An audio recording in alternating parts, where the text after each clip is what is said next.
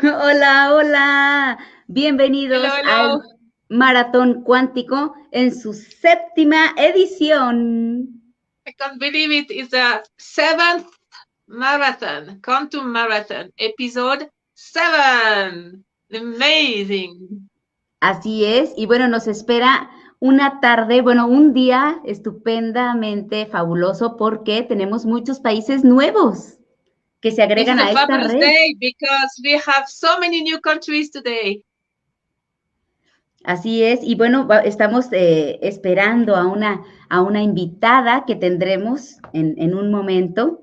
Así es que, pues mientras ella First, se we have a conecta, guest live from Chile because they have a congress right now, so they are going to say hi. así es. Y bueno, pues va a haber robótica, va a haber de arquitectura, va a haber obviamente de educación, de salud, de ciencia. Es un maratón riquísimo el Yeah, día we de will hoy. have architecture, robotic, many subjects and many countries. Y por eso es que te pedimos que compartas este link y también te suscribas a nuestro canal para que más personas puedan llegar a esta información. So of course, subscribe, please, and share so many people can have access to this information. Thank you, everybody. Y coméntanos de dónde nos estás, de dónde te conectas, de dónde nos ves. Para nosotros es muy Tell us importante. from where you connect, where you are, what you do. Please, the idea is to share. Así es, porque para nosotros es muy importante saber en cuántos países nos ven. Because this is for us, it's so beautiful and it's so important to know how many countries are watching us and to know about you. This is a Y bueno, website in esta es Spanish. nuestra página www.p3000.info. Ahí tenemos, si te perdiste maratones anteriores, aquí encuentras la liga y también están posteados en Facebook, Noemí Paimal, y en Different Language y en nuestra página de YouTube, en nuestro canal de YouTube. Ahí están toda la información que hemos pasado desde el Maratón 1 hasta hoy. So you can find all the marathon from 1 to 7 to today, and it's by country, and you can just click on YouTube. Education, 30, 3000, 4000, 5000 in English. Así es. Y si tienes algún tipo de actividad o aplicas algunas herramientas de P3000, bueno, pues te puedes comunicar con nosotros a info.pedagogia3000@gmail.com. And to contact us, info pedagogia3000 at gmail.com. And if you want to share what you do and be in contact, write us to Así us. es. Entonces, bueno, pues como ven, tenemos un programa. Híjole, vayan por su café, por su agua, por su té. Y muy Tea, importante, sandwich. Yes, to write, get your water, your tea, your coffee, and something to write. It's a long marathon. We are going to go for many hours. así es. Y bueno, ya estamos recibiendo saludos. Cos Arevalo dice, hola, por favor ponnos de dónde nos ves, de dónde te conectas. Please tell us from where you are. Sí, ¿por qué? Híjole, y tenemos invitados tan variados de edad, de profesión, de pasión. Así es que realmente no solo es para maestros, porque se cree que al ser un maratón cuántico de educación 3000 es solamente para profesores y de verdad que, híjole, está. People think because it's education, quantum education 3000 is for teachers. No, no, no. Today we have all range of ages. Actually, we start from 11 years old and we finish with abuelo I don't know his age, but it's abuelo. Abuelo is grandfather's. So we have Grandfather. all the ranch and education cover everything. Así Covers. es. Y bueno, Noemí, bueno, antes un Yes. saludo a Asis de Irak. Hey, Hasis. ¿Cómo estás? Un saludo. We saw you on your Facebook. One day you will send us a song. Sí, Nos por va a mandar favor. una canción. Sí, él es un Así es. cantante muy joven de Irak y tiene unas canciones maravillosas. Esperamos algún día, ya sea porque tenemos sorpresas, porque vamos a tener más maratones en el 2021. See, this is the news. We have more marathon actually. So Aziz has a very nice voice. If you want to send us a song, we will be so happy. I do remember you, Aziz.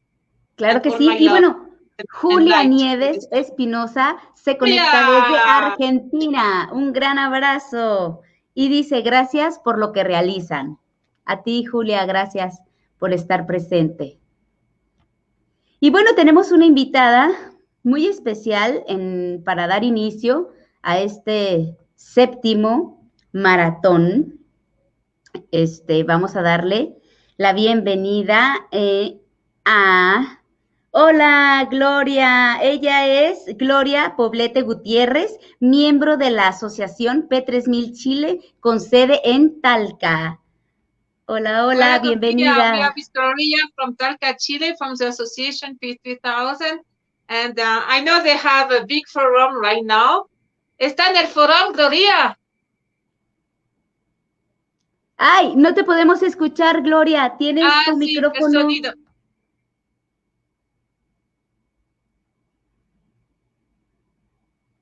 So they have a big meeting in Chile. It's called Forum 3000. So we want to know what they are doing before we start the marathon. Hello, hello, Gloria.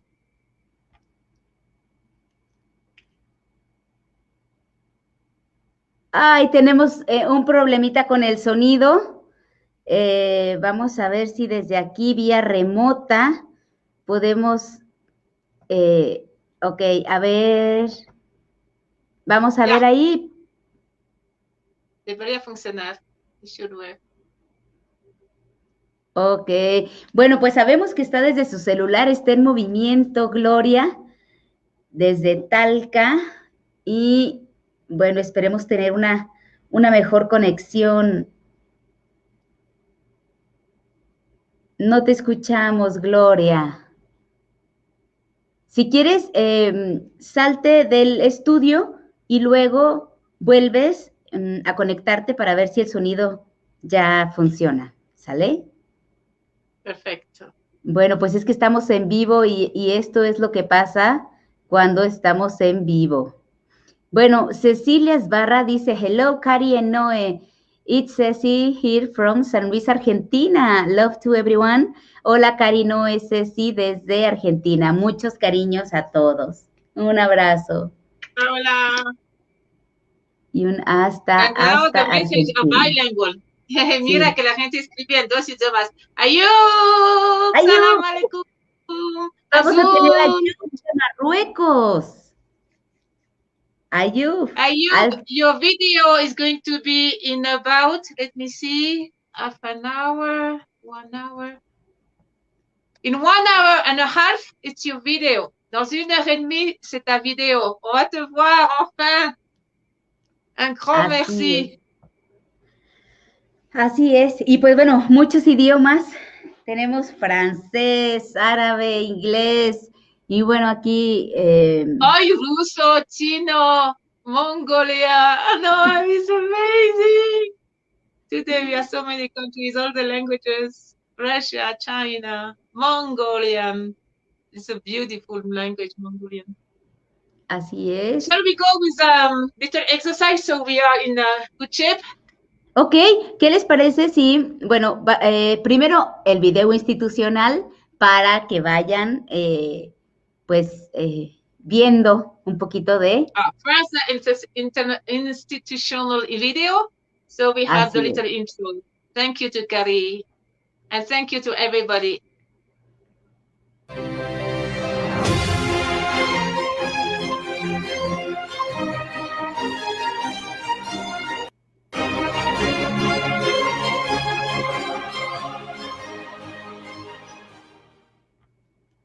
Pues ahí tenemos ya este video. Y bueno, está,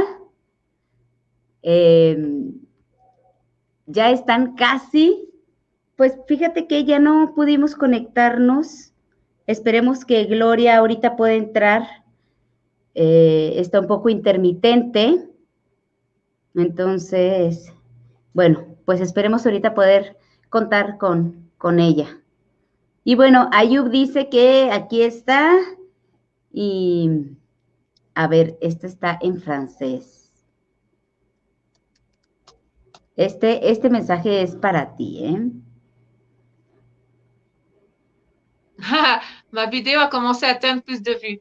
My video is going to have more views. Yes. Ah, ok. Ah, tenemos ahora a Gloria. Sí. ¿Cómo están? Bien, cambiamos de celular. Este es el celular de Dominique. Sí, Gloria. Hola, besito y un cariñoso Hello. This is from Chile. Hola, Noé. Te queremos dar un cariñoso saludo. ¿En qué están? What are you doing? How's the Congress Forum 3000? Es acerca de inteligencia emocional. Are you with emotional intelligence? Es sobre inteligencia Cuéntanos del emocional. Congreso. ¿Dónde están? ¿Qué están haciendo? Tell us Estamos about the haciendo... Congress. Me está hablando en inglés. Sí, el nombre del Congreso, dale.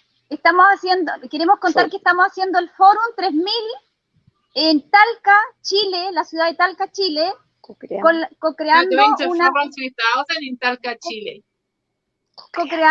una educación en común unidad. And it's called co-creating an education in common unity. Y aquí es muy importante porque hay un juego de palabras, porque es común y luego unidad. No es comunidad, sino es común unidad. ¿Por qué unidad? Exacto, it's not unidad. Commune unity, it's commune/unity. So sí, they put the word unity. Adelante, Gloria, adelante. Porque abarca algo mucho mayor, tiene mucho más sentido el trabajar estos dos conceptos, la comunidad y la unión, todo en un ambiente más fraterno, de red. So for us, it's a bigger concept. Everything in the brotherhood and everything is a networking. Y que ahorita, ¿qué es lo que están trabajando? O bueno, viendo, laborando. What are you doing? En estos momentos se está exponiendo permacultura. So now they're talking about permaculture. ¿Y quién puede asistir a este tipo de congresos? Toda persona que quiera, está abierto a todo el público, terapeutas, profesores, padres, estudiantes. Está abierto, es amplio, es para todos. Participaron de Guatemala. Tenemos participantes de Guatemala, de México, de todos los países. Muy bien, wow. ¿Y cuánto tiempo dura el congreso, Gloria? 2 días, comenzamos ayer sábado 28 y hoy día domingo 29 le damos finalización. Ay, qué hermoso. Tenemos de la inteligencia emocional. Tenemos 9 expositores. Contamos con 9 expositores, todos muy buenos, muy potentes en el área que trabajan, con una expertise que han dado un gran aporte a la área pedagógica. Muy bien. Y por ahí escuchamos a Domi, por ahí también está. Sí, Domi está participando ahora del fórum. Saludos a todos, saludo a la Domi, a la Lore, a ti, Gloria. Mucha luz para Chile, a todos los ponentes. Magnífico.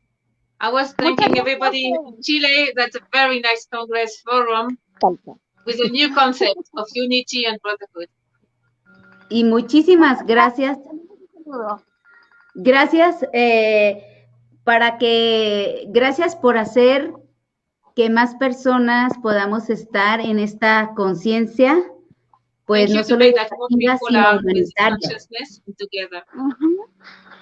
Sí, Nosotros desde acá de Talca, Chile, le damos las más infinitas gracias por la oportunidad de poder brindar estas pequeñas palabras y que todo el mundo pueda conocer que se están haciendo pequeñas instancias como hormiguita y estamos trabajando por esta común unidad.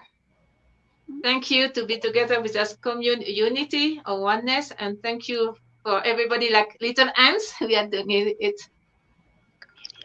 Así Gloria, es. me da tanto gusto verte. Cuídate mucho. Saludos a todos. Greeting to everybody. We love you. Gracias por Chao. estar aquí con nosotros, Gloria. Gracias al equipo, a todo el equipo de allá de Talca, en Muchas gracias. Chile. Ay, qué lindo. Esa es la idea, que en todos los lugares haga un montón de actividades y se siente juntos. This is the idea, that everywhere we are together, we do our local activities and we feel all together. We are all connected. It's Así beautiful. es. I was so happy we got Y además, Gracias, Karina. con unos temas encantadores, con unos temas que nos sirven para este momento y para los que vienen. Son temas realmente muy a la vanguardia de la sociedad de hoy.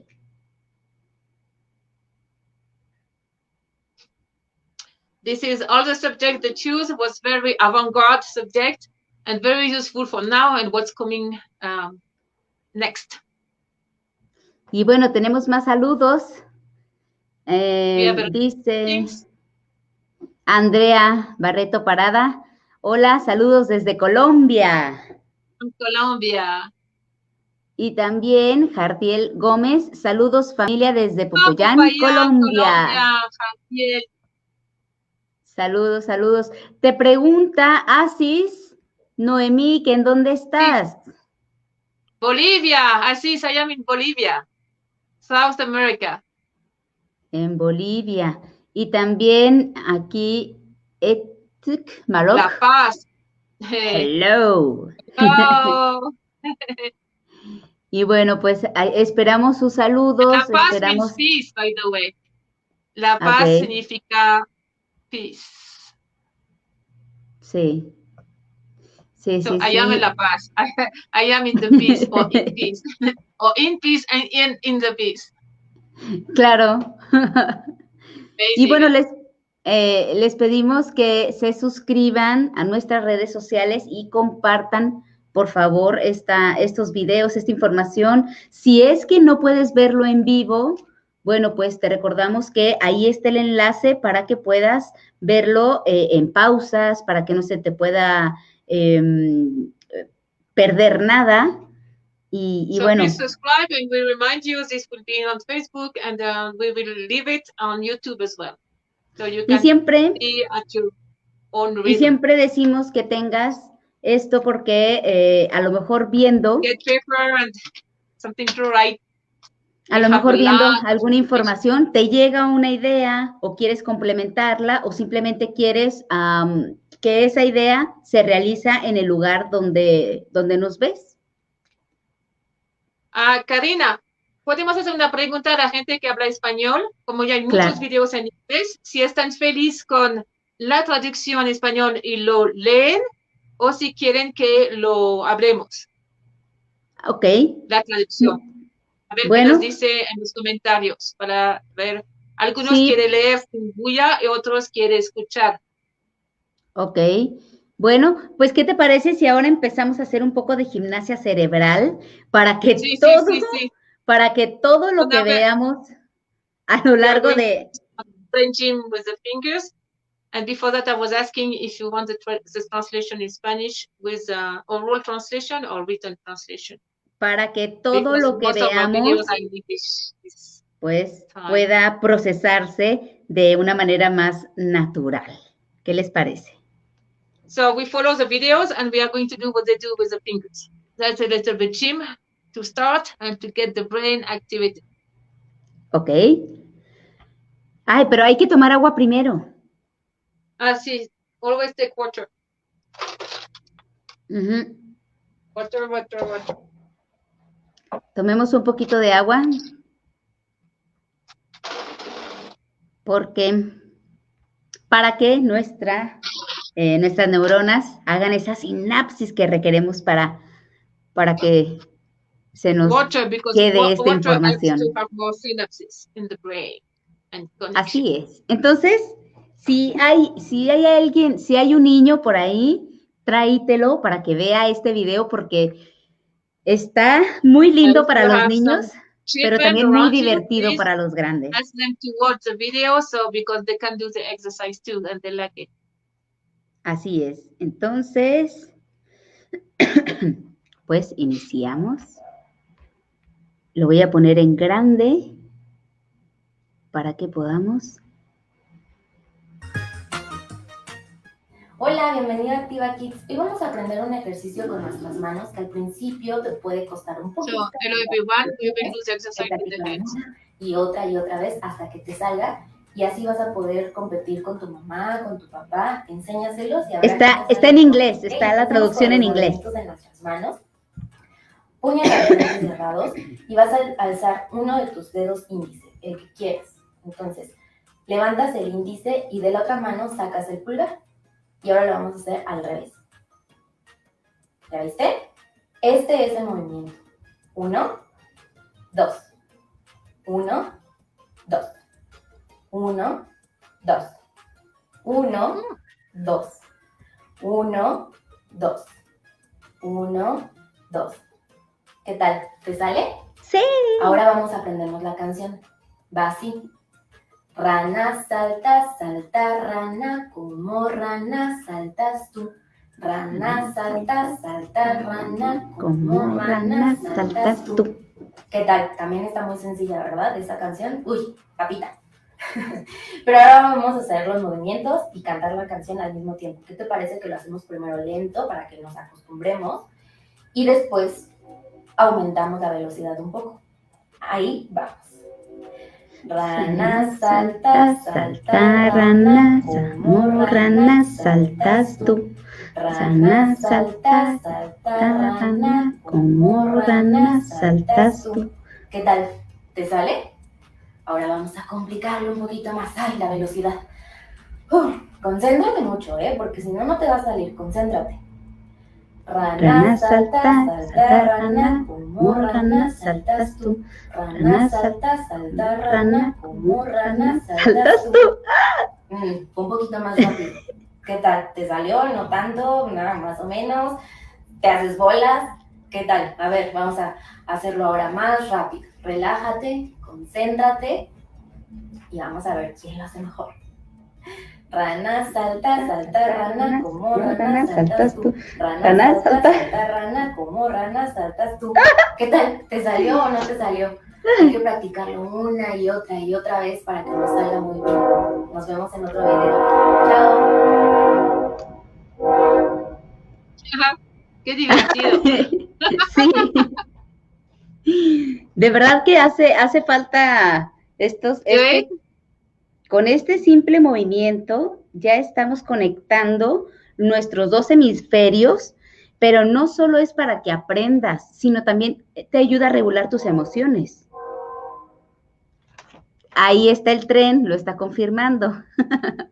Sí, vamos a hacer este juego. Cuando pasa el tren, confirma que lo que estamos diciendo es verdad. When we have the train behind, that's the train of Karina. That means what we are saying right now is correct or it's true. So the train will approve us. This is our little game. So the train never bothers us. Julia Nieves Espinosa, excelente la presentación. Muchas gracias. Thank you. Y bueno, Cecilia Esbarra dice, muy bueno, necesito practicarlo más. Mira, así es. We still have 2 minutes. Tenemos 2 minutos. ¿Me miran a mí? Toma la oreja. ¿Tú puedes tomar tu oreja? En diagonal. Sí. Y la nariz. Ya. Después bajamos, vamos a la otra oreja y la nariz. Ya. Oreja, nariz. Oreja, nariz. Y vamos cambiando. Oreja, nariz, oreja, nariz, oreja, nariz. Muy bien. Qué catísima la Karina. So it's nose, ears, diagonal, and nose. Here, nose. And in front of the camera is harder because it's reversed in the camera. Sí. Y bueno, hay con estas pequeñas, pero es muy importante tomar agua. Si es que en un principio no sientes que lo puedas hacer, tómate un poquito de agua.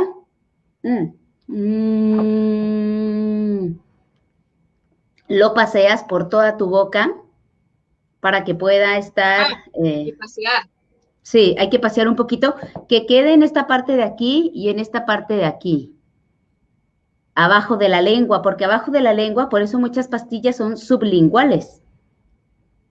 Porque abajo de la lengua tenemos un canal muy importante. Put the water in the mouth and put the water mix the water inside the mouth. Because under the tongue is where we have all the capacity to receive the nutrients and the water. Así es. Y bueno, y ya si quieres, te pones con la planta de los pies en la tierra, pones así, uno es positivo y negativo, y es así un poquito para estimular. So we put our feet on the ground and we do like that to stimulate. Pero así, o sea, muy relajada. Very relaxed. It's not very elegant, but it's okay. It's very good. Pero te ayuda para estar en tiempo presente, aquí y ahora, y que puedas hacer estos ejercicios muy bien. ¿Ok? Excelente. Bueno, pues yo creo que ya tenemos por aquí.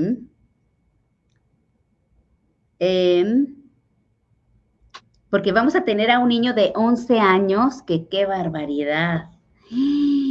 De verdad que yo no sé si me alcanza este libro esta libreta, para todo lo que tengo que aprender y anotar, porque realmente, híjole, pues son niños que ya vienen con otro tipo de información. So the next interview is about, it's a child, he's 11 years old, and he has so much information, it's amazing. So Karina was saying she doesn't know if she would have enough paper to write down all the ideas and beautiful things he's going to say.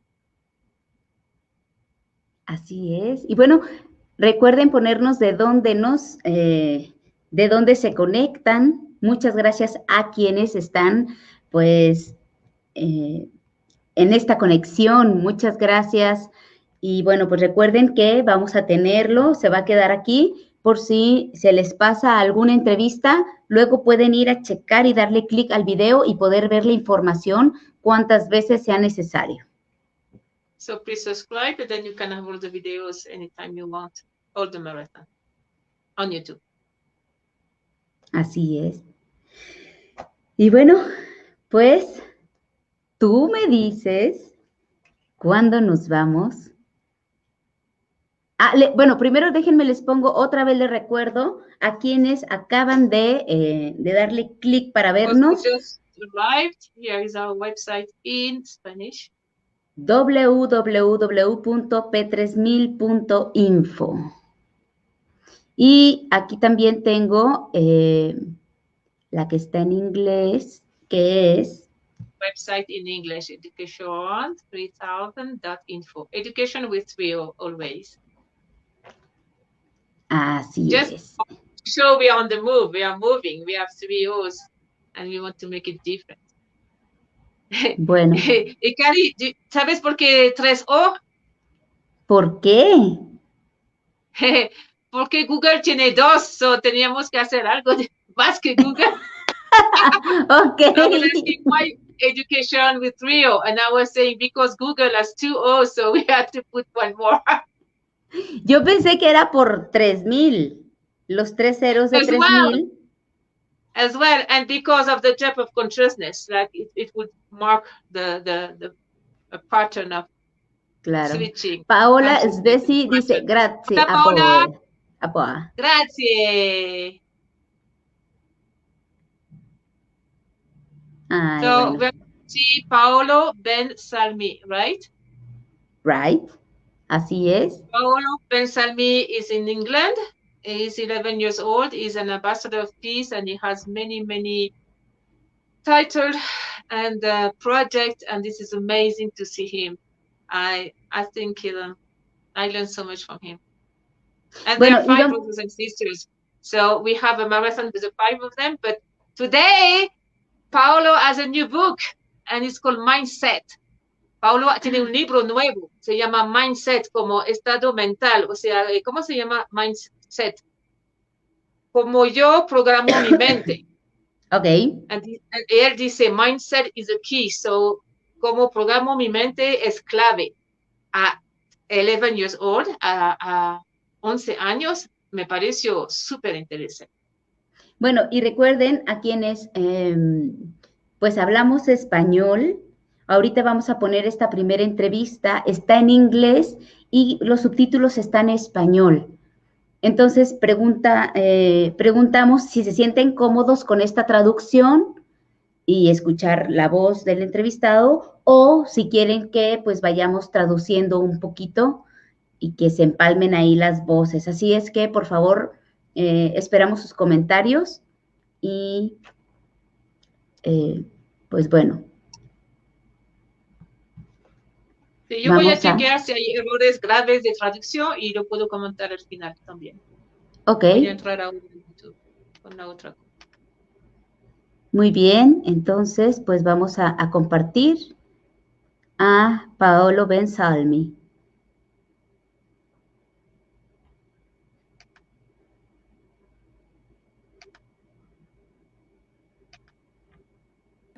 And now I'm so happy because we are with Paolo Bensalmi, aka Prince Size Adventure,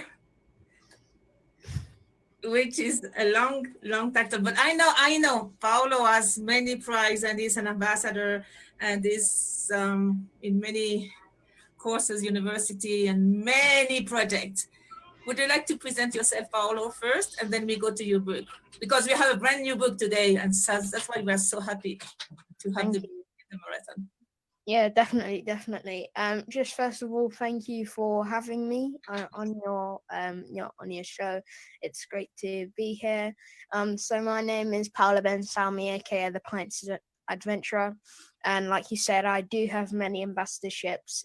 Some of them are I'm the ambassador for the US and African Chambers of Commerce, and then I'm also an ambassador for a consultant for Borg Investment Bank, which is an investment bank that teaches you how to use your assets. So I'm a consultant for them, an ambassador for all of the projects that they do, and basically the whole thing. I'm also an ambassador for a company called Water to Go. So that's this bottle here. So Water to Go. Yeah. So you see the filter. Yeah, and that filter can eliminate and does eliminate 99.9% of bacteria, pesticide, chlorine, chloride. Literally, it cleans your water. Anything that you don't want in it, it takes it out. You could literally put your excrement in it, and you could drink it, and you'd be fine. An adventurer who works alongside me at Water to Go, he's one of my fellow ambassadors, who's an ambassador with me as well for Water to Go. He was stranded on an island. The helicopter that couldn't get to him, so he literally had to do his number one in his bottle, and so he could drink, and it saved him. Basically, it saved a lot of people. They would take it on their hikes onto mountains, collect up the water, put the ice inside, and it melt down, and that's how you get the clean water. So that's all that the filter does. This is a smaller version. There is a bigger version, but I haven't got that with me today. But yeah, that's Water to Go, and they do a lot of work within communities that are less fortunate, especially developing communities within different countries that need help for clean water, such as countries like India, different parts of Africa, and just basically all around the world. But our mission is to put 1 million bottles in people's hands across the globe.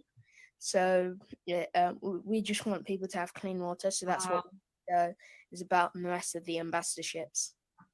That's And beautiful. Yesterday we have the doctors at the program, and they said water with all the chemicals and fluoride and all that will give brain damage. So this is so important, and for the children. yeah. Mhm. Also, what happens when you drink the water? So what happens within these communities is there's like a funnel within each community, and there's basically this lever. You push it down, and it gives you water. But the thing is, they don't know where the water comes from. This water comes from the toilets, and actually the excrement of people. They mix it up with water, and they give it to people so that they can drink, and they don't filter it. So that's what Water to Go's mission is to do, is to just filter these waters. And also, when you have bad water, not only with bad odor, but bad taste and bad smell, you develop malaria. And that's what happens within these countries. They develop malaria within these different communities, but they don't know how to tackle it. Wow.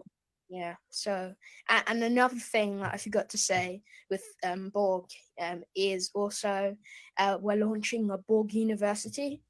So I think I said, but Borg is an investment bank, and they teach a lot about financing skills, learning skills, how to negotiate with other people, and they're giving that out to the public.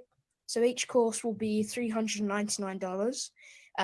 But yeah, trust me, these courses are worth it. They teach you how to use your assets to develop income.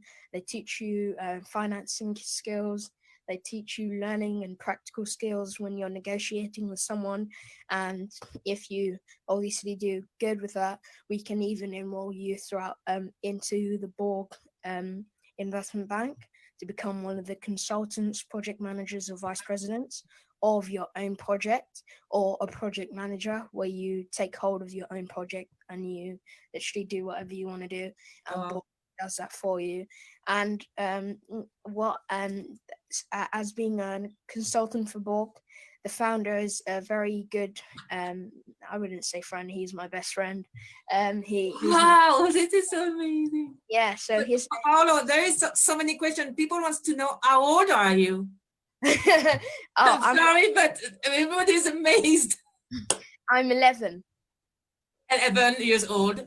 Are you sure? Yeah, I think so. Mum, have you liked it? Mom. Thank very much, Sabrina Benselmi too, because she always helps with all the interviews, and she's the pillar of all the network we are doing now. Thank you for being with us and to be next to your son for this interview. 11 years old. No, I think you have 100. Yeah, we're just doing lots of different things, and like I believe in the saying, age is just a number, because like when you start with a child, like my mum did, she started with us at an age where we were like sponges. So from the age 7 downwards and then upwards, a child collects more data than anybody on earth. So if you taught a child how to pick fruits off a tree and how to see if these fruits are ripe and if you're able to eat them, he'd master that within the first, let's say, few months of you teaching him, because he sucks that up.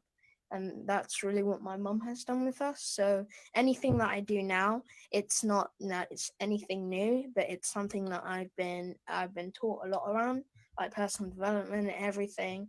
And because of my mum, he taught me a lot about like just negotiation, different aspects, but she mostly said be you, and that led to me being a steward for the Borg fruit forest.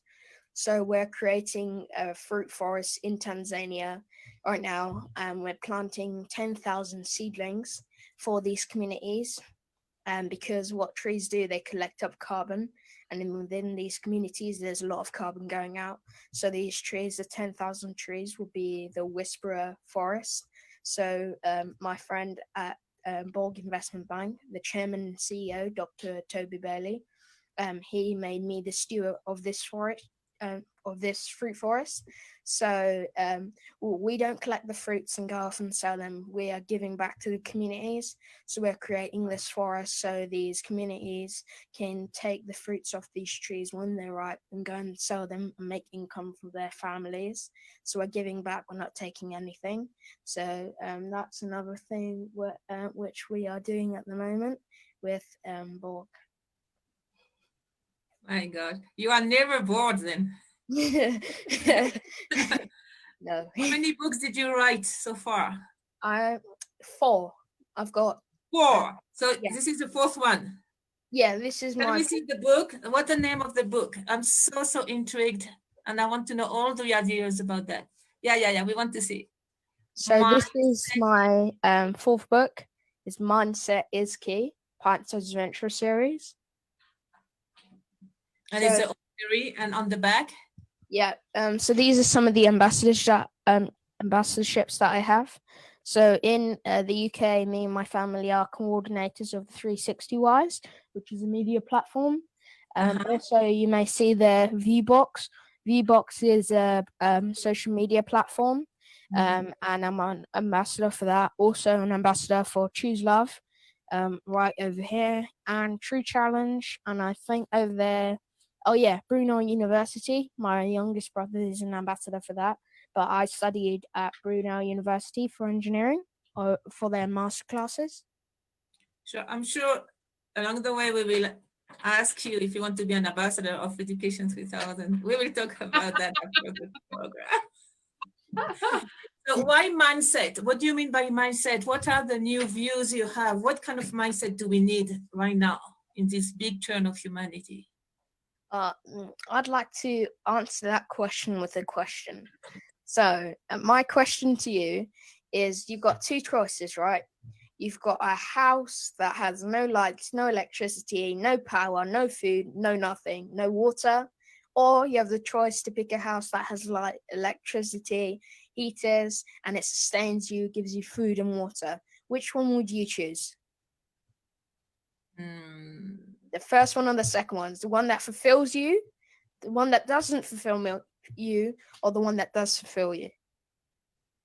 Of course, I would say the second one. Yeah, and that's the thing with mindset, right? So what happens, the reason why I asked you this question was mindset. Your mindset is a very crucial thing. It can either lead you in a damp house with nothing that can't sustain you, or it can either lead you in a house that sustains you and nourishes you for the rest of your life. And it really affects the way you live and the way you talk, literally everything. Just like your accent, right? Wherever you grow up, you develop that accent. But imagine your accent as your mindset. So imagine as a child, you were taught to break into people's houses and crack their windows open. You're going to do that for the rest of your life. But imagine if you were taught to fix people's windows and help them clean their house. Just look at the difference and the different possibilities that you could do. So mindset is a very crucial thing. And it's not just something that you develop when you're older. It's something that you always have. If you look at the world today, just look on social media. I feel that the big part of mindset is trying to be yourself, and not really trying to be yourself because you already are yourself, but try to be the best at being you, because a lot of the time people are trying to make themselves look like others, but they've got internal issues inside of themselves that they can't fix. That's why they go to others and say, these people don't have these problems, I want to be them. But really, mindset is about, if you really lived in that damp house that didn't have any light, no water and electricity, the best thing to do is to reset that house and start over again. That's like mindset. But here's the thing, there is no restart button. You have to take charge of it.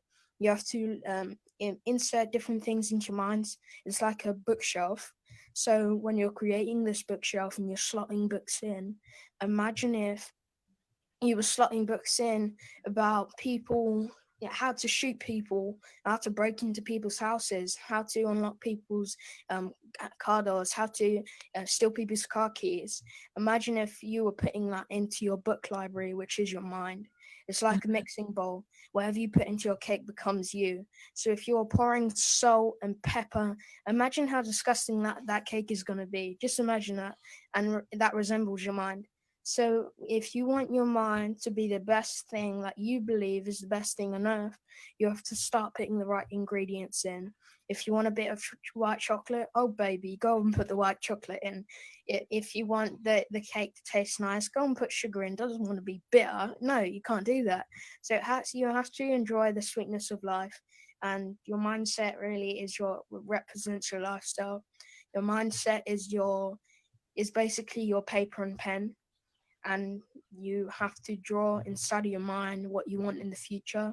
And what we do wrong is we draw what we want in our mind, but we don't match that with our reality. So the mindset is really just a GPS. It helps you get to where you want to go, but you have to be willing to step on the pedal and go to that place. So that's why mindset is so crucial and so key within our times today. Do you think if we change education, we can help people to change their mindset? I don't really think education is a part. I think it's self-worth, because like obviously education is good and going to school and getting all these A's is good, but you first got to get the A's with your self-worth and how much you love yourself. Because just think of yourself as a baby. You're just this thing that's whole perfect and complete, and you're perfect, right? But as you grow up, you start picking up these names along. People may call you these different names of ugly, whatever it is, but it's all about reconnecting to that space where you were that perfect person, and where you were in that perfect space and perfect place. So really, English and maths and getting an A or a B in those doesn't really affect how much you think about yourself. Education is a crucial part of this, but it comes after. It doesn't come first. What about if I realize my mindset is kind of old and selfish and I want to switch? What are the tips to help me to switch my mindset as an adult? So I'd say just reconnecting with yourself. So just if you're going through a hard time and you really want to make that switch, I think just reconnect to a space and a place where you felt as if you were worth it, as if you're perfect, and just reconnect to that place, and that's how you make the mind switch.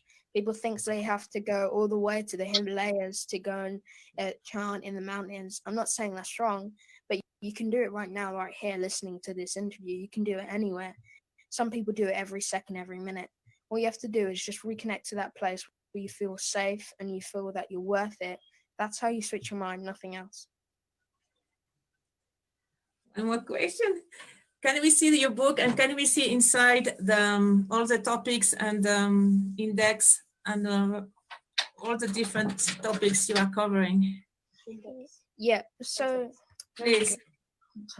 It's a big book. Yeah, it is. So first of all, we have the introduction to the book. Yeah. So here's the introduction.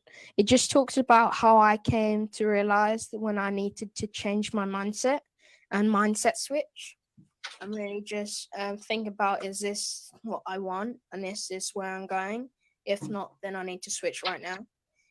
Then we talked about mindset reset now, which was choosing to be in the now and start taking action.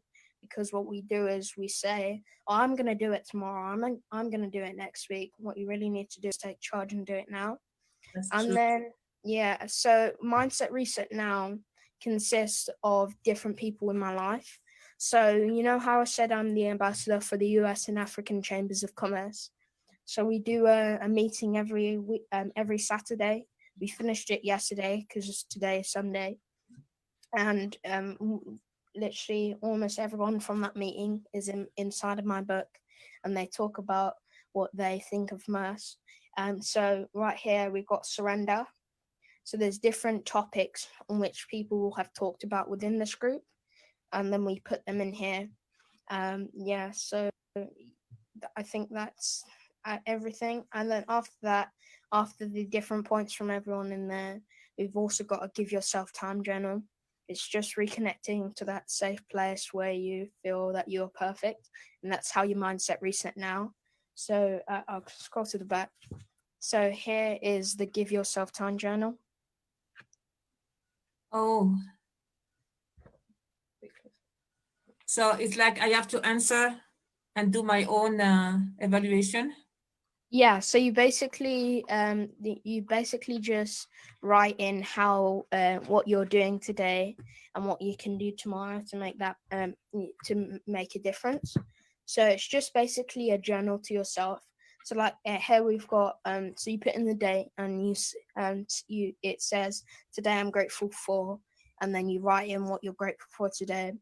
You also write in what would make today a great day. So if there was anything that you done wrong that was yesterday, or I wouldn't say wrong, but any mistakes that you made yesterday, this is the time to correct it on your desire for the end of this day. Because I believe that every day should end with a goal being completed. And this is where you set your goal for the next day. You've also got during the evening, just before going to bed, take a moment to reflect on your day, then list the 3 things that happened. So just reconnecting to that place. So what my mum does with us as a process is we go back and remember our days. And so if obviously if there was anything that we done that was not really a good use of time, we would go back and think, how can I how can I use this slot for something else instead of, let's say, because I used to have a hard time with video games. I would play on it every day. So my mom said, go back to when you're playing video games. What can you change that slot? What can you change that slot to? My mom never said you can't play video games, but she said you have to understand that there's obviously your life isn't just going to be video games, and you need to learn to do something with your life. And obviously you can play video games, but not all day every day, because you've got stuff to do, you've got a voice to share, and you've got things to do. So that's where you really reconnect to what you have done and what you can do to change it. And then today I'm grateful for, which is the next day, and it just restarts over and over, so you can write your different entries each day. Wow, so it's very practical. You give a lot of practical tips at the end, which is wonderful. Because sometimes books are so theoretical, theory, but then you don't know how to do it in your life. So you do both. You give the idea and you give the practical tools. That's brilliant. Because you can't tell a man to fix a car if he doesn't know what he has to do to fix the car. If you give him a tool, he might use it to break a window, but he won't know the use of the tool, that he can actually use this to fix a car and make money from it. So really and truly, you just I like to use practical tips, because it's different telling someone what they've got than to telling someone how to use it. Because if you've got let's say a product that you can use to make money, but you're just giving it to people for free, I'm not saying you have to, it's not good to give things away, but when you've got nothing, don't you think it's a good thing to make something out of it?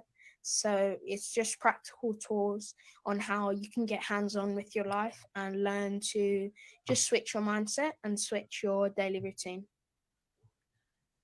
How people can get your book? Oh, so my book is on Amazon. So if you type, so all my books are on Amazon. So you can also get the audiobook of this on Amazon. Oh, so Mindset is Key and Paolo Bensalmi, and we have the book. Yeah, so if you type in Pints Adventure, all my books will come up. But for this specific one, like you said, Mindset is Key.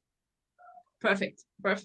So please get this book and do everything Paolo is saying in the book. At the end, fill out everything. This is a life-changing book, definitely. Paolo, do you have an idea for your next book already? I do. Yes, I do. Oh my God! You are amazing. I'm already writing my next book, but there's 2 more coming out, and one. Then let me just say that the next one is going to be. It's not going to be about mindset reset or any of the books that I've ever written. It's going to be like a comic, and it's called Tree Troops. That's all I'm going to say, but you have to wait to see it. But it's going to be really, really cool. I'm planning on doing a movie on that. That's where my inspiration for Forest came from. So it's just about trees, but that's all I'm going to say. But when it comes out, I'll tell you even more. Sure, please. Oh yeah. So now I'm not going to tell you about the Tree Troops, but I can tell you about my newest book that's coming out, which is called 7 Steps to becoming an author. So I just teach you how to become an author like I did. I don't tell you just to go on Amazon, click on the manuscript, load up the image. No, I don't say that. I teach you hands-on. I teach you practical, not theory. I don't like that stuff. I teach you how to do it and not how to do it. I want you to. It's all about taking action with these books. So when you see in my book that it says you need to write your story now, well, I'm saying you have to write it now because you have a message to share, and that message needs to be shared. So that book will be coming out soon, teaching you how to become an author. And yeah, can't wait. Once you read that book, when it does come out, can't wait to see the different things that different people have wrote in their book. Oh, that's beautiful. We wish you all the best with all your project books, and spread this message around the world. It's time. It's really time. Thank you so much. Do you have a message for all the people who are looking at this program right now? We are 44 countries, more or less. Yes, I do. And young people watching us. I think what I'd like to share, one thing that man said to me, so this is the chairman and CEO of Borg Investment Bank, and what he says to me, and he says to a lot of people, is just imagine the possibilities. And I'd like to just add something to that. Just imagine the possibilities of you being able to mindset reset, choose to be in the now, share your story with the world, not because I want you to, because you want to, because it's your story and it's worth being shared. And I just feel that if you want to do something, just do it, because there's never going to be a perfect moment, because you don't know if you're going to be here tomorrow. So the best thing to do is just take action and do it now. That's perfect. Just do it. So we put in the screen, just do it. And that's it. I really thank you, both of you. Please, we are in touch. There is no limit. The possibilities are endless, and that's why we are here on Earth. Thank you so much. Thank you, Sabrina. Thank you, Paolo. Thank you to your brothers and sisters too. I know you are a big family, and we love you all. Thank you. Thank you.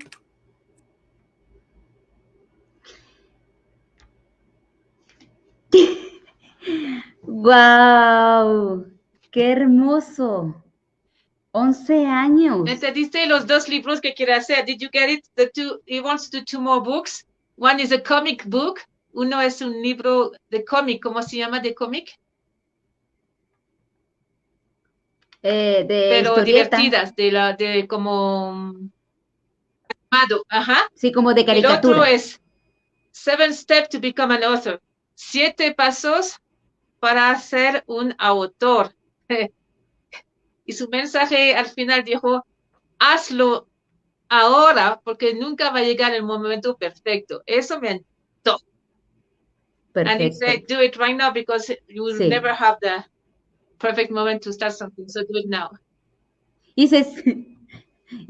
hablando de hacerlo ahora, Cecilia Esbarra dice, me acabo de comprar el ebook Adventures de Pablo Ben Salmi. Cecilia Esbarra from Argentina, she said, I just bought the book, Adventure of Paulo Ben Salmi. Thanks a million. Thanks a million. Amazing, ¿eh?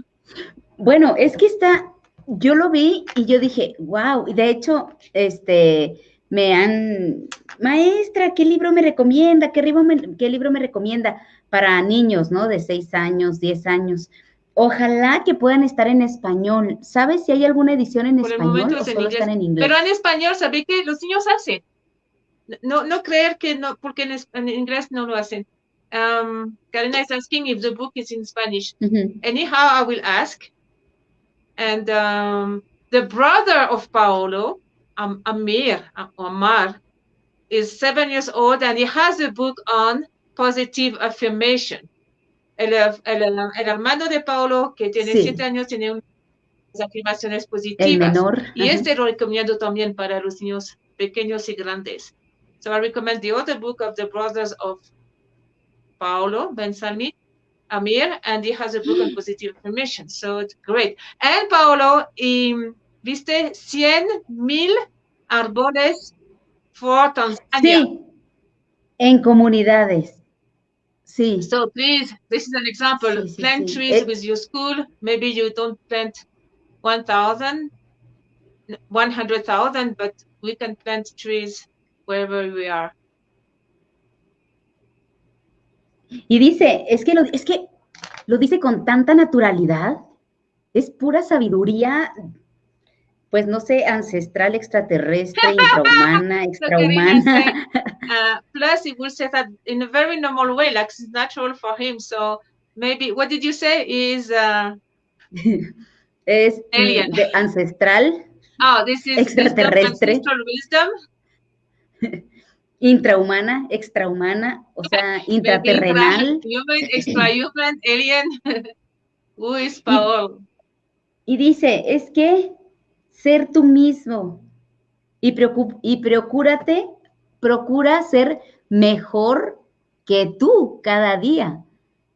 Y sí es cierto. Be yourself and try to be better than yourself tomorrow. Sí, gracias Paulo, porque a tan corta edad nos has dado unos consejos maravillosos. Something really marvelous. Sí. Reconectarte contigo. Dice, restablecer, o sea, me encantó que dice, restablece la conexión del lugar en donde estés, que conectes con ese lugar. The connection with the place where we are. So, Karina, ¿qué tal la traducción? ¿Tú pudiste seguir? Sí, lo pude seguir y a mí me pareció muy bien. Sí. Okay, so vamos a seguir así, ¿no? We are going to go on with the translation, just like that. So it's easier, maybe, ¿eh? Ya. Rosana Díaz dice, 7 pasos para ser un autor, por favor. Dice, esos consejos me hacen falta. Estoy terminando de escribir un libro y también tengo 2 más en mi cabeza.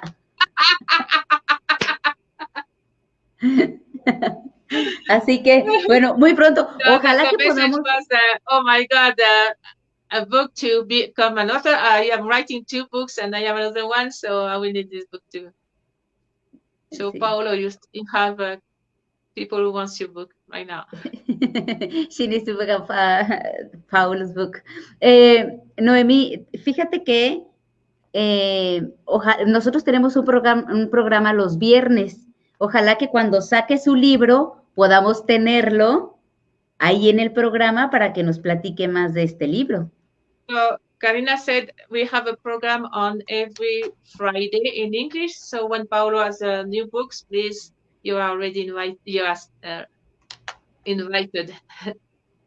Así es. Y bueno, pues siguiendo con el maratón, porque estoy de acuerdo que podemos estarnos todo el día hablando de Paolo y de su familia, pero pues ahora vamos a Australia. Sí, we go to Australia. We go to the other hand of the globe. Así es. Y vamos con amigos muy lindos. Beranger, es francesa y vive en Australia con su marido Richard y Eleanor, su hija. Así es. Con lindo mensaje. So we go to Australia with Beranger. She's from France. She's a very good friend. And Richard, her husband, and Eleanor, the little girl. So let's see the beautiful message they have for us. Y también está con subtítulos en español. Okay, let's see. I can't believe it. How are you? We are with Beranger, Richard, and your beautiful daughter, Eleanor. And it's a great pleasure because we met last year. It was last year, right? Yes. And I know you have beautiful ideas on education. The way you are with Eleanor is so nice. So please, would you like to share with the people of the marathon? It's Marathon 3000. We are with almost 50 countries now. And we want to thank you for your time. It's so nice. Thank you. And please, would you like to share first education? What's your ideal education? what would be the best education for you? Do you want to say? Best. Well, as I was telling you in private, hello everyone.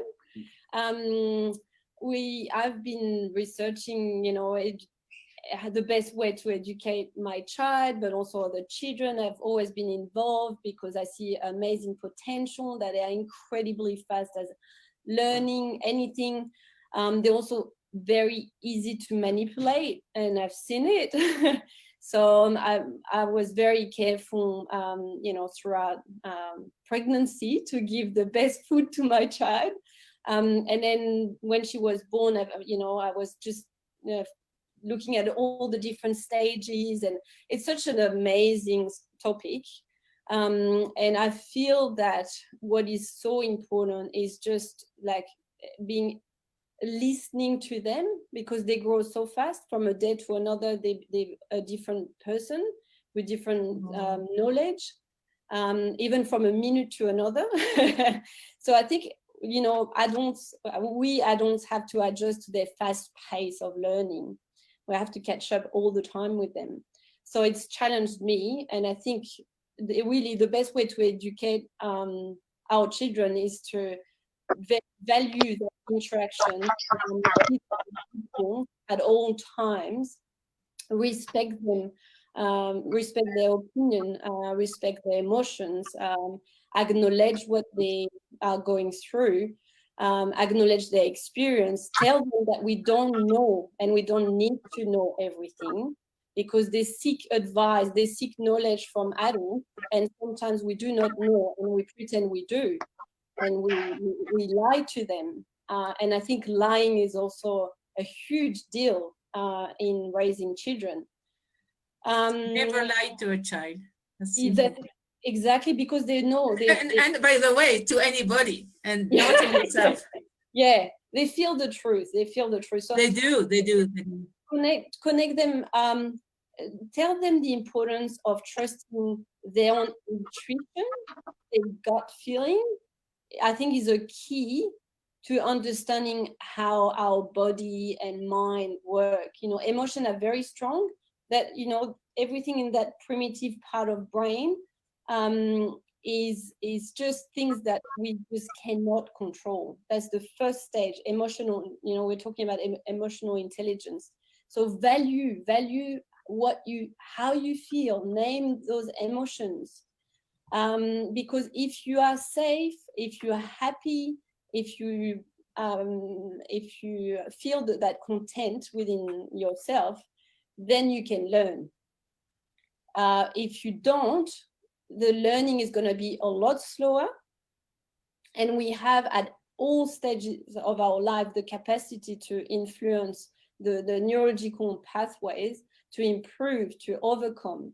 So with the right attitude, with a positive attitude, a loving attitude, a caring attitude, with a non-judgmental attitude towards feelings and knowledge, everyone has their own set of beliefs and cultures and background, family history, multi-trauma history. Talking about, kids from a refugee background have a different way to learn, because they have to overcome their trauma. Sometimes it takes years, and even if they do overcome it, it's there. It will always be there. So acknowledging that, this is what we live in our life, what we experience in our life is critical at all times. And in the learning process, we need to always be aware of that. When I look at anyone, a child, an old person, a not so old, a male or female, I have that in mind, that I don't know how they felt, you know, when they were born, what they experienced, you know, things in their life. I don't know them. I have to have the humility to care for them and try to understand where they're coming from. A lot of when we fight for something is that we disagree, there is a miscommunication. So, you know, being patient, sometimes we speak different languages, sometimes we struggle to understand our points. We make a lot of assumptions. So I think making sure that we don't misunderstand our children and the people that we love with is a core. It's very important. So that's, yeah, it's a broad answer, but yes, love is important, and respect is important in order to learn. Do you want to talk? And Richard, what about biggest impact on society and so on? What's the link with education? That's a very good question. I think that's your question. That's probably why it's good. I think that's that we don't acknowledge that children are part of our society, and I think that's the problem. That, well, not a problem. I think that's our challenge to overcome. When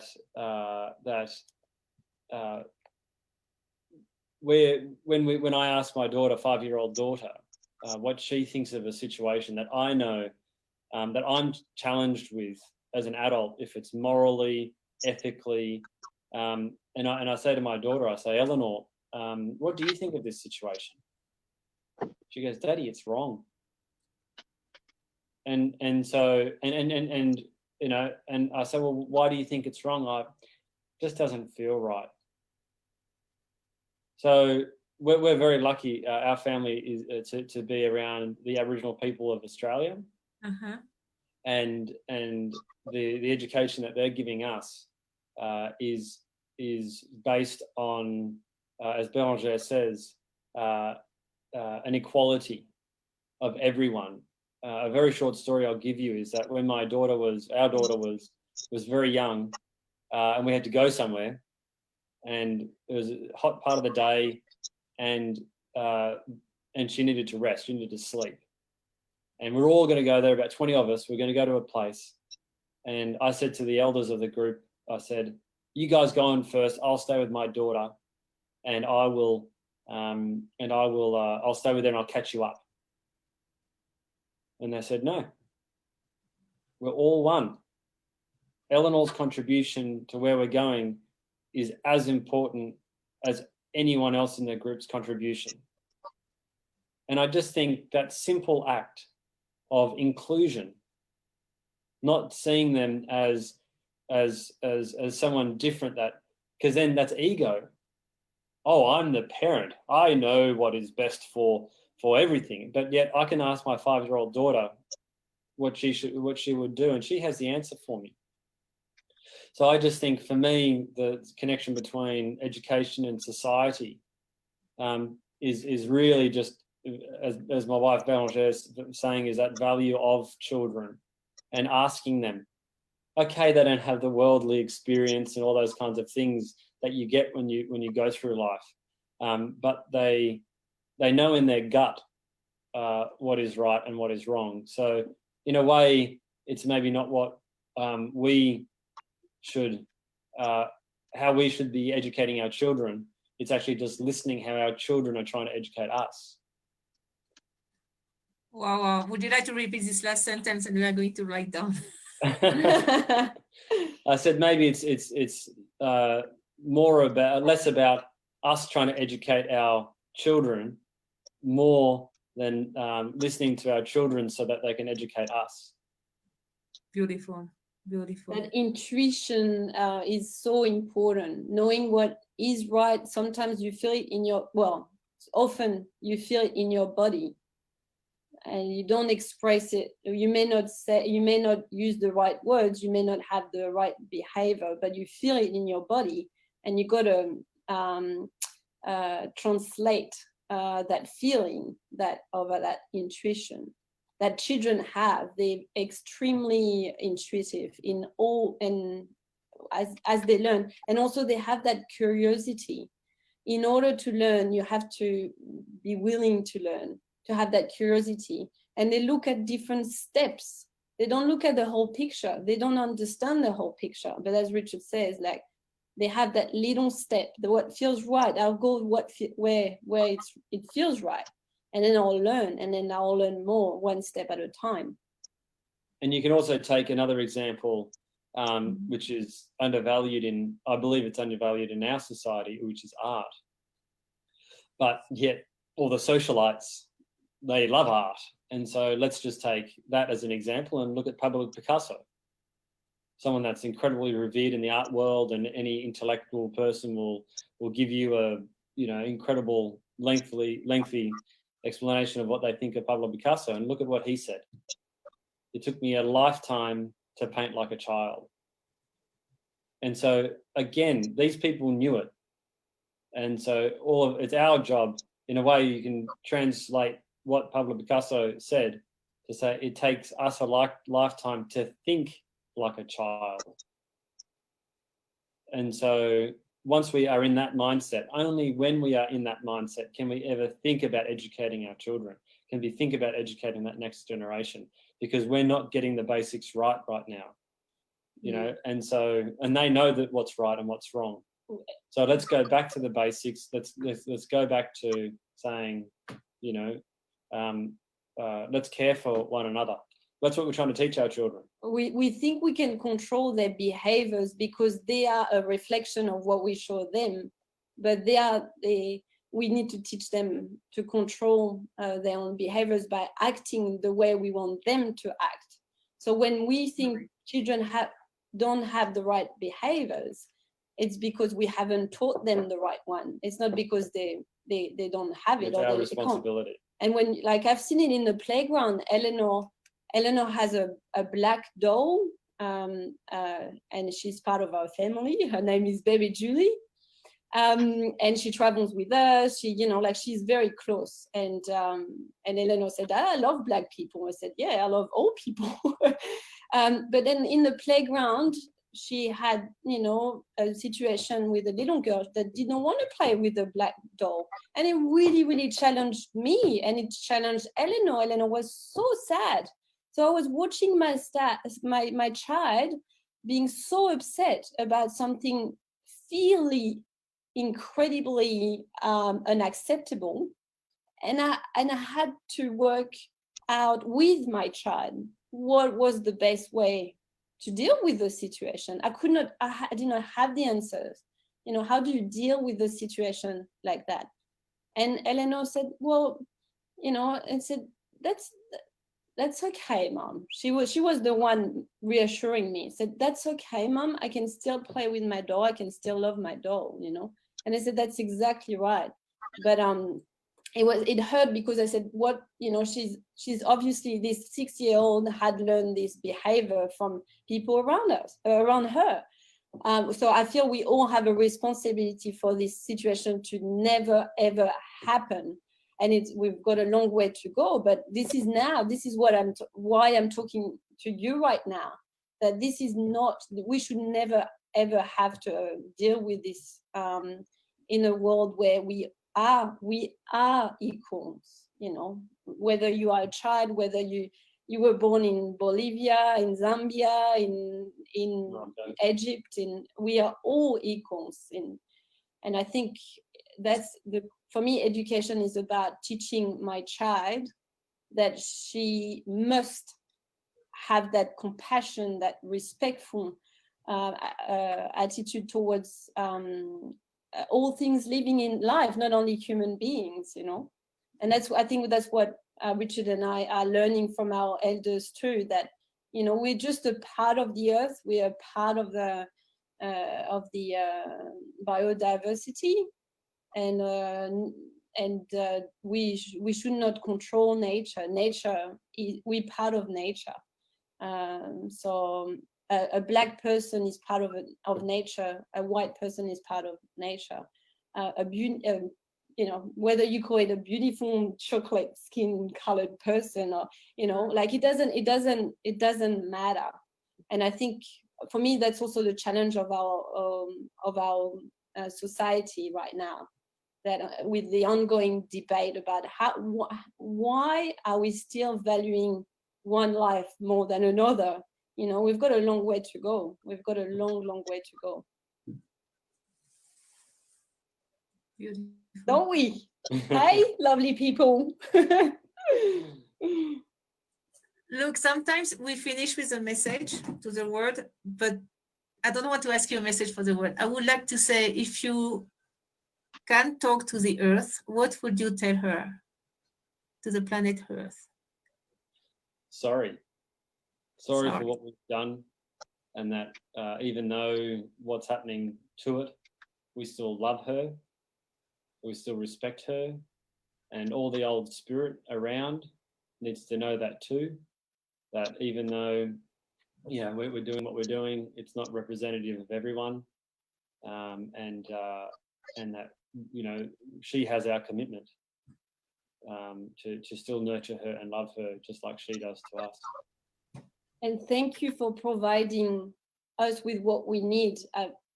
The planet Earth has never let me down. I've always eaten what I needed to eat. I've always lived in that comfort. And thank you for yeah, just providing and unconditional love. And yeah, and we do connect. We do talk to Mother Earth. We breathe Mother Earth. We love Mother Earth. We part of it. The Earth is our family. The land is our family. Everything on Earth is part of us. So thank you for showing us the path that we believe is the right path. The path we choose to walk. That's right. I thank you. I think Australia has a lot to teach us, and all the elders of Australia too, grandmother and grandfather equally. And this is the goal with education: oneself, the society, and the earth being one again and loved mutually.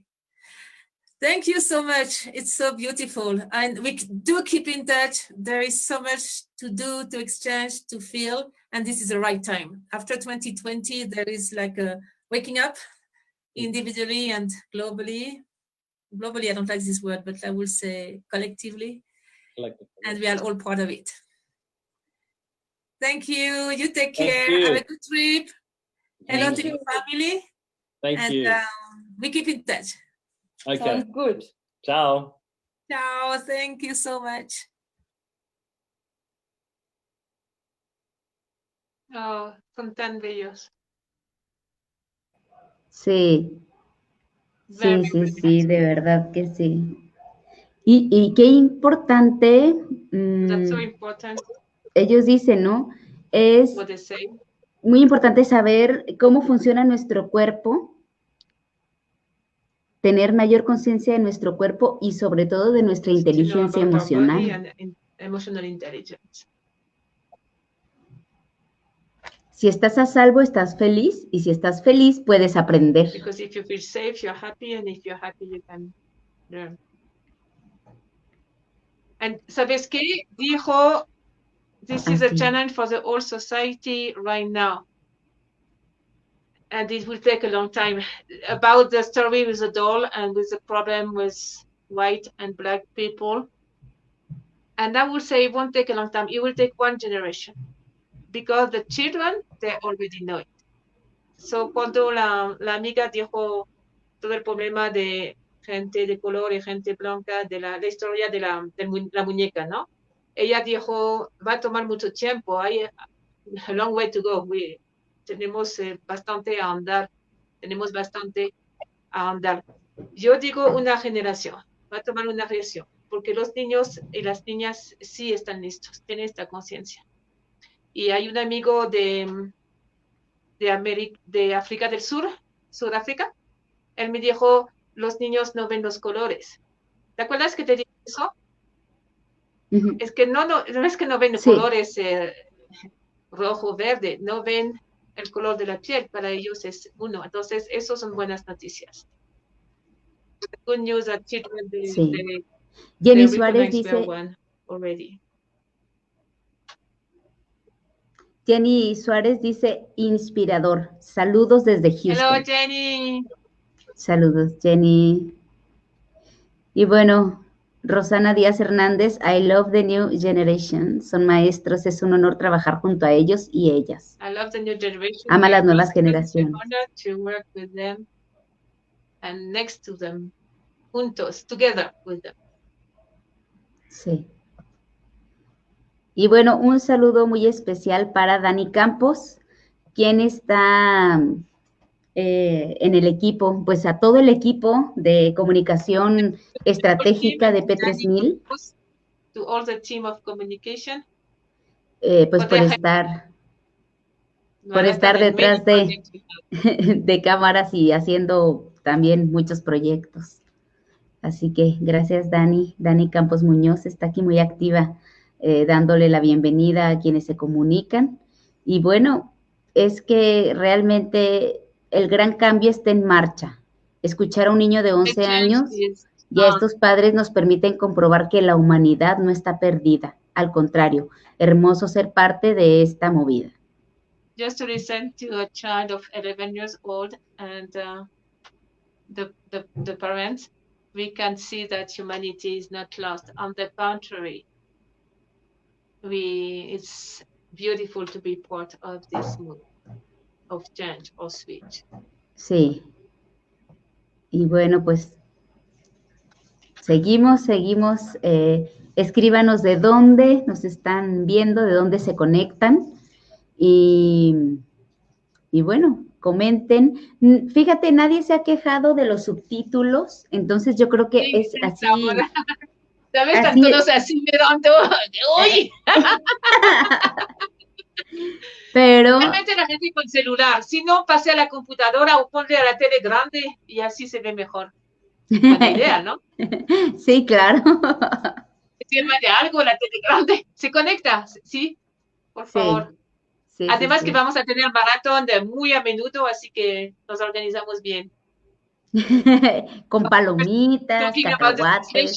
Nobody complained so far because the translation is written. So I said, maybe you can plug your phone on the big screen or the TV, or you can see the marathon from your computer. Is bigger than yourself. And we have many marathons, so we better to get organized. Bueno, Asis, si gustas dejarnos tu correo, porque Asis se ha estado comunicando constantemente, dice que él tiene información que quiere compartir. Bueno, pues será en un programa especial, será en uno de nuestros programas, y si gustas te podemos invitar. Te podemos invitar un viernes para que desde Irak te conectes y nos compartas. On the special program, please write us an email to our email. Can you give us the email again so we can do something together? Aziz, this is for you, this message. Aziz from Kurdistan. Please send us an email and we will set something. Sí. Please. Y bueno, escriben desde Galicia, en España. ¡Más maratón! Marathon from Galicia, Spain. Sí, pues tenemos también sorpresas para el 2021. Es que actually, cada vez... We already have the 8th one, el octavo. Lo tenemos ya. Fin de enero, ¿va bien contigo? By the end of January. En enero. Bueno, aquí, María Guadalupe del Socorro. Saludos desde Ciudad Juárez. Muchas gracias por el esfuerzo, por compartir las experiencias del cambio educativo mundial. Gracias. Gracias. Desde mi tierra natal, Chihuahua. From Ciudad Juárez, Mexico, thank you for the esfuerzo, for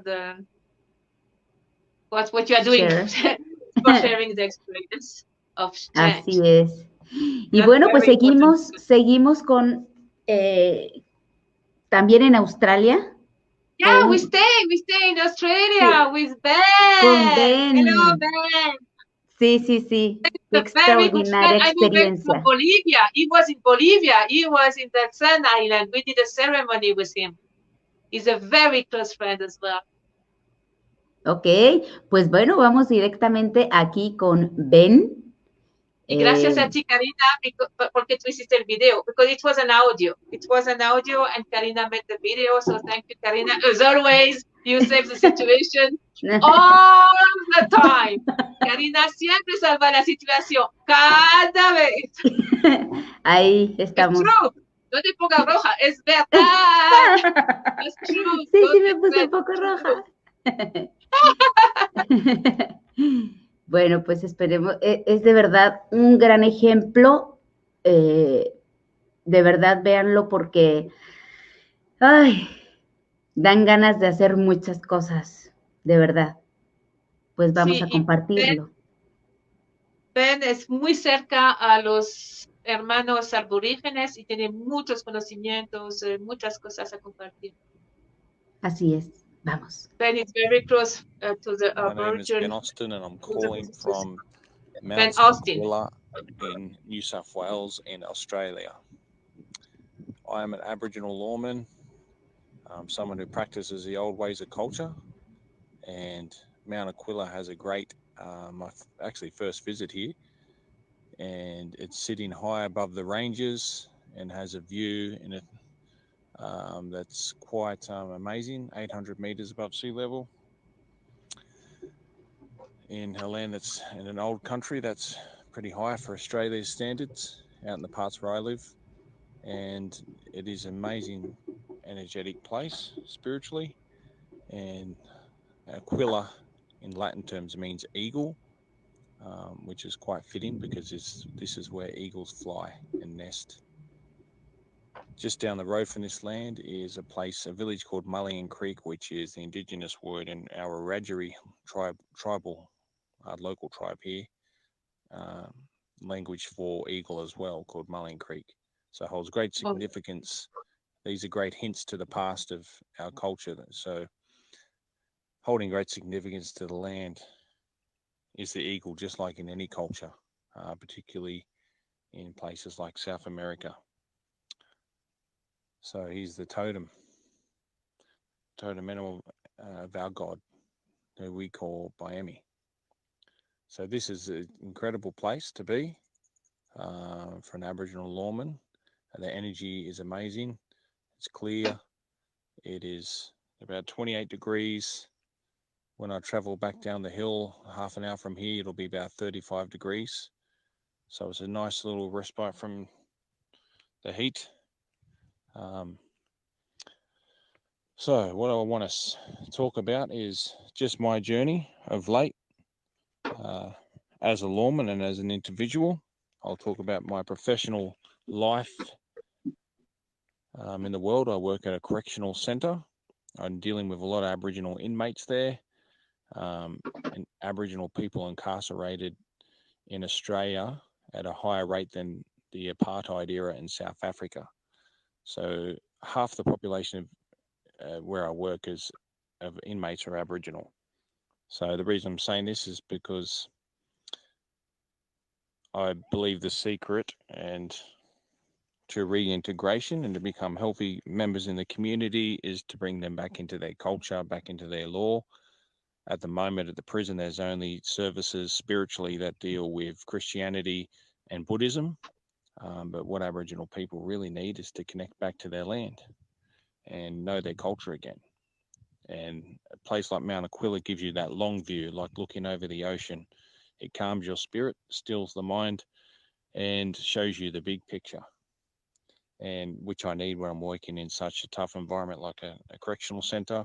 It's not a great positive environment for making great change in people's lives, but hopefully there's a focus moving forward into reintegration into the community for a lot of inmates when they finish their sentences. And part of that reintegration, I believe, is overlooked is spirituality. Everyone needs spirituality. Aboriginal people have a majority have been ripped from their culture in the last 200 years, and it's whilst there's no judgment towards Christianity and Buddhism, Aboriginal people really need to come back to what is their identity for their spiritual strength for their culture. You're talking of 70,000 years of spirituality. It's an incredible achievement for humanity. It's the oldest living culture. Before the English arrived and colonized Australia, Aboriginal people were living here in practicing their culture and spirituality for, like I said, over 60,000 years, even more. And so it's only been 200 plus years since. A lot of it was, Aboriginal people weren't allowed to by law to practice their spirituality or even speak their language. So I think the healing path for Indigenous people and non-Indigenous people is getting back to our early roots of humans. So Aboriginal people are not just a story about, Aboriginal people coming back to their culture. It's a story about we all belong to the human race, and our oldest living culture is there to teach us our roots. And we need those roots in the world right now with everything that's happening. So if we can come back into that old knowledge system, because the old Aboriginal knowledge system, even payback and war was all ritualized. People respected each other. They respected each other's spaces. Humans have never been perfect, but the law was pretty much the closest to a utopian society as they strive to create. And Aboriginal people, history tells it. To keep a culture going for 70,000 years and not being war-torn, people not fighting for land, everyone had respect for Mother Earth and they respected each other's place. There was thousands of dialects, who knows, across Australia, hundreds spoken. So it was kind of like Europe, but everyone got along in peace and harmony. Why was that? Because they listened to the voice of Mother Earth. They put her first. It was a matriarchal society. And they also had a great connection with the sky above. Our father, very similar to Wirra culture, Biemi, another name for God, in our culture. So Mount Aquila, where I'm standing right now, looking out over this amazing view. I wish I could show it, but I can't get the video for it. For me is, I can see lots of treeless hills, when a lot of early colonizing days where everything was, all the trees were chopped down because the main emphasis was farming the land. But the spirit and energy never dies. It's still here. Regardless of what's happening on the physical underneath, that spiritual law of it, our Aboriginal culture is still strong and present and waiting for people to come back and reactivate their connection to such an amazing culture. So I want to reiterate, whether you're Aboriginal in this lifetime or not, we're not talking about your skin colour here. Everyone needs to come back to the old ways in order to, as a society, survive and move forward, because these are trying times. And if we come back to these old ideals, we're going to respect the earth, we're going to respect each other, the resources, we're going to have a deeper relationship with all living things. And it's just amazing. Life will be much more illuminating as a collective. So standing here from this view, it makes me think about my role in my work at the Correctional Centre and speaking to some amazing people around me, how amazing it would be if we could get Aboriginal chaplain into our system, where there is half the inmates Aboriginal, to lead everyone back to their original place, where they will feel holistically held again in who they are as a person. And it's back to oneness of self. The individual's own healing journey adds to the greater collective healing. So that's where I think we need to start in our own backyard in every country. That's Australia's vision. I think in every part of the land there's Indigenous peoples. It's building that bridge back and gaining greater respect for our past history, because we're all Indigenous. We're all human. We all come from Indigenous roots. And I'm just so privileged to be in the land that holds the continuous lineage for 70,000 plus years. That's what an achievement. You want to think about humanity and what we've achieved. I can't think of a better achievement. To live in peace and harmony for that long means that you must have been doing something right. And they put the law of the land first. That was Mother Earth's way. They loved her intensely and they looked after her intensely, because their connection was so deep that they didn't have to try hard to do that. It's just a natural thing. And so with this in danger of being in the last 200 years being lost, it never is lost in the essence of what it's all about, the essence of the real culture. Because in the lands like this where I'm standing, Mount Aquila, the energy never dies. It's waiting to be received. It's waiting for an open heart. It's waiting for it to be reborn again.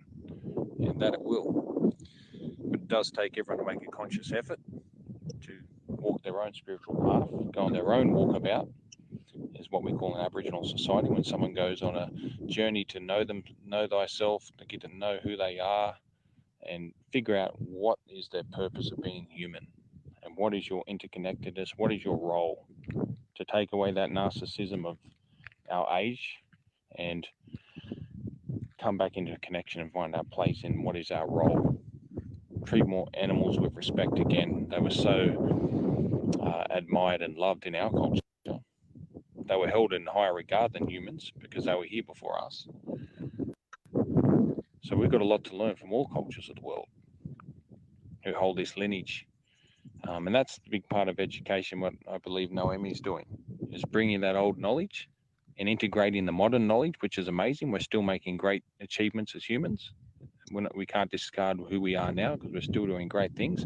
But I think it's time to marry both our scientific ways with our old ways, which was old science. And really think about, as an individual, you can make a difference to the world moving forward by just going on your own healing journey and being open-minded to bridge that gap.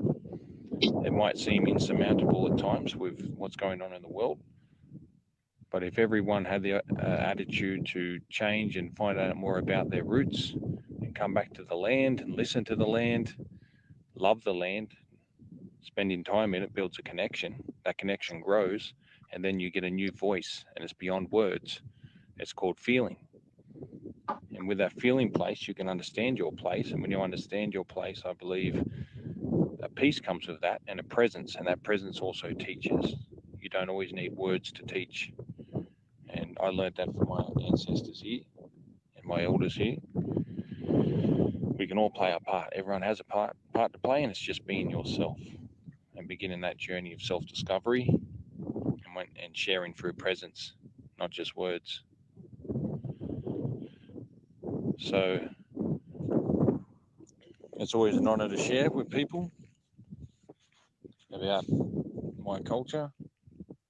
It's always an honor to sit here in a beautiful place of nature and remember my place, because I get lost too in the world if I'm just working all the time and I don't give back to my spirit and go and sit in nature and get the bigger picture and listen to that feeling, feel that feeling center and listen.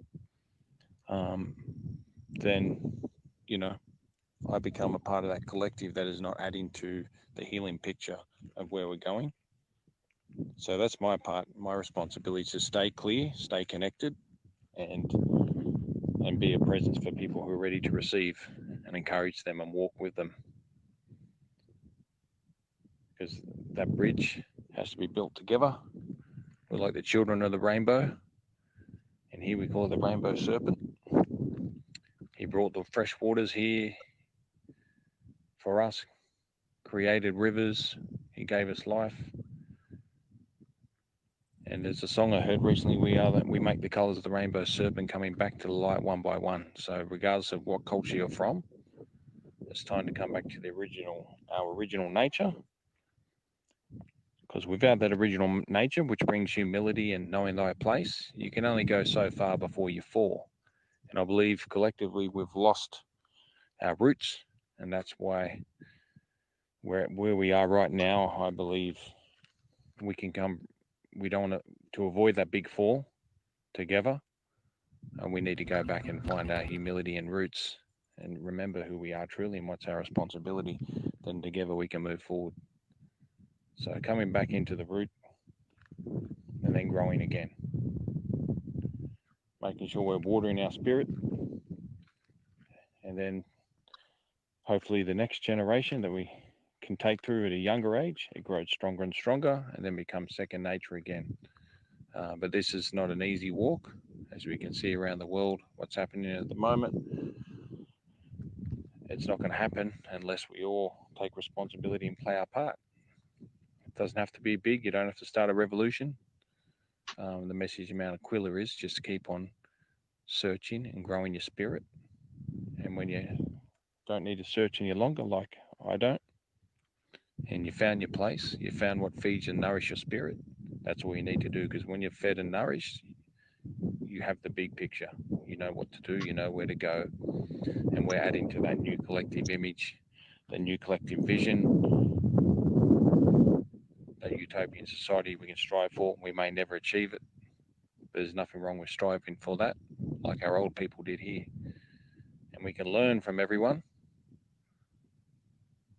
from our culture and cultures all over the world, on how to proceed forward and stay connected in our roots and in humility.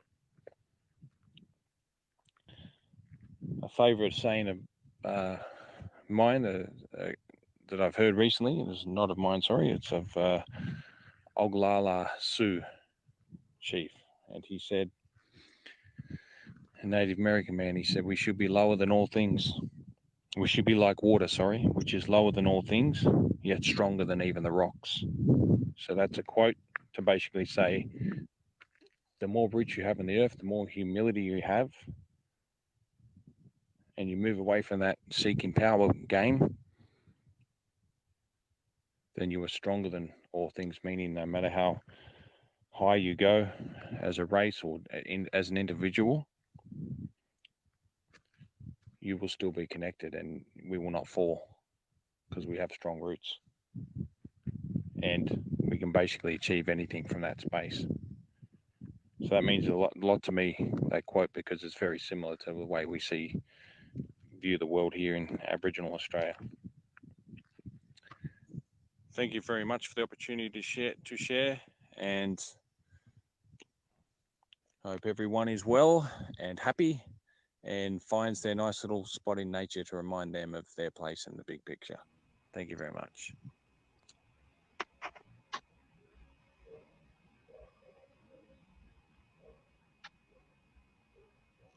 Wow. Pues, ¿cómo habla? Sí, de verdad, qué palabras tan hermosas.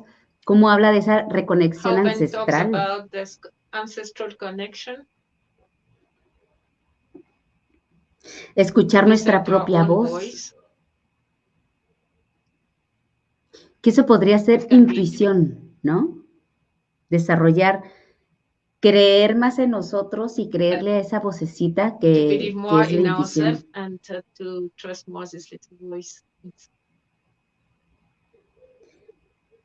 Y cómo él habla de los aborígenes, cómo se reconectan con la tierra, con su espacio. Y también de tener esas raíces fuertes y que pase lo que pase, que no compitas por el poder, que de hecho que no compitas, que es un juego en el que hay que desarrollarse. Hay que desarrollarse y estando también en paz y armonía. And to be in peace and harmony. Y cómo juntos podemos escuchar la voz de la Madre Tierra también. Together we can listen to Mother Earth's voice. Y creo que en esta parte, en esta hora 50 de un maratón, casi 2 horas, hemos escuchado mucho ancestralidad, conexión con tu espacio, agradecimiento por la Madre Tierra. Y son en lugares diferentes y público de 11 años, de 40 años, de 35 años, de 20 años, que different public, all the ages that we are together. Que llegan a esa conclusión. And we had up with this conclusion. Did you talk about hablaste porque las imágenes de cuando Ben nada? Did you talk about the swimming of Ben? ¿Hablaste de por qué pusiste esas imágenes? No, lo puse porque él habla en una parte que le dice un aborigen que saque las fuerzas de sus raíces para poder hacer lo que él nació para hacer. Y él dice que él ha tenido esta fuerza interna y me pareció pues me pareció muy interesante su proceso y sus logros que ha tenido. To take the strength inside of himself to do what he has to do. Es que la cosa es que tiene una medalla de oro. Es que él no lo dice, pero tiene medalla de oro y es bastante famoso en Australia por los Paralímpicos, porque ha llevado bastante, ¿cómo se dice? Competiciones. Sí, competencias. Y él me decía competencias, que era pues esta fuerza justamente por la meditación también. Sí. So the swimming part in the video is because Ben has several medals, and he has a golden medal as well in Paralympic. And he's quite famous in Australia. He won't say it, but because an elder told him takes his strength out of you and from your roots. Y él, dentro de todo esto, también ha participado en varias asociaciones y precisamente tiene este proyecto con reos para reinsertarlos de nuevo en la comunidad de una manera más consciente. And the thing too, he works with people in jail, and it will take all this work to put them. Reconectarlos con ellos mismos, reconectarlos con los lugares. And with the places. Serlos más conscientes y entonces de esa manera, pues ya, reinsertarlos. Wow. Dice, bueno, Ayub dice, very nice.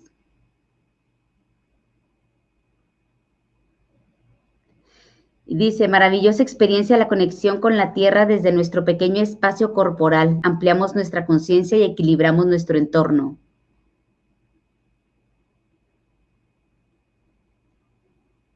So this is a wonderful experience. This is from Maria Guadalupe with Earth and from our body to expand consciousness and to balance our environment, what we have around us. Sí. Y bueno, por acá también, hermano Ben, dice, bueno, lo voy a poner, nos tapa todas, pero dice, un saludo al hermano Ben Austin y trasladarle mi mensaje de que las nuevas generaciones de mi mano están recibiendo la información de los ancestros de varias culturas de paz por medio de futuros boletines. P3000, las raíces, recolectando la sabiduría de los pueblos originarios de la tierra, aborígenes australianos de las Islas Canarias, del pueblo celta de Galicia, del Amazonas, de los nativos de Estados Unidos, los hermanos indios, etc. This is a greeting to our brother Ben Austin from so many countries, and this message is from Galicia, Spain.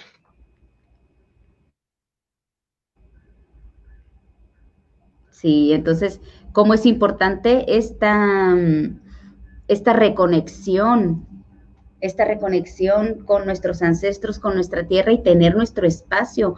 Y bien decía Paulo, ¿no? Dice, si no te gusta tu espacio o si no estás muy a gusto en él, haz algo para cambiarlo.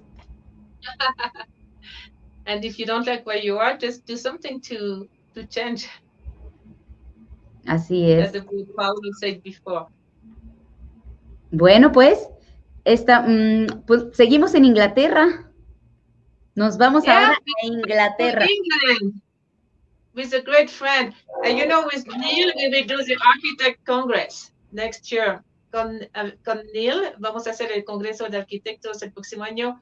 Es encantador y tiene muchos contactos y él tiene la noción de la labor en equipo, de montar grandes redes, de hacer intercambio. Tiene esta visión parecida a Petresville. So Neil has this vision, the next video about how to be in the networking, be together, exchange around the world is beautiful. I really liked it. Así es. Like Vamos, también está en inglés con traducciones en español. Entonces, pues vamos. Ahí está el tren que dice confirmación. Me voy a poner un poquito en...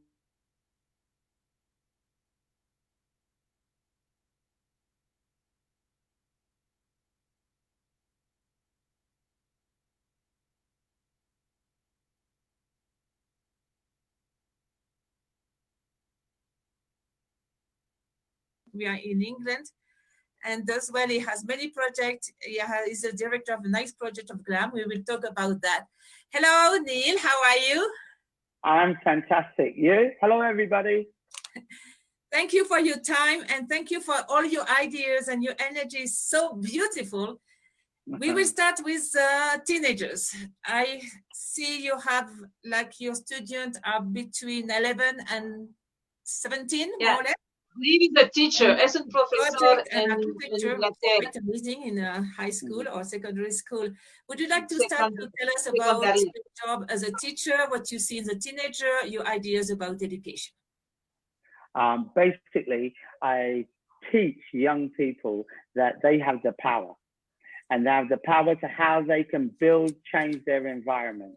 And they're non-traditional people and traditional people. Non-traditional means that their parents or their relatives may not have been in the creative field.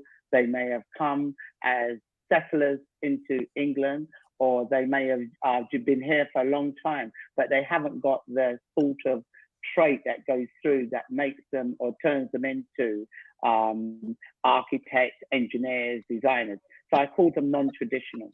And then the traditional ones may come from parents who are architects, engineers, etc. But their parents don't think that they should go into these professions because they would rather treasure them going to be an accountant, be an investment banker, etc., etc. So what I do is I nurture them and say to them, you have the creative skills. You have the skills that can change your whole neighborhood, how you live, and how you interface with people. And this is the part where they get. And so from the age of 11, I'm telling them that they can succeed. And then when they do their GCSEs, which is their A-level, their O-levels, and then they do their A-levels and they go on to university as architects, then they have this social responsibility that I tell them that they come back and help another generation from 11 upwards.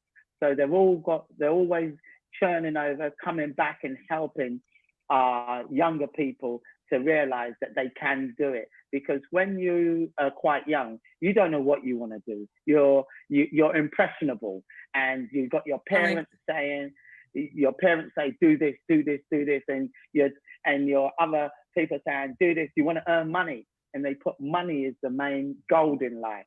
But when you're creative, I say, if you have passion, no matter what you do, you will succeed if you have passion.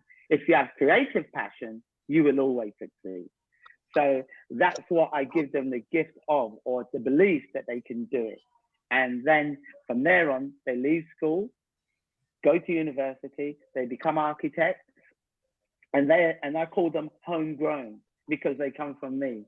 So they're homegrown. And then my company is called Homegrown Plus.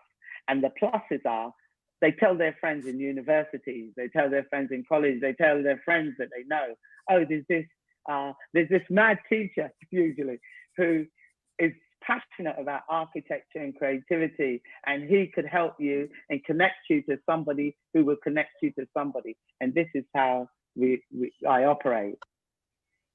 And I remind everybody to have your notebook, because all the ideas and all the project and all the beautiful activities Neil do, please take notes to do the same wherever you are, especially if you are in the education field. Neil, I saw the organization GLAM, G-L-A-M, and you are the director of several projects. Would you like to tell us what you do and what is GLAM? Right. Basically, I'm always metamorphosizing. So we as creatives, we're always metamorphosizing in our minds. And then we tell everybody, I've got this, we want to do this.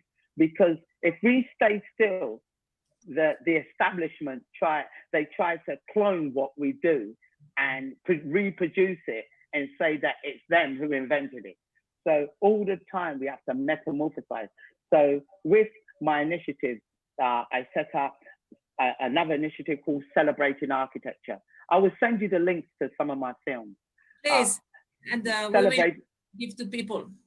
Lovely. Celebrating Architecture, which is to infuse young people into getting into architecture. So we set them projects, and the projects that they do is to build pavilions. It's to build places that they can go to, relax, feel comfortable with their friends. So that's a pavilion project that we call, and that we do, where young people can design it from the beginning. We tool them up with the language of architectural language. We tool them up with language like client, end user. And my latest one that I'm tooling up all my students with is parametric architecture. So parametric architecture, as some of you will know who are architects, is about, it was invented by a mathematician. And I say to my students, and I say in front of the class, I am absolutely useless at math. But it was invented by a mathematician in about 2008. Then it was named parametric architecture in 2012. And basically it uses mathematical algorithms in geometric and organic shapes to pull out designs. So a chief exponent of this is Zaha Hadid. She's done, Frank Gehry's done some parametric architecture. So I'm tooling up my students with the words that they need to know and how to orientate themselves around. And so that is one initiative. The other one, GLAM. GLAM was born out of seeing a student who came to me from another teacher, a textile student.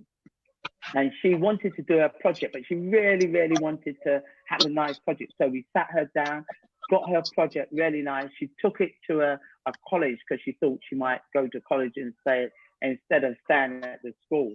And a lecturer crushed her, said, you will never get into a university because you're not good enough, basically. That's what they said to her. So yeah, so I said to her, all right, you come and we will help you to get into the university you want. So the students know I love Gucci. They know I love Louis Vuitton. And so I thought up of how can I get students infused into design. Gucci, GLAM stands for Gucci, Louis Vuitton, architecture, and me. And Harriet Harris, who's a professor at the Pratt University in New York, she said to me, Neil, you have come up with a Trojan horse. So everybody's about the glitz, the glamour, the Gucci, the Louis Vuitton. And then they come to the workshop and it's about wearable architecture, how you can design architecture to wear. I mean, don't forget, for generations, the Egyptians, the Yincas, the African tribes, the Asian tribes, all of them have been wearing wearable architecture in terms of fashion, head garments, the Maasai warriors and the warriors who used to wear massive things around their neck. That's all wearable architecture. But we empower the students to realize that they can look at different designs, they can look at different cultures, and also at the same time, make a piece of wearable architecture. So on the 28th and 29th of November, this Saturday and Sunday coming, we are doing a worldwide workshop. So it's called Glam Goes Global. So we're connecting to, you know me, in Bolivia. We're connecting to New York. We're connecting to the Caribbean. We're connecting to Africa. We're connecting to France. So we're connecting all over the world, all over the globe, with like-minded creative people who all they want to do is to make and have the passion for making. And then that leads on to every single avenue that they'll ever want to do. That's amazing, actually. And what's more amazing for me, as you are the first teacher in my whole life I'm meeting with such a passion for architecture. I think it's a beautiful blend. What are your ideas with architecture and school and the future university? How would you do a beautiful school and university with a new concept of architecture and with your ideas of being all together, traditional, not traditional, everybody? So my idea is, first, you will be central to it as well. So it's to link in people from around the world. And after the pandemic, because don't forget, this is it's a sad time, but it's also a brilliant time because it put a stop button on the whole everything. And so people like us, non-traditional people, have said, right, we can reset, we can readjust, we can press the reset button and have things more the way that we want, instead of the establishment telling us that you have to have this, you have to have this, you have to have that. So my idea is to get people from around the world, and every, say, 6 months after the pandemic, maybe just in a centralized place, even if we do it by Zoom, in a centralized place, we meet, we gather, and we're creative, and we send out all the creative sort of vibes to all of the rest of the establishments that will be created off of our creativity. So we would have a series of creative schools.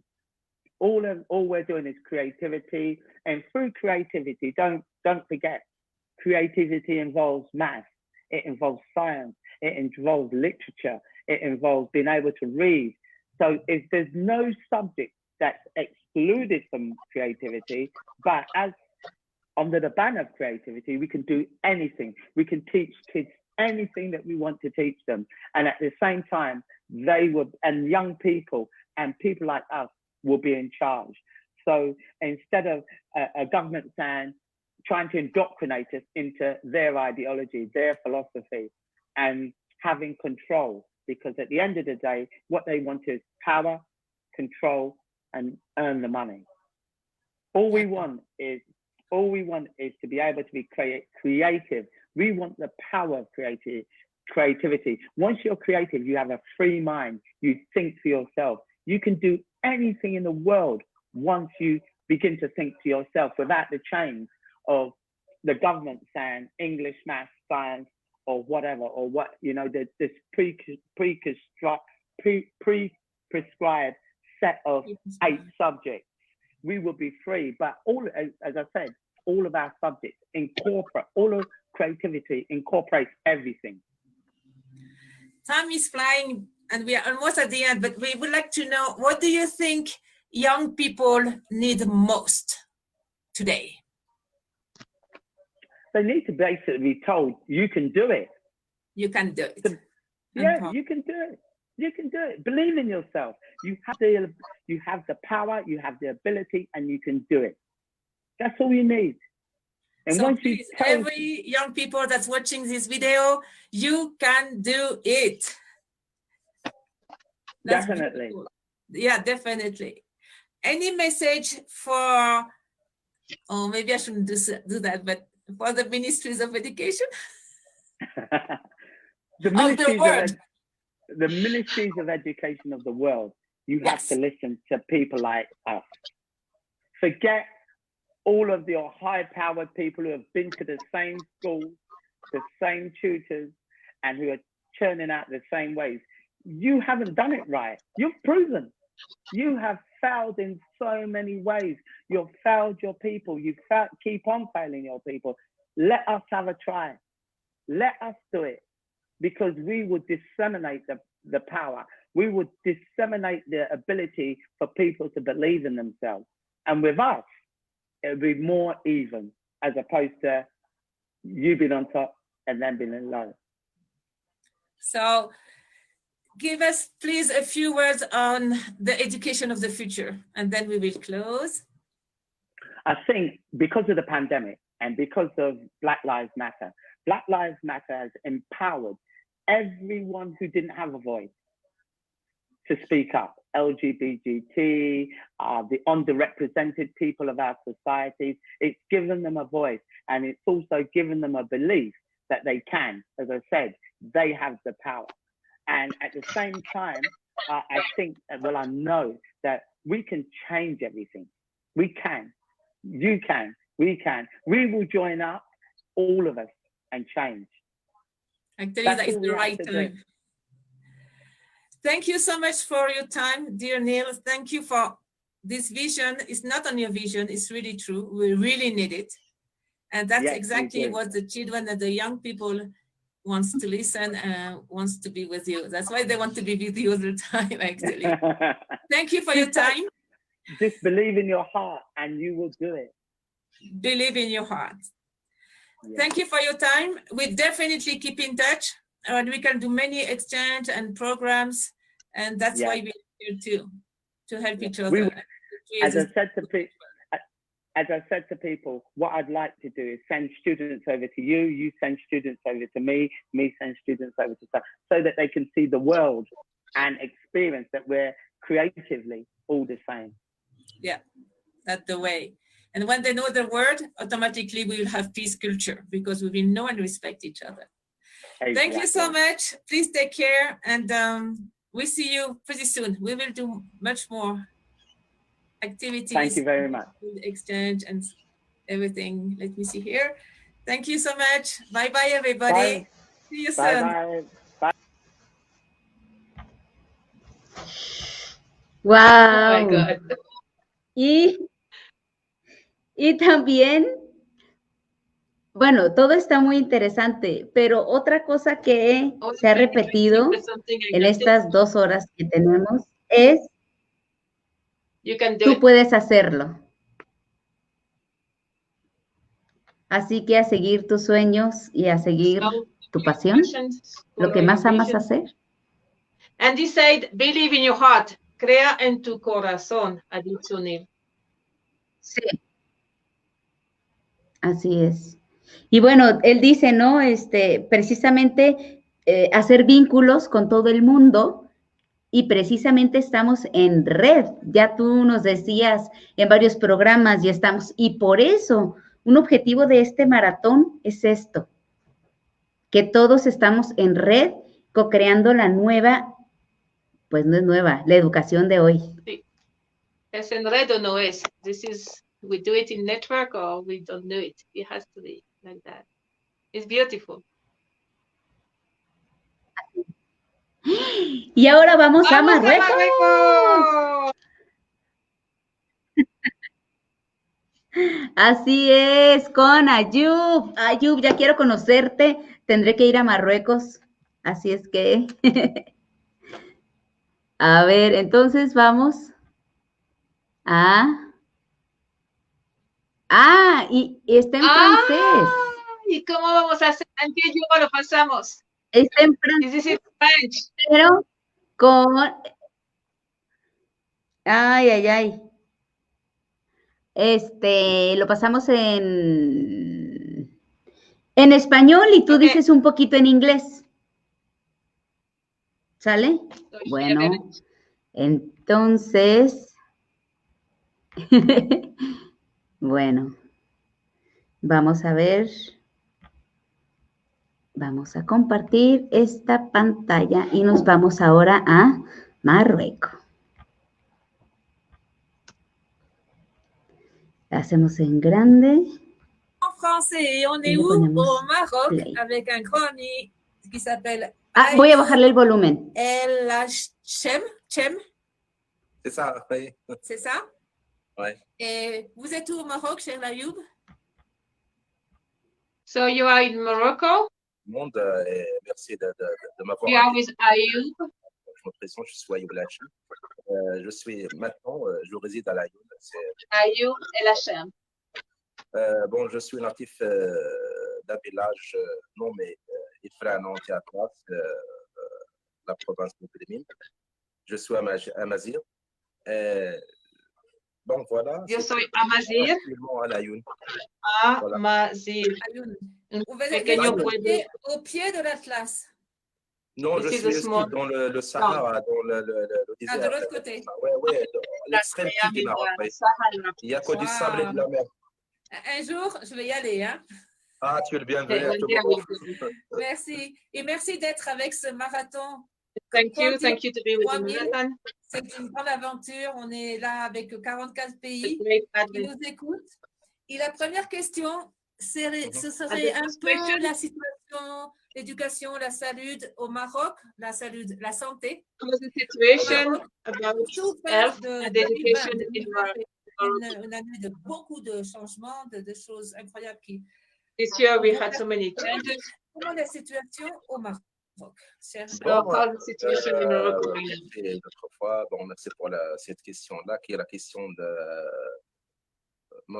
de ce moment-là, parce que tout le monde maintenant, comme tu vois, le Maroc, c'est un pays un peu qui lui aussi qui est touché par cette pandémie de Covid-19. So Morocco, yes, ce qui impose beaucoup de nouvelles choses concernant tous les secteurs, à bien savoir l'éducation, la santé, le social aussi, l'économie aussi, tous les domaines sont touchés. Tant que notre sujet à propos de l'éducation, bon, le Maroc, lui aussi, a tenté d'inventer ou bien de suivre ce qu'on appelle l'enseignement à distance. For education, we did qui est une pédagogie novatrice ici au Maroc. C'est quelque chose de nouveau pour le Maroc. Car d'avant, il y a toujours le présentiel, il y a toujours l'enseignement présentiel qu'on connaît le Maroc pour toujours. En fait, les enseignants et les parents devront se préparer à cette rentrée à distance. We were always like in situ, seeing each other, but now we have to think about tout le monde s'interroge, est-ce que la rentrée scolaire sera présentielle ou à distance? Bon, par la suite, le ministère de l'Éducation nationale et de la formation professionnelle, de l'enseignement supérieur et de la recherche scientifique, ça c'est le nom de notre ministère, c'est un nom assez long. Oui. Bon, cette rentrée, comme j'ai dit tout à l'heure, n'est pas comme les autres. Et elle a décidé de démarrer la rentrée le 7 septembre. Et se déclinera basé principalement sur l'enseignement à distance. Mais Ayoub, would be online. Distance, ça veut dire Internet ou ça veut dire la télé, la radio ou ça dépend des zones géographiques? So it's going to be Internet, TV, radio, or it depends on where we are. En fait, le ministère a vraiment fait tout ça que tu viens de dire. Cette décision a dévoilé pas mal de voix, à bien savoir, surtout les chaînes de télévision et surtout l'Internet aussi. Internet. Tous les cycles, tous les niveaux dans les établissements publics et privés ainsi que dans les écoles de mission étrangères sont concernés par ce nouveau nez, si je peux le dire. Il y a des chaînes de télévision publiques Oui. Service of public TV. Selon les matières, parce que comme tu connais, l'enseignement, c'est en arabe la plupart des cas, mais selon les matières, soit les matières Classes littéraires, are in Arabic, but ça se according présente to which topic? suivant le programme qu'ils ont au début de l'année pour achever leur programme. Oui. Ils ont fait, ouais, c'est ça, ils ont fait des émissions comme ça, suivant aussi les niveaux. Il y a les primaires, il y a le secondaire et tout ça. À l'université, il y a des plateformes qui sont consacrées spécialement pour donner des cours aux étudiants et aux élèves chez eux. Ouais, voilà.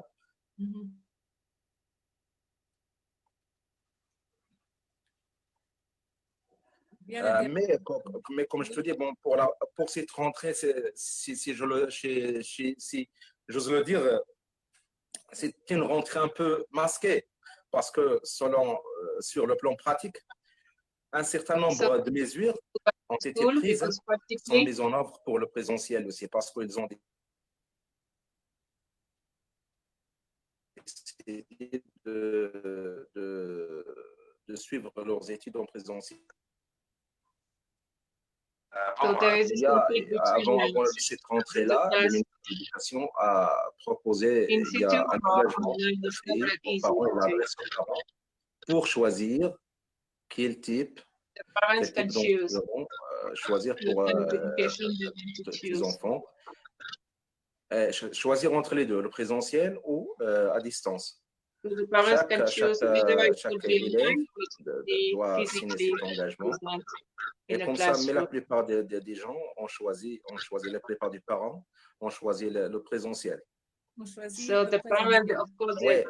Bon, ce qui impose dans ce cas-là, de prendre un certain nombre de mesures qui seront mises en œuvre. Par exemple, le port du masque qui est obligatoire à partir de la 5e année. Il y a aussi le lavage régulier des mains, il y a le respect de la distanciation physique, il y a aussi la réduction du nombre des élèves en classe, la désinfection des différentes structures et des pendants scolaires pour mieux endiguer la pandémie de Covid. Mais ça va être, c'est en place maintenant ou ça va être dans le futur? Non, ça s'est déjà mis en place au début du mois de septembre. Je t'ai dit. Oui. D'accord. Ouais. Bon, ben, bonne chance. J'espère bien. On a ce défi. Et c'est bien sûr. De le faire avec bonne humeur, je crois. Oui, malgré tout ça, cette pandémie, ces jours-là, je sais bien, une évolution qui touche des nombres de personnes infectées d'une façon un peu exagérante quand même. Hein. C'est trop. Hein. Ces derniers jours-là, il y a une augmentation anormale du nombre de personnes infectées. Hein. Mais aussi dans le cas des décès aussi. Il y a beaucoup de décès. Now we have an increase in cases. Ça impose aussi un suspense parce que tout le monde maintenant s'attend. Est-ce qu'il y aura le retour de confinement ou non, comme la France et l'Europe? Oui. Bon, très bonne chance. Espérons bien, Inch'Allah.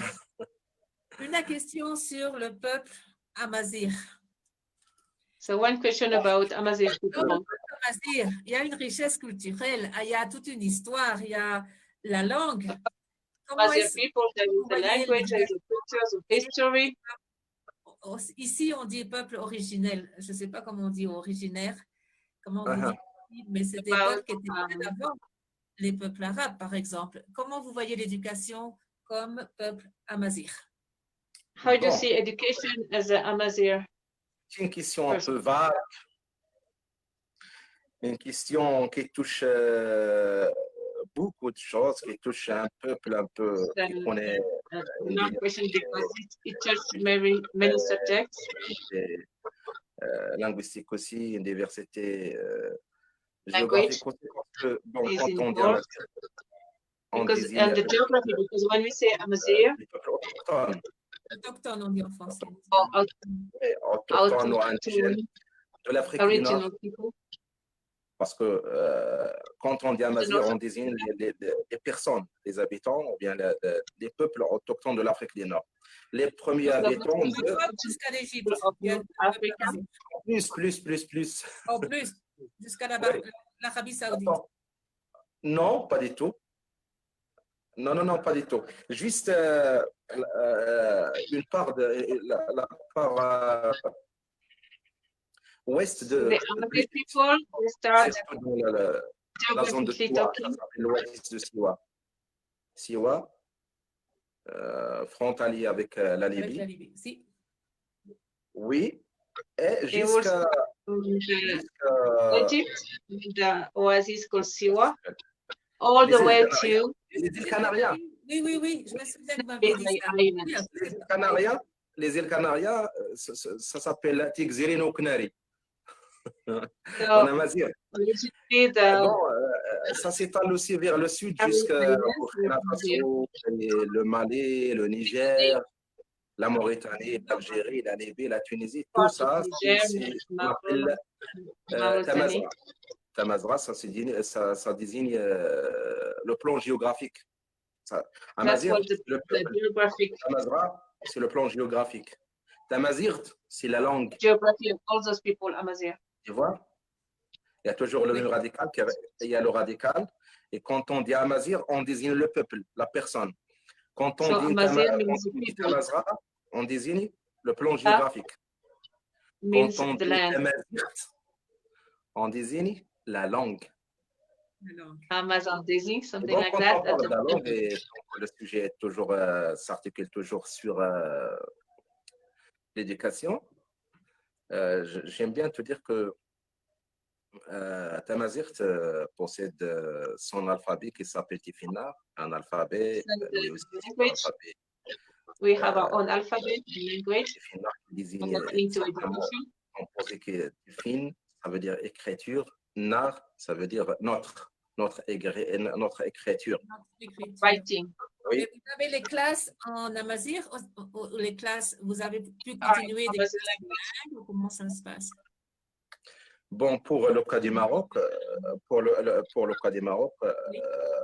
Tamazigh s'est déclaré, d'après la Constitution de 2011, comme langue officielle.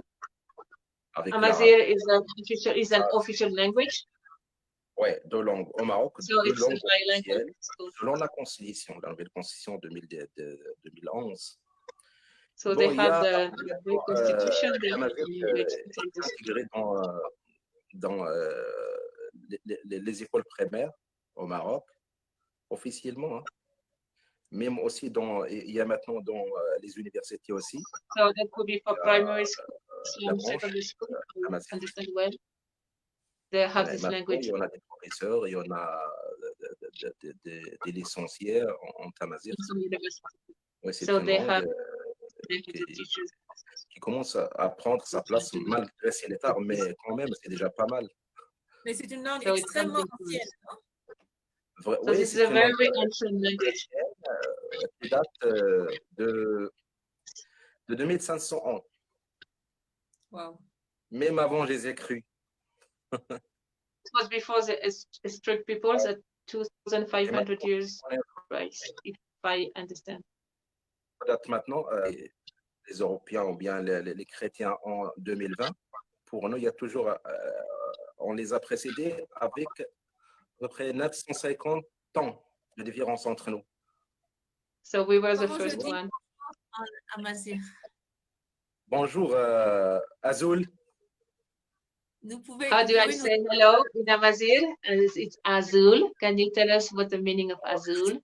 Azul, là, Azul, comme disaient les Français salam, les Anglais hi, les Espagnols hola, les Arabes salam. Chez nous, il y a Azul. Azul, c'est un mot composé de deux mots. Le premier mot, c'est... For us, Azul is two words. Ça veut dire approche-toi. C'est un ordre. Approche-toi. Is go next to me. C'est le cœur. Ce qui veut dire. Azul is the heart. Le sens de cette formule-là, Azul, c'est approche-toi du cœur. So it means go next to my heart. Go close to my Les heart. Amaziates You're sont close malins to et my sont heart. émotionnels aussi. Hein. At the way we salute. Always we do the greeting. Oh, mais c'est très joli. Azul, azul. Azul. Azul. This is very nice, very beautiful. Est-ce que je peux vous faire une autre question, mais alors plus philosophique. Philosophique. Another question, more about philosophy. Ton idée, à vous, de Monsieur Ayoub. What is your idea, Mr. Ayoub? En français, c'est bien comme une noble philosophie de l'éducation mondiale pour la paix, l'éthique, la morale, fondée sur les nouveaux paradigmes de solidarité et d'union. Et en même temps, c'est mondial, mais en même temps, ça respecte les cultures locales. Of ethic with local issues, local action, but at the same time with a planetary vision. La culture du lieu local. And how to maintain the culture of the place locally. Quelles sont vos idées? Comment vous voyez comment tout cela peut aller ensemble d'une façon how come this goes together? Plus philosophique, mais en même temps pratique, puisque c'est ce qu'on est en train de faire. Bon, tout d'abord, je tiens à te remercier infiniment de First of all, thank you. Par l'auteur des efforts que tu fournis. For all your efforts. À peu près 3 ou 4 ans maintenant. Oui. Je suivais I'm following à travers le monde. Oui, je vois que, que ce que tu viens d'annoncer ou bien ce que tu viens de travailler sur mérite d'être un peu universel. Oui, si tu y aurais, si ça se peut l'être un jour, et j'espère bien que c'est quelque chose qui touche tout le monde. It's like a dream, but I do hope that one day it will touch everybody. La dernière fois, ça, like I told you last time. En gros, certaines valeurs que partage l'humanité tout entière. We have some values that we do share as whole humanity. Et de rendre ça, tu aurais universel. Parce que so that's universal values. Tout le monde dans ce globe est concerné par quelques valeurs qu'on partage tous. Because I can see all around the planet, we are concerned by values. Pas mal de valeurs, mais quand j'ai des valeurs, ce sont des valeurs nobles. Et je tiens à dire noble. Something great.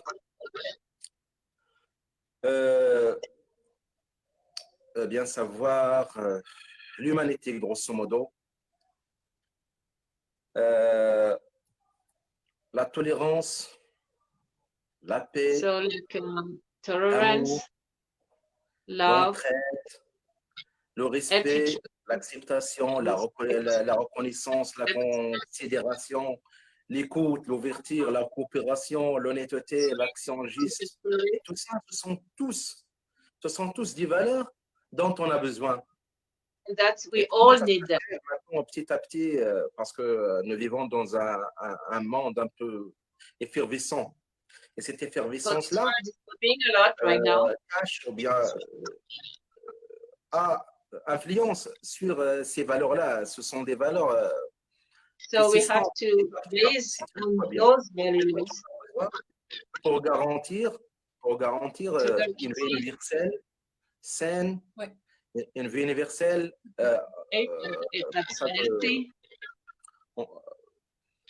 mener bien des bonheurs, des bonnes actions et de bons actes. That's the core idea was nice. De focaliser maintenant a lot of happiness. Et c'est bien que tout être humain est touché par la mort un jour, nous serons tous disparus, mais les bonnes choses restent toujours vivantes. Et ça, c'est ce que je t'ai dit la dernière fois. So the good things they will always stay. Ne meurt. Oui, mais bon, ça peut être une grande stratégie mais harmonieuse. Une harmonie qui respecte les différences entre les communautés, qui respecte, je sais bien qu'ils respectent, et qui aussi, qui consolide les relations entre les peuples différents, entre les différentes cultures, qui enrichit aussi les cultures, parce que quand on partage les bons actes et les bonnes choses, maintenant, juste dans ce petit moment dans lequel on parle, tu connais ce que ça veut dire Azul, mais avant un quart d'heure, tu ne connais pas. Bon, notre rencontre. For instance, you know what's Azul? Et aussi pour les petits aussi, ils avaient besoin d'enrichir leur culture et de savoir l'autre. For little ones, little children or students, they have to know more about their culture. Tu l'aimes, si tu ne le connais pas, tu ne peux pas l'aimer. And the culture of the others, because if you don't know the others, how can you love them? Besoin de petite idée. Et ça, c'est le principe sur lequel je t'ai parlé récemment. That's the principle I told you. Il faut respecter les différences. Il faut respecter les valeurs locaux de chaque pays, de chaque to respect the values, the difference. Dont tout le monde a besoin, qu'on partage tous. Everybody needs that. Everybody needs these fundamental pillars. Oui, oui, oui. Et ça tombe bien parce que cette année, on a changé le nom de Éducation 3000 à Éducation 3000, 4000, 5000. 3000, 4000, 4000 to show this change in this mode. Pour cette nécessité d'avoir quelque chose de plus profond, de plus mondial et en même temps have a deeper approach and at the same time enraciner localement, connaître qui nous sommes, to ground the local culture, both. C'est très intéressant. Il faut conserver aussi et garder les principes de chaque culture. Il faut aussi so we have to see the principles of each culture montrer aux autres. and show it. Oui. Le temps a passé, je ne peux pas croire qu'on a passé les 20 minutes. Est-ce que vous avez un message final à tout le monde qui nous regarde en ce moment dans le marathon? Message to everybody. On va dire 3000, 4000, 5000. On va sauter. Bon, le message vraiment. So the message.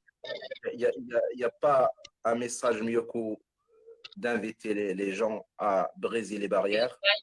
To break the barriers. Laisser à part tout ce qui peut créer une distanciation entre les humains, parce qu'il faut parler avec to help with everything that can put the human beings closer to each other, not to have those big distance between everybody. Nous réunir et s'éloigner de tout ce qui peut nous éloigner d'autres. OK? Donc, à bien savoir l'amour, la paix, l'entraide, love, peace, help each other. Les valeurs are keywords of the values, key values. Un grand merci pour ton temps aussi. Je sais qu'il est Thank you. Thank you for your time. C'est bon. Very late for you. Sa famille, pour le Maroc.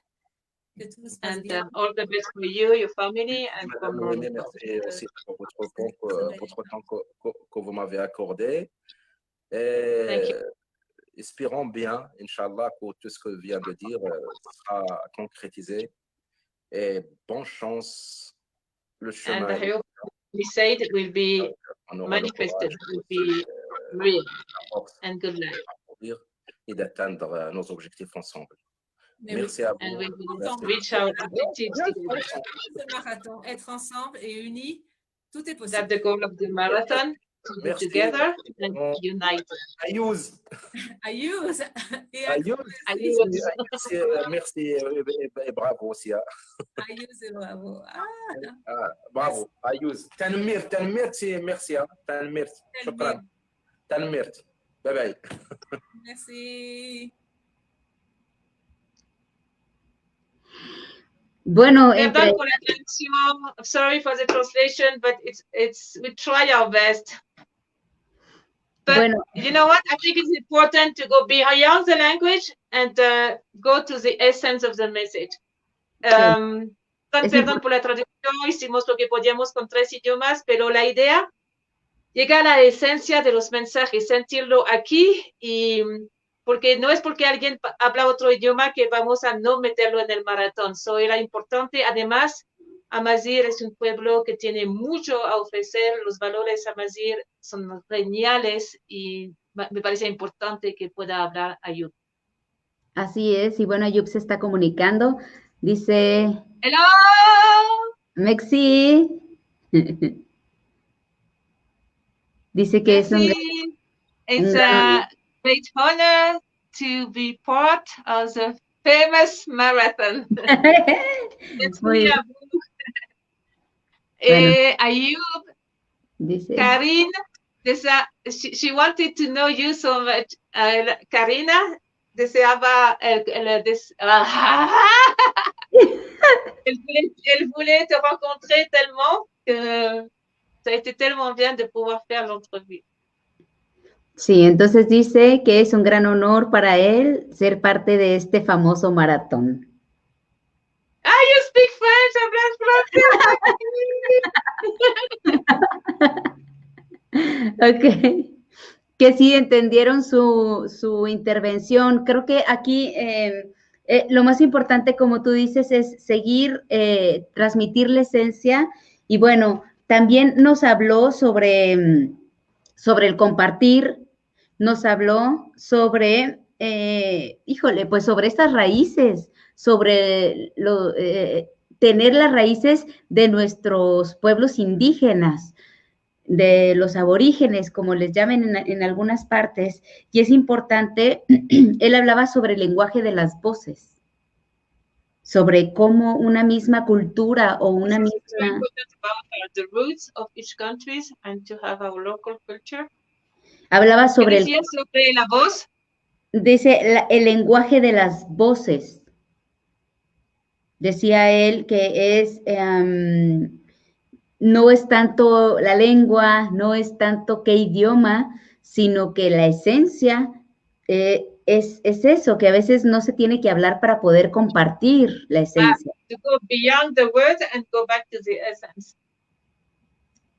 Y bueno, esa es una educación de paz, de moral, ética, valores, tolerancia, amor, ethic, love, solidaridad, aceptación, respeto.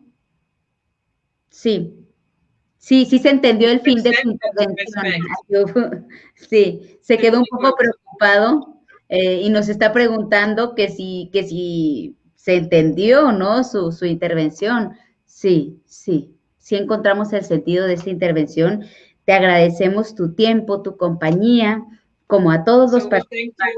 Ayub is asking if people could understand, and Karin said yes, and thank you for your explanation. And sí, y bueno, aquí, perdón, dice, gracias a nuestro hermano, pues Ayub, ¿no? Es gracioso.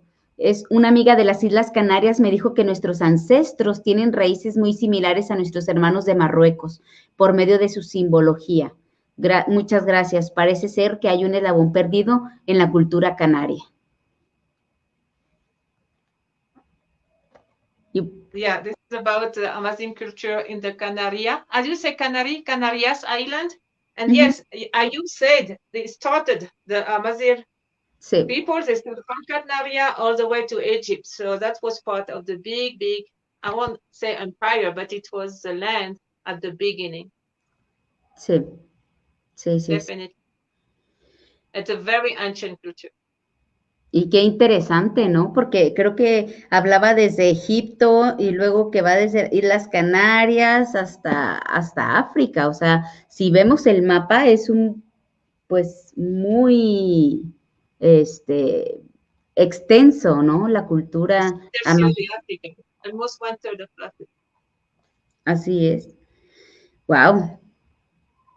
Pues And seguimos. the alphabet is similar to the Phoenician alphabet. El alfabeto es similar al alfabeto fenicio. Es muy, muy antiguo. O sea, es antes de los griegos, de toda la cultura, obviamente, romana. Very ancient. Y bueno, tenemos un ligero contratiempo porque le voy a bajar al video. No sé de qué manera, es que sigue nuestro amigo de India, pero no tiene subtítulos. El video, Facebook no, perdón, YouTube no pudo agregarle los subtítulos. Entonces, para variar, yo le hago en español, para que pueda seguir la persona que nos ven en español ahora. Sí, porque creo que son más en español y ya después esperemos que se pueda implementar esta función. Maratón 8 es muy interesante, lo podemos hacer en inglés.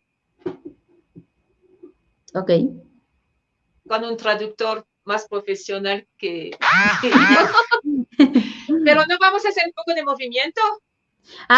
Ok, sí. ¿Cuántas horas que estamos aquí? Eso no es pedagógico. We need movement. This is not pedagogical.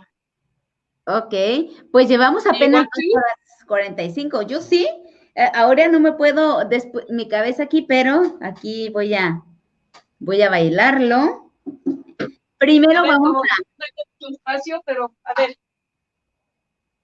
ver si pongo la cámara muy lejos. Vamos a ver los pasos otra vez, ¿no? De la canción que nos gusta tanto. Y ¿qué vamos a hacer? Pues la canción es Jerusalén. Para variar. Vamos a ver los pasos para al final vamos a celebrar también. Yo voy a poner así con más... a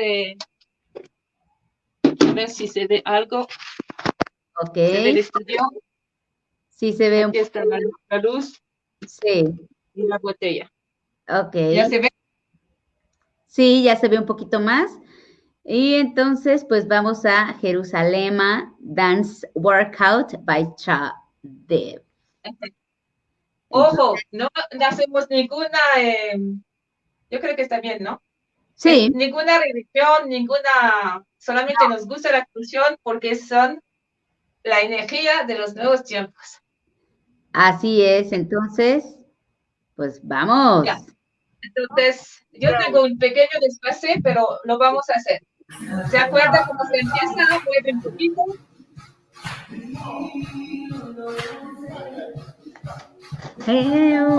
Caminando. Vamos del otro lado. Otro lado. Después. Tijeras. Mano y otra vez lado. Lados. Pie. Tijeras. Los scissors.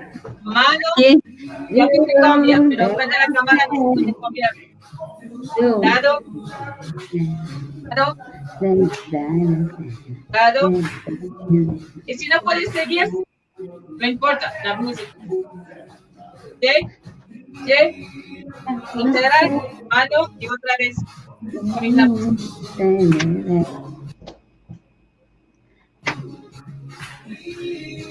Ya no sé. Ya no sé.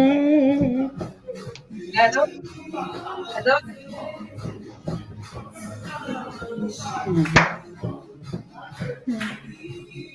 Ya no sé.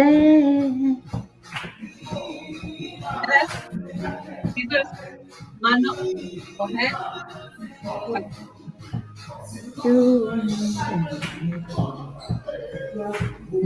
Frente a la cámara no se puede cambiar de lado porque normalmente es un cuadrado, ¿no? Sí.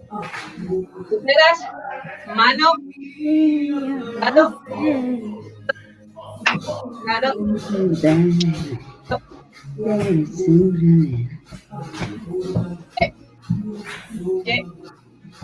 scissors, al otro lado.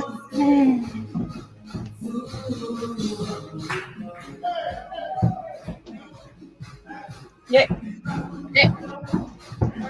Good. ¡Woohoo! Claro.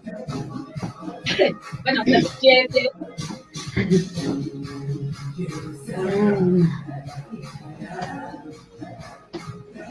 Y yo no sé. Yeah.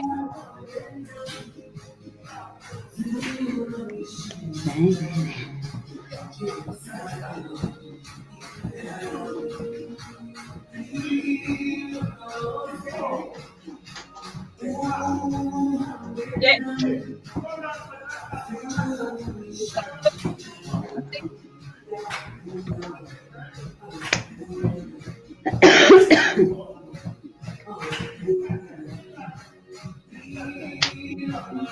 Otra vez, caminar, walk, side by side. Yeah. Yeah. Good. Mano, hands, lado, lado.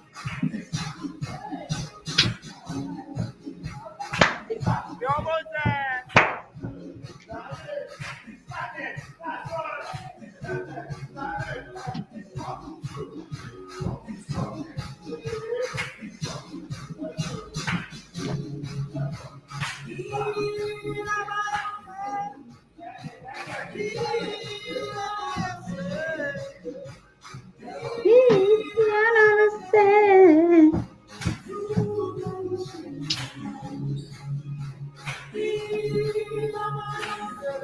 Good. Mano. ¿Ya entiendes los pasos?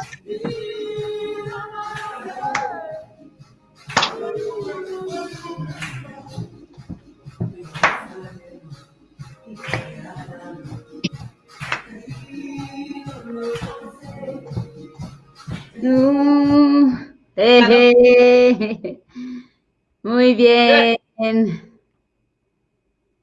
Excellent. It feels good to move, huh? Sí.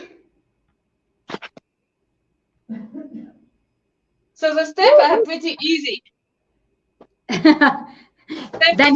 a square, es un cuadrado. Cuando estamos frente a la cámara, vamos recto. La idea es mover y enjoy y disfrutar. Agua. Agua. Pregunta Dani que si ya hicimos gimnasia cerebral. Sí, Dani, desde el principio empezamos con esta gimnasia para, pues para procesar toda esta información tan interesante. Y después vamos a hacer el branching con la niña. Después de 2 presentaciones. Gracias, Dani. Siempre Dani nos envía cosas divertidas que hacer. Thank you, Dani. She always sends us fun stuff to do. The fingers was her ideas too. Sí, el de la radio. Do a marathon. Yeah, this one, remember? Sí. Así. Tirín. Yeah. Tirín. Tirín. Tirín. No, Cari, you te entrenaste toda la noche. No, ahorita, pero tengo que ver los dedos porque los veo ahí en la pantalla y pues es diferente, ¿no? O sea, porque te ve, pero si ves en medio de los dedos.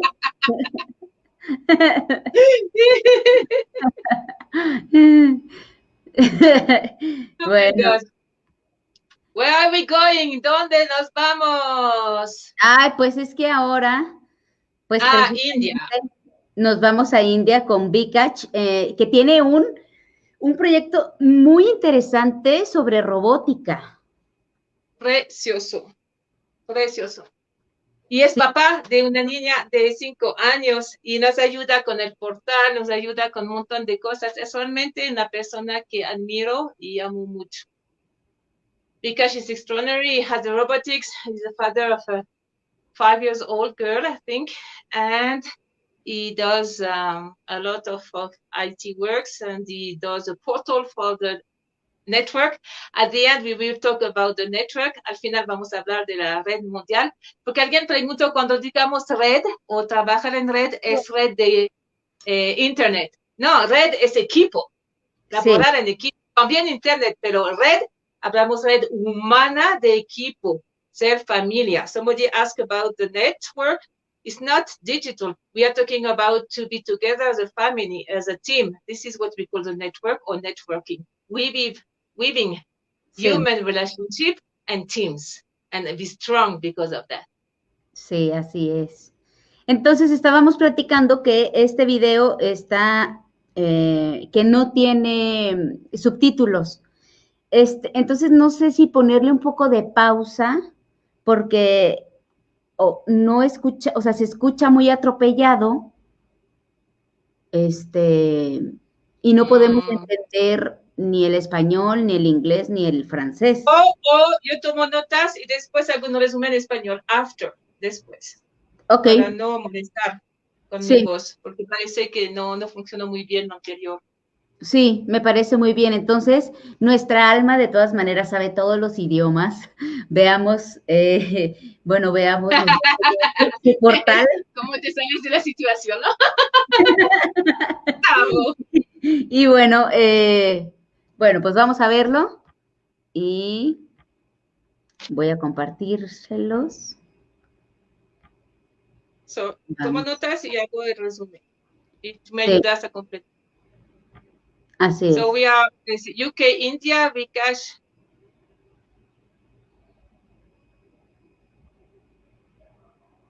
Además hay imágenes. Sí. Ok. Vamos. Vikash from between India and UK with a beautiful subject. We are going to talk about robotic and the beautiful kids we have and a new way of teaching. Hello, Vikash. Hi everyone. Nice to see you. Thank you for your time. Would you like to introduce yourself? And I see beautiful pictures. What do you do? Yeah, so hi everyone. My name is Vikash, and we teach. We are into education, and we teach robotics to students in India. And we have also some students from outside India, but we started everything from India. Make sure you have your microphone close to you. So yeah, yes. Good. So we have a lot of students from India, definitely, but we have some students from outside India also. And basically, we teach robotics to students. So if you can see there, we do a lot of events, workshops in school, colleges. And the age when we start is, let's say, from the age of 6. So the wow, idea, 6. Yes. So wonderful, wonderful. Very less. And the amount of interaction and the amount of interest the kids are showing is far better, far more than what we see in bigger age students. And that's very interesting and challenging also. You can see how the kids are making a lot of robotic stuff and how much happy they are and enjoying the stuff. And yes, it's beautiful. Call it 8-6, 8-8. They try to make something or the other, and with a lot of passion and interest. And it's outside our normal school curriculum activity, so they tend to enjoy this. They are always fascinated by robotics, and it gives a platform for them to understand how to connect certain components, so they can understand how to connect the dots, and indirectly it generates different curiosity, different mindset into the students, and they end up doing something better in some other stuff in education or in life. So we enjoy doing this, and we are planning to go, let's say, we are launching a portal also for international students. So we'll be teaching online, whether we will have offline courses where they can just register, or they can be one-to-one session with the trainers if the students are interested. And as of now, let's say we have centers around India, around 17, 18 centers in India itself. 17, 18, only in India. Wow. Yes. So if you see the map, you will see around this much centers we already have in India, and one center we have in Germany. And by next year, we are planning to start in UK and in Australia. And apart from this, if I talk about students, we have students from India, definitely. Then we have students from UK, from US, and from Australia right now. So we are going global right now. And the intention is to teach robotics or programming kids, basically more towards the kids, how kids can be interested to learn all this and play around with new technologies. So that's the objective. Definitely. So that's it. What is the youngest student you had? We started one of the student, the youngest was 5.5 years old. 5.5. Yeah. So there are parents who are interested to let their kids learn this. So sometimes they come at the age of 5 also, but we recommend them that let's come back after 1 year, because 6 is a good time to start. It's a good time. Yes. So that's what we do. So please, the parents who are listening to us, your kid is 6 years old. Yes, he can do robotic and he loves it. He loves it. Look at these pictures. Look at these happy faces. They are so proud of themselves, and it's so complete. Yes, they keep making something else or the other. I can see. Yes. What are the changes you see in the kids and in education? Do you see like a new generation coming up? Yes, I can see the new generations are coming up, and it is because of the opportunities, a lot of opportunities they are getting in the current era.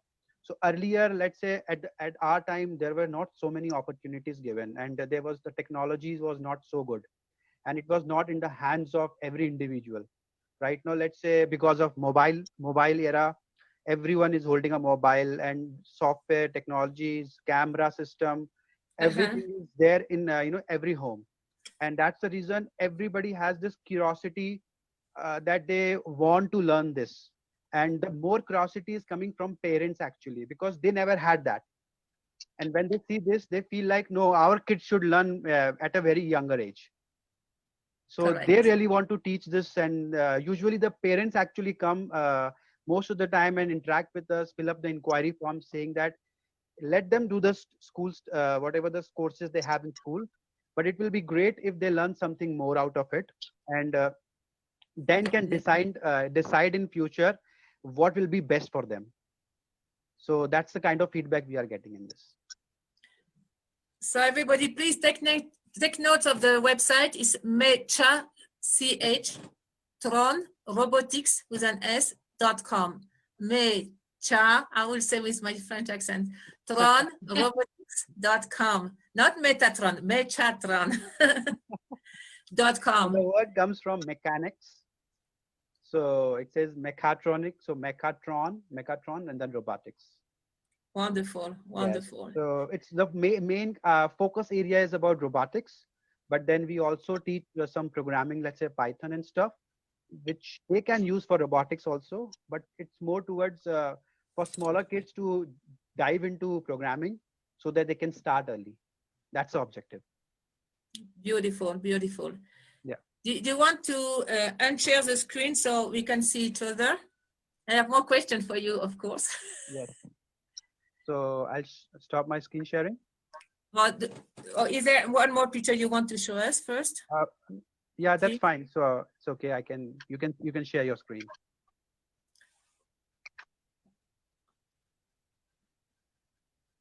Yeah. Great, wonderful. Yeah, we were very curious because you have 6 years old kids. It's online this year. What is your pedagogical secret? You don't force them. I'm sure it's fun. How do you engage with the children? When smaller kids come to our classes on, let's say on weekends or weekdays, they are confused in the beginning. They want to touch up, they want to interact with the system, but they don't know what to do, and they are afraid also something might go wrong. So what we do is we try to interact with each and every student, and then we try to pass on some humor stuff so that they are interested, and we try to ask questions, and we try to ask questions like what do you do in school, and how did the other friends reacted. We try to make the situation funny so that they take interest. But sometimes there are kids who are they just come to the class but they don't interact so much, so they'd always make fun of it and stuff. So we have to make sure that how to balance that part also, but always in a positive way. So that we try to engage them, we try to push them towards making something, and then we find that out of this they they start making something or the other using the robotics kits. And when this experience gains, well, after 2 or 3 lectures or 4 lectures, 4 classes, then they start coming out, oh teacher, look at this, I made something different. So we try to boost them, and the more more we boost them, the more interest they find. That's interesting. That's interesting. Yeah. What do you see in them, like compared to my age, I mean 20 years ago? What are the difference in their speed, in the way they learn things? I'm talking about small ones, let's say under 10 years old. What do you see in them? When they're not afraid, when they are okay and they are themselves. Yes, yes. So I would say the amount of catching power has drastically increased. What do you mean, catching power?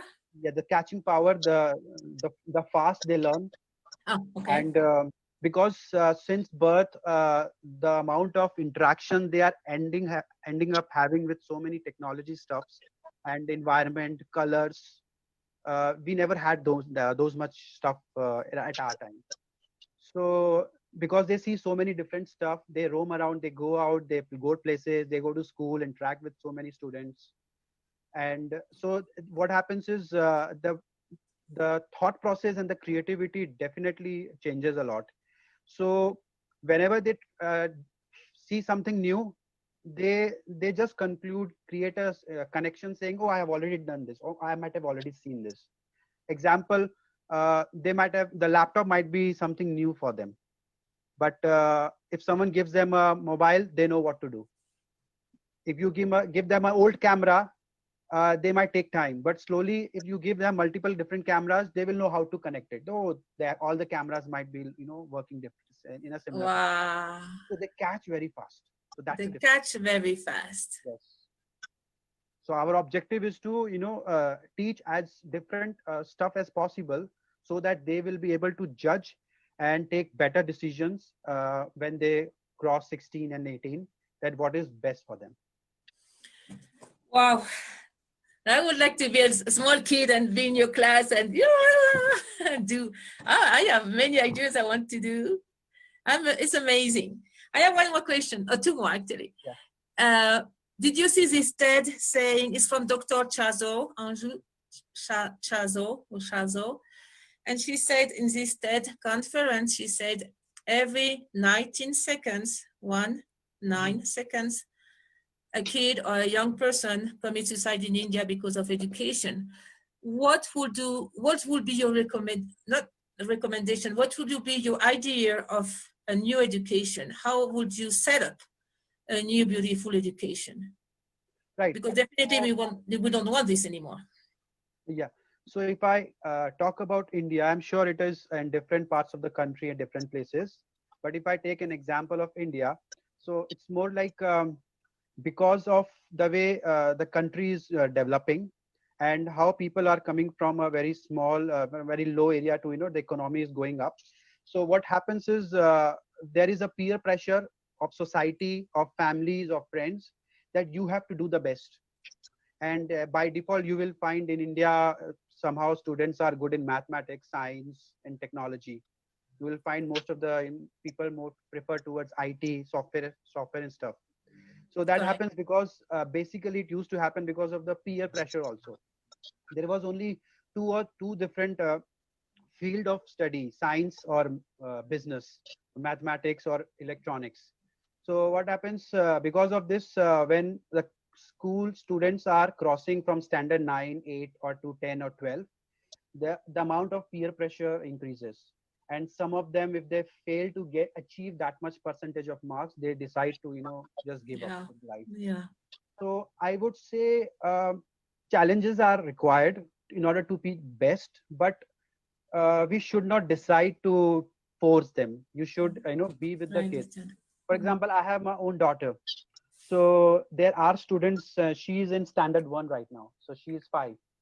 So even if she gets less marks in spellings, I don't say that, why it is so, you are supposed to getting 10 out of 10. Somebody got out 10 out of 10. Why you didn't study that much? I don't force. So at a very small age, I just say, even if she gets 7 or 8, I said, you are doing best. And just try to make sure next time you learn something and try to don't make some same mistake again. So that's the thing I try to teach her. So that is what I would say we are supposed to do for all the kids, be at the age of 5, 6 or later, that don't force them. Let them decide they want to do. They might be confused. That's what happens with us. Even I was confused at my age. But objective should be just guide them. So don't be a boss, rather be a guide. That's what I can say. Beautiful, beautiful.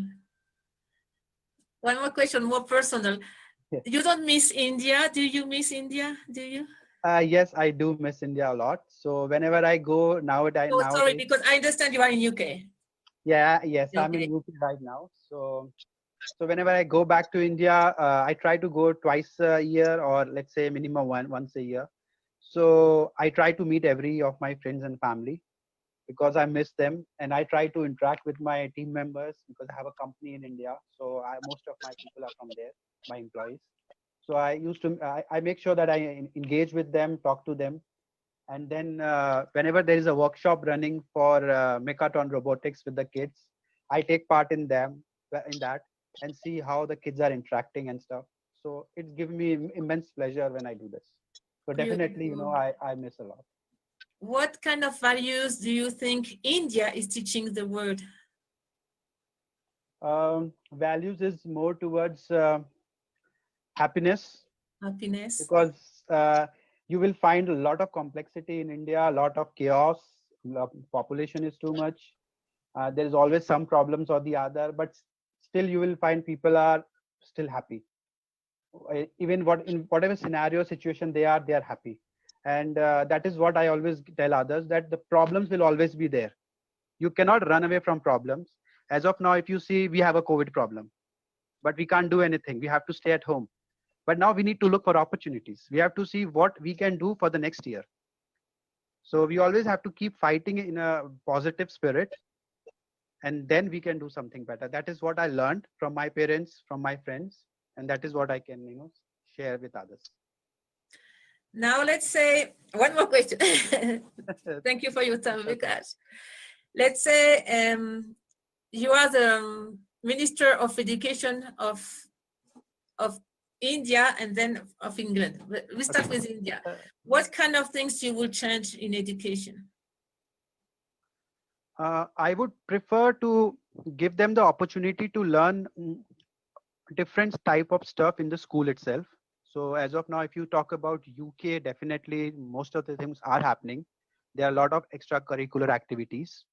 But from India perspective, I would prefer that sooner they get an opportunity to decide what they want to do, choose the path, better it is. So in India right now, let's say till the standard 8 or in standard 10, they just study all the courses. It's only class standard 11 and 12 they decide they want to do go for a science stream, something in technologies, IT, engineering, or in business. So only 2 streams are decided for 11, 12, and then in graduation they decide what they want to do. So I would say the best would be sooner given the opportunity and prioritizing those courses which they are interested. They'll be able to be an expert in that beforehand, and then take better decision later on. Because the more experience we have in a specific course, the better is for us. So that is they what would like it, so they will be so motivated.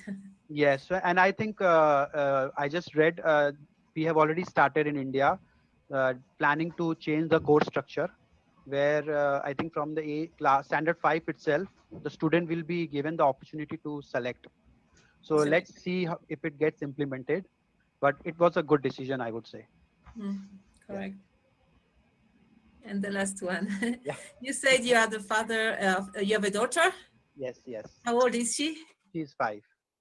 Oh, 5. Yes. So what would you recommend to the father, to the dads? It's for me now.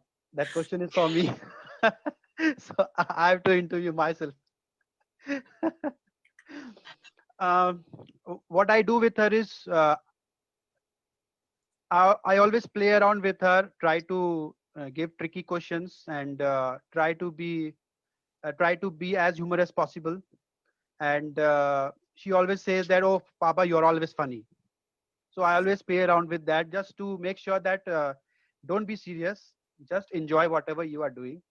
And in between, I just try to hide somewhere and I start calling her name and asking, where am I? So I play around with her. And wherever there is a school homework coming, that there is a school assignment or something at the age of standard one, can you imagine? Science assignment they have to do every 3 days. So I don't take that much pressure. So even if she gets 7 or 8, it's okay. So, but it's more about that she is able to interact with different stuff because she's interested in painting. She does a lot of painting right at this age. So I don't say no, don't do it. So I don't stop her at that. So whatever you want to do, you do it. But apart from this, I try to make sure that she's doing other stuff also. And then I enjoy what they, I try to balance it. So because I think standard one is too less age to decide. So let her study different stuff. For example, if I talk about future technology, so it's like virtual reality stuffs are coming. So already schools have started including this, teaching students, younger students with virtual reality with some VR boxes on the eyes. So I am keen to give all this stuff to my daughter so that she interacts a lot and she learns much better. So for my mobile phone, usually I don't give phone to watch YouTube videos and kids stuff for the long time, but still I give it to learn how to interact with the mobile, to the new technology. So we need to balance so that the kids are not so much into it, definitely, but at least don't take away it, because this is what the future is. We have to give it. Correct. So that's what I do. Beautiful. And happiness and love. Yes, yes. It must be so fulfilled. Oh, I love it. So everybody remember the website of Vikash, mechatronrobotics.com. Yes. And we have so much to learn from you. We do keep in touch. Yes, sure. Please welcome to whatever we can do, link. Yes. Connect. Just let me know if I can, help in and help to enhance this education, whatever, you have thought process in your mind. So I'll be happy to be part of it. Just let me know. Beautiful. Please take care. We are in touch. Thank you. Thank you. Ok, ¿qué te parece? Sí, muy interesante. Si quieres, yo comento algo en español. Bueno, no, pues las dos en español porque se supone que ya fue en inglés, ¿no? ¿Tú quieres? Yo tengo el pequeño resumen. Sí. Para que podamos seguir y vamos a ver qué opinan. Hay mucha información aquí. Ok, sí. Yo voy en español. I go in Spanish. Sí. De Vikash, India, UK. Y a ver si se me ve mejor. Bueno, su labor es robótica, también hace IT en la India y también en otros países afuera. Tiene 17 centros de robótica. Dice que los niños empiezan a los 6 años y que les encantan. Dice que están fascinados. Y que incluso uno de 5:30 empezó y ahora lo hace online, 1 por 1 o de clases, y les gustan mucho porque ya empiezan a interconectar las materias. Sí. Y va a abrir Alemania, UK y Australia. Dice que hay muchos cambios en los niños, que sí es una nueva generación, dice él, porque obviamente hay más oportunidad, mucho más, y más tecnología también, que es más accesible a mucho más gente. Sí. Y tenemos acceso. Sí, con lo de los niños, perdón, dice, aprenden muy rápido, reaccionan muy rápido, entienden la tecnología muy rápido. Dice, niños que ya saben, niños muy pequeños que ya saben usar la computadora, ya saben usar la cámara. Sí. La rapidez es lo que le llama mucho la atención. Y también la curiosidad decía de los papás, porque a la época los papás no tenían eso. Sí. Y es verdad, a mi época no había nada de todo eso. Después le pregunté cómo su metodología pedagógica. Dice que a veces al inicio tienen un poco de miedo. Entonces le encourage, le motivan, mucho humor, le hacen preguntas, como para primero que se sienten cómodos. porque tiene miedo, por ejemplo, de hacer mal o de manejar mal una cosa de la robótica. Sí. Hacer con buen humor, que sea fun, Sí. que sea agradable. Sí, Y no les empujan, pero después de 2, 3 clases ya empiezan a hacer, ya empiezan sus cosas y ya empiezan entonces a mejorar solo. Y ellos les empujan a este momento. ¿Qué más? Dice que ellos mismos ven sus oportunidades y tienen que algo muy particular de ellos es su curiosidad. Y precisamente entran, no saben qué hacer, tienen miedo, pero él les dice, pregunten, practiquen, vean cómo se hace situaciones graciosas y después encuentren poner en práctica eso que hicieron. Y bueno, también dice que tienen que hacer lo mejor que puedan y si tienen algún error, ok, vuélvelo a hacer y ahora trata de que no vuelvas a cometer el mismo error.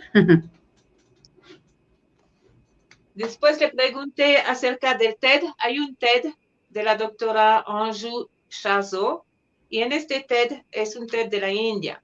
La doctora dice que cada 19 segundos, 19 segundos, un niño o un joven comete suicidio por la educación.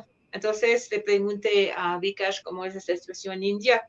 Dice que sí, por la presión tanto de la familia como de los amigos o de los compañeros de la escuela o compañeras, porque en la India you push, o sea, you empujas a tu hijo, obviamente para que salga de la pobreza o que no pase lo que ha pasado a los papás, cosas así, pero de tanto forzar, ya tiene este alto índice de suicidio y que obviamente no es la manera.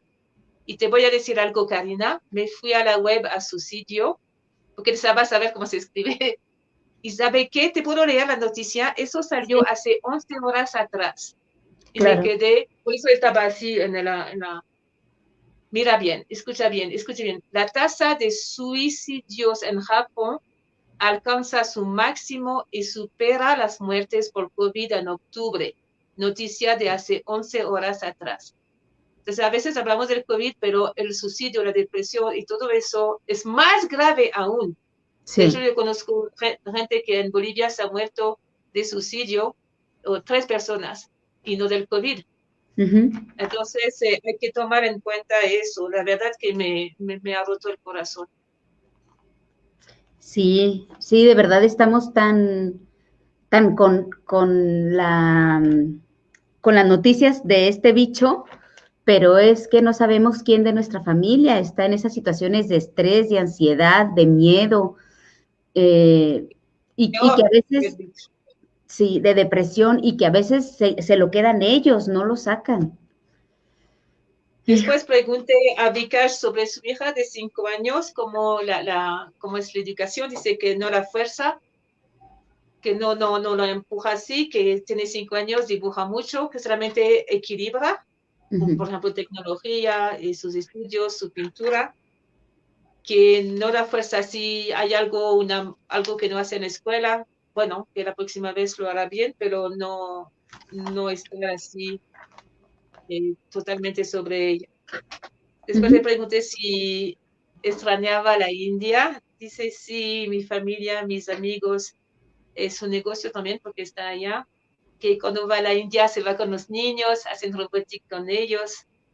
Y es algo que siempre cuando la gente está desplazada, o por trabajo o por refugiado, siempre me hace algo también de todos esos contactos que nos imaginamos la vida de. ¿Sabe que para el otro maratón voy a entrevistar a algunos refugiados también que nos cuente su historia? Bueno, después les dice ¿qué valor da la India al mundo? Y contestó, ¿te acuerdas? ¡Felicidad! Happiness. Y es curioso, un país que dice que es un país que tiene siempre cosas, un poco caótico, pero la lección es siempre happiness, la lección es mantener este espíritu positivo y feliz, porque siempre habrá cosas, y eso me parece tan profunda. Después le pregunté qué haría si era ministro de Educación, más cosas extracurricular, más actividades, más oportunidades según tu talento, y bueno, eso es el pequeño resumen. Sí, así ¿Qué es. más tenías tú? Adelante, Cari. No, eso, que él le hace muchas preguntas a su hija, también que juega mucho, ¿no? Que es muy gracioso. Ah, sí, de play hide and seek, él se esconde y le llama, ti, ti, ti, ti. Oh, qué papá tan amoroso. Sí, entonces, bueno. Juegan Pues, a las escondidas. sí. Pues ahora vamos a Mongolia. ¡Vamos a Mongolia! Sí.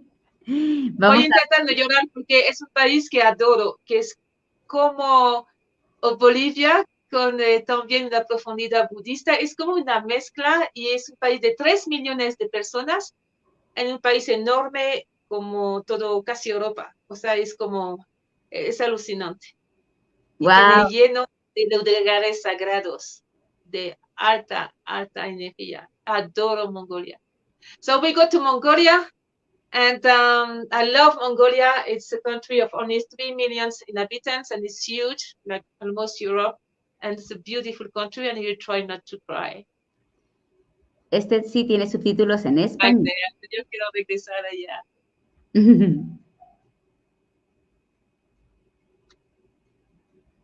Vamos con Michelle Oron. I apologize. I don't have the right spelling of her name, but Michelle, please excuse me. Okay, And vamos Michelle allá. has a little daughter, and the little daughter, she's beautiful. You don't know where we are. We are in Mongolia. We are in Ulaanbaatar, and we have a great friend called Michelle Gorio. And I'm so happy we are finally in touch. How are you, Michelle? Hello, Naomi. How are you? I'm very well. Thank you for having me in your interviews. No, thank you to you, and thank you for the time too, because it's so late for you. And we're so happy to have you in the marathon. It's called Quantum Marathon 3000 because we really want to change things in education. Okay. And with education is a society, and is a society in the planet and the whole humanity, because we need those changes. Welcome. How are you this year? How was Mongolia? It's pretty good. Everything is very well. We're handling the coronavirus 19 very well. So we're pretty good. I heard you had almost no cases. I heard you handled the situation very well.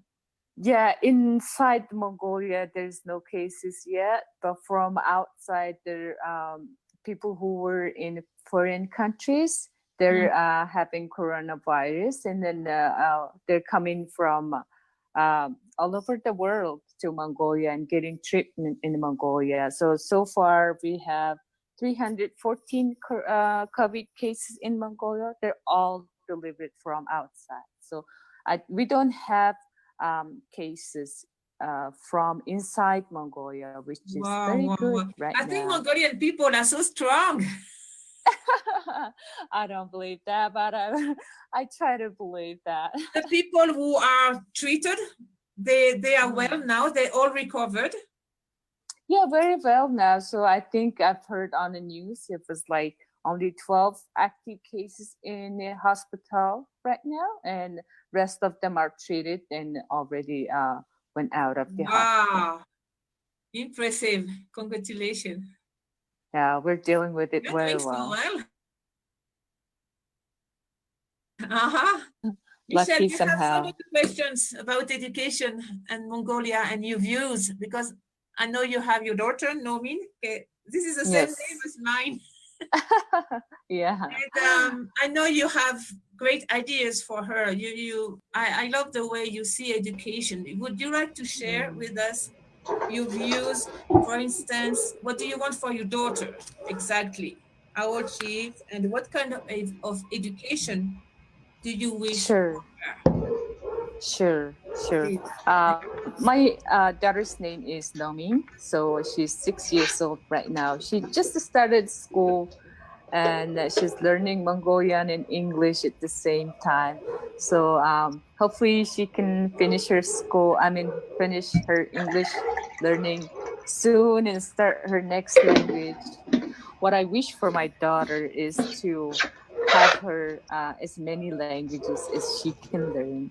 And another dream that my daughter and both want is to travel around the world, if if possible, like when the coronavirus is down. So I want her to travel around, see all the country's culture and all the languages that she can touch on.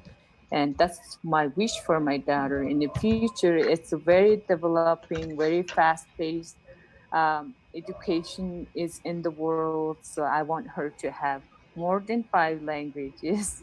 I want her like I wish for her that she want to keep her like her humanitarian mindset in her, and also wanted to learn from the cultures. So the most thing that I want for her is that she should have the humanitarian mindset for her. Beautiful, So beautiful. very helpful. She has to help for people, and she has to be very kind to people. Also, she has to have a lot of respect to all the cultures, so the differences of the people as well. So that's my wish for my daughter. Besides all those technical and also all those linguistic skills, so she has to have that in her mind. So that's my wish for my daughter. She's so lucky to have you.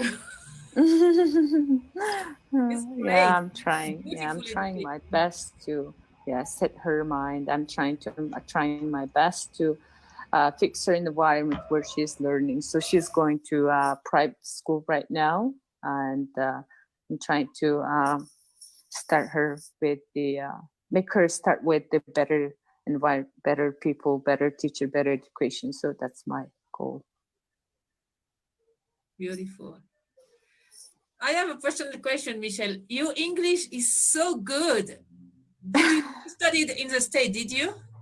Yes, I did. I studied in the United States, University of Alaska Anchorage for 4.5 years there. So I got my bachelor's degree from there, social work major, and I studied in Los Angeles, California for 2.5 years before Alaska. So that's my all years that I spent in. I think my English studies for 7 years. I guess I've studied English here. So I work in a company where people speak English in Mongolia too. So my English is pretty well practiced and pretty well daily. So your daughter in is Mongolia. bilingual pretty soon.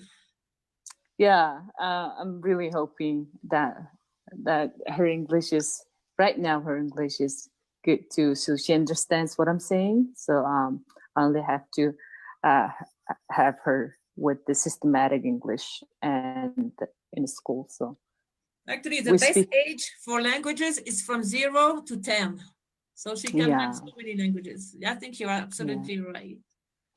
Before she hits 10, hoping her to have more languages.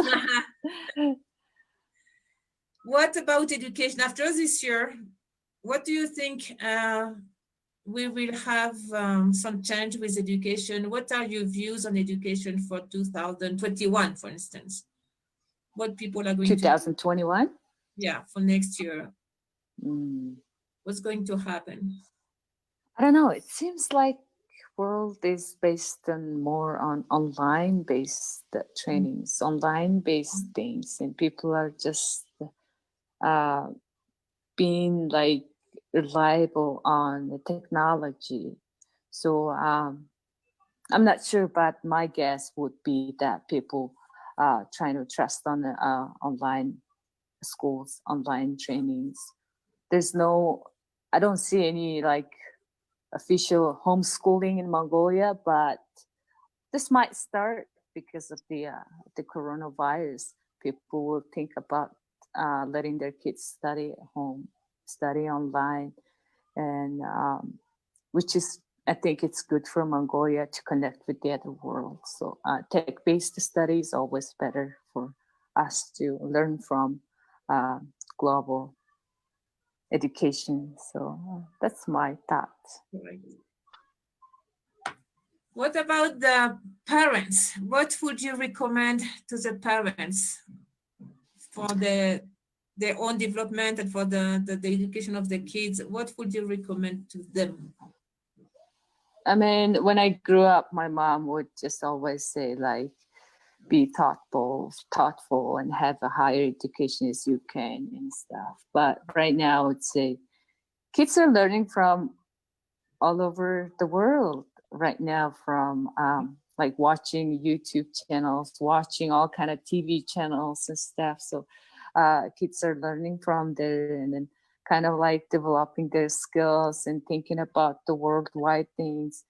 And I would say that kids are starting to think bigger right now. So I would recommend for the parents that they should not restrict what they're trying to learn. They should not be like really overlooking parents. That I mean, that's my personal skill, that I try not to restrict my kids to talk about things, think about things, watch things on YouTube, as long as it's on their age thing. So I don't restrict her to learn from online things. So I would say work with your kids more, watch her environment, create her environment, I would say.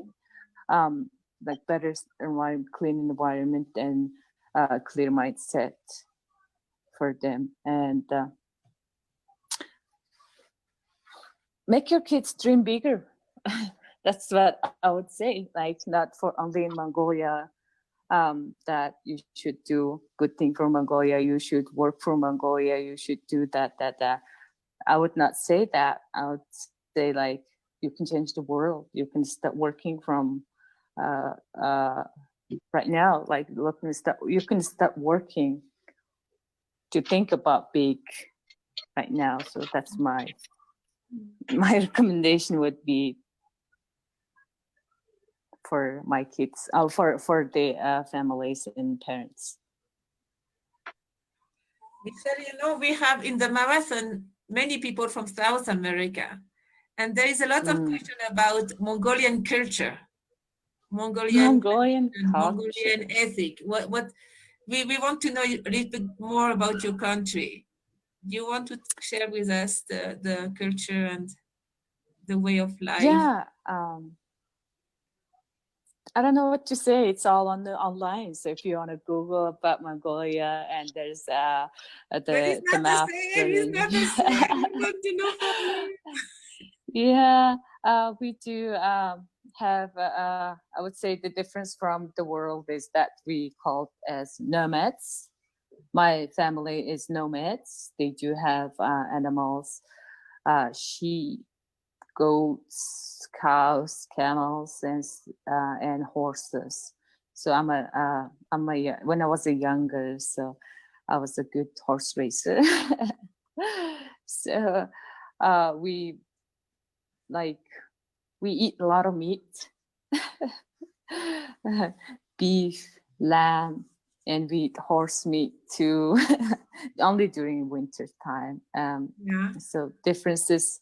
I guess the difference from world is the others are just all in the town. Like, we do have a European culture hitting us, and we do have, like, we border with Russia and China, so we pretty much adopt from their culture and their food, and their everything is very well known to Mongolians. But besides that, the only difference is that we are nomads. The nomads move around a lot. So where the grasses are higher, the nomads are there to feed the animals. And I'm pretty lucky that most of the nomads kids become nomads, but I'm the one of the lucky one got a chance to go to America and study English and have education from States. So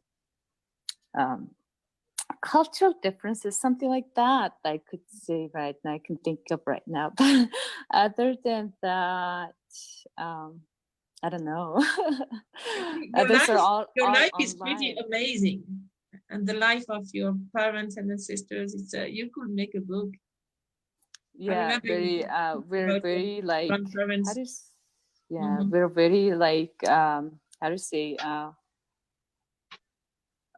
we respect each other a lot. So even it's like 1 year old, we call them like sisters, and we respect them, and we are very close to our parents, even though we are just individuals, and we got married and then become like individual parents. We still go back to our parents a couple times a year to meet them, to greet them, to ask how they're doing and stuff. And when they're sick or not feeling well, we always have to go back to our parents and things like that. We are very respectful to our elders. So that's where I grew up, and that's how our culture taught us to be. So, you know what I'm thinking? There is a program now with Sister School, and the kids, they want to make exchange. It can be by Zoom, but after that it can be physically, so they have a better view of the world.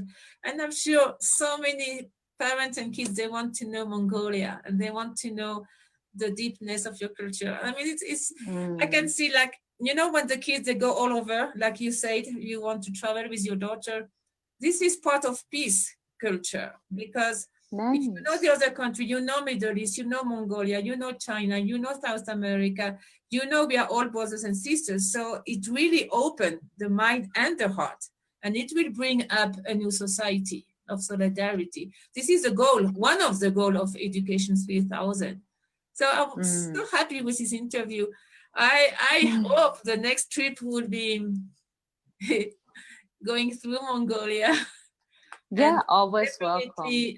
Many things is going to change, many things is going to happen, and we are a team. I mean, you are not alone in Mongolia, I'm not alone in Bolivia, we are all together. And that's so important to know you're right, and to know we are together and we are a big family. Thank you. Thank you for letting me join your team. Thank you for having me in this interview.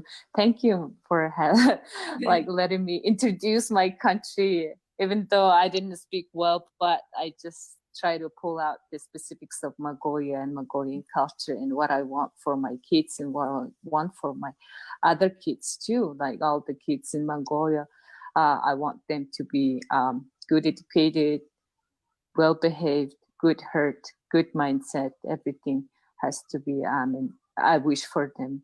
Everything really that I want for my daughter has to be for others too. So for Mongolia. Yeah. Thank you so much. Can we say bye-bye to Numin? Thank you, Nami. Bye-bye. Yeah, she's behind. She's very shy. She's behind. She's hiding behind you. You're back. Bye-bye, everybody. You take care. I say hi to your mom too. And thank you. I do hope we see each other very soon. And all the best. I'm really hoping. You all welcome to Mongolia. Thank you. You take care. Thank you so much.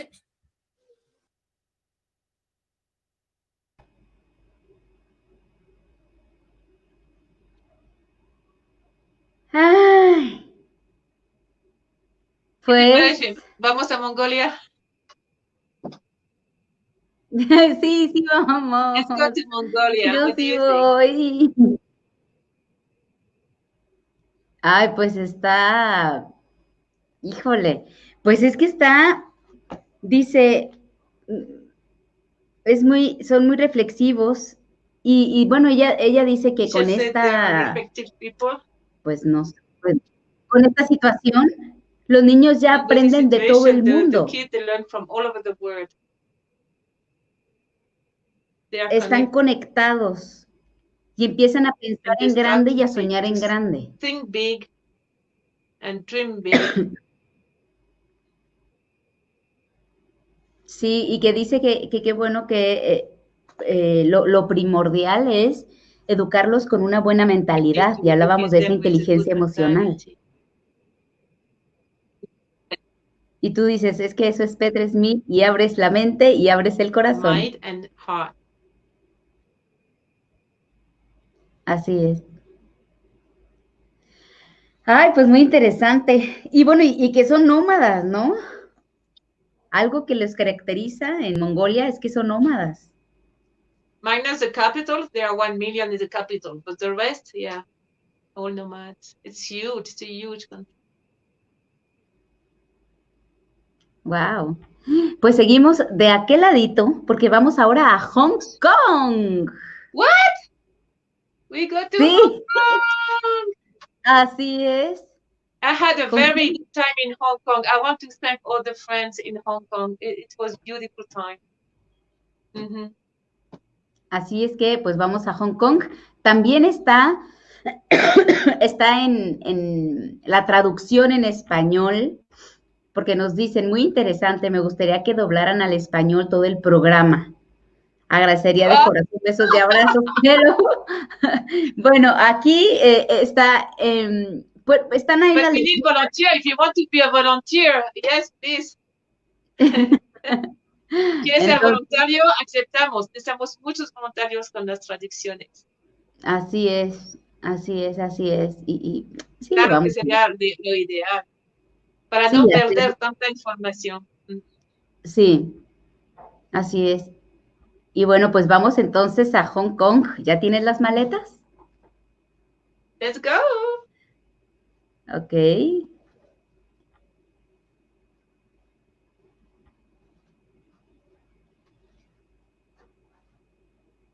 A ver, aquí no. Ah, perdón.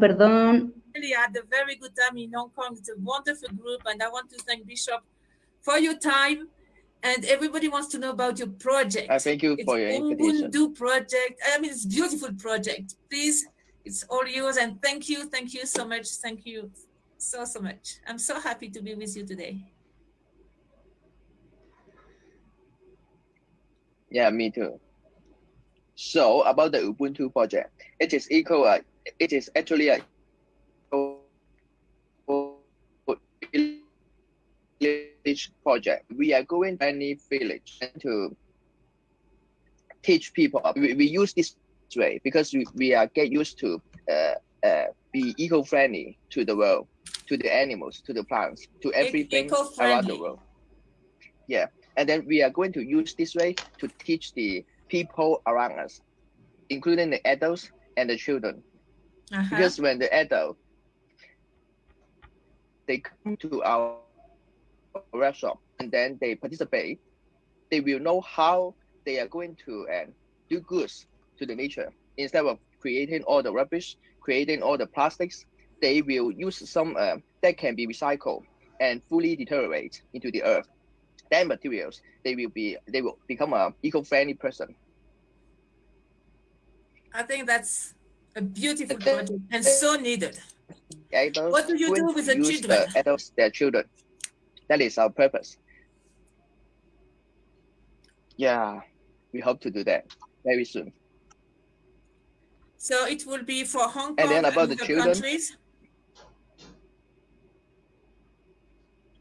We are going to, and I think our purpose is going to have some lands so that we can establish this village. Also, we have a school there to do all kind of workshops.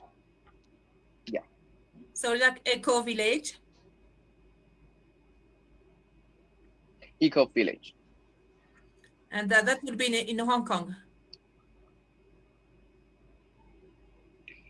The major part we will live in Hong Kong.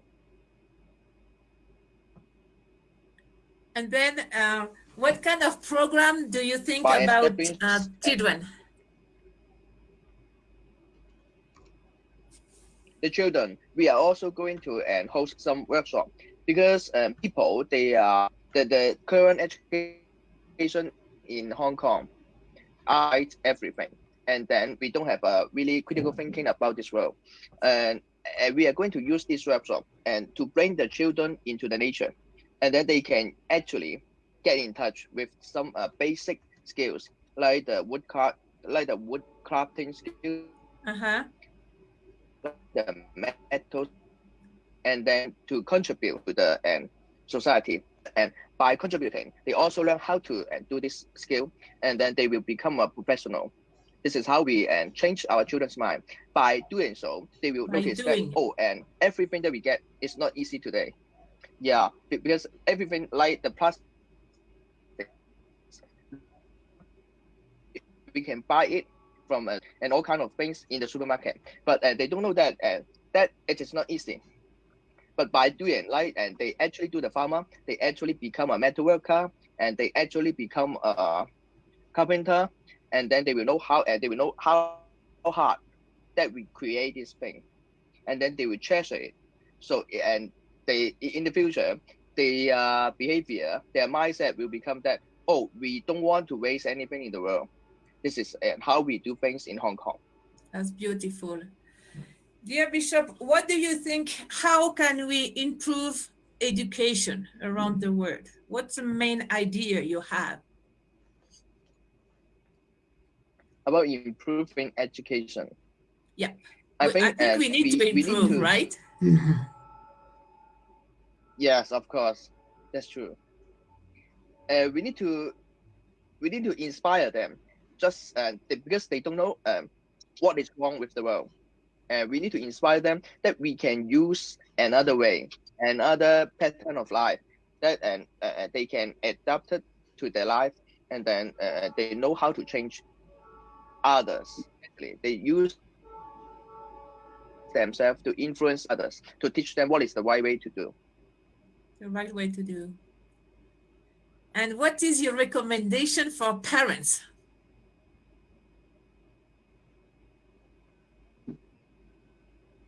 For parents, mm-hmm.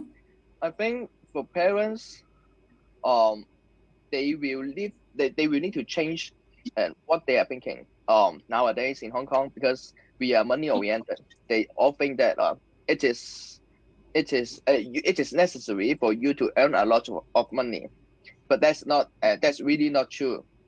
Because in the Chinese society, they always think that, oh, my son is gonna be rich. Yeah. But that is not correct. Not really correct, because rich doesn't mean that you are a good person. It doesn't mean that you you know how to do good to the nature and to the world. Yeah, that is and we need to change the pattern. We need to change the mindset of the parents. Yeah, and it's pressure. It's a lot of pressure on the children and young people. Yes. Yes. Yes. Okay, I have another question. What about young people? What do you recommend for young people? I know the group in Hong Kong is quite young. I met you guys and it was wonderful, the energy you have. What is your recommendation for the young people all around the world? First of all, I think it is important that they know how to relax. Just we will teach them how to do the meditation, and then by doing the meditation, they will know that there are something else in the world that matters. That is actually matter. That actually is more important than money, more important than academic result, something like that. By doing that, and we can also embed them with some other workshops. Yeah, it's all about workshops. They can join our workshops and learn different other things. This is how we can change their mind. I think that is what we are doing. So in Ubuntu project, you will have as well this kind of teaching and workshop. Yes, exactly. So that's very interesting because it's an eco project, ecology, but as well personal development. It's like a set of mind and the values and other view about life, is not it? Yes. because they and it's like it's a eco village. So we have the freedoms that we create our own life. When they come here and they can get rid of the urban life and really get into the eco village life, and they do not have to rush to work, or they do not have to rush to school every morning. Instead, they can opt to choose their time to spend more time with the animals, spend more time with the plants, and also spend more time to maybe do yoga, maybe do meditation. This is how they change their life. They know, oh, there is a way to change their life. We don't have to follow every others in the big society. So, but I guess in Hong Kong, it's not easy to get land. How are you going to do?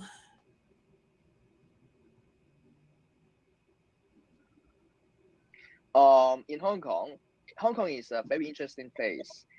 Someone really cares about how much money they earn.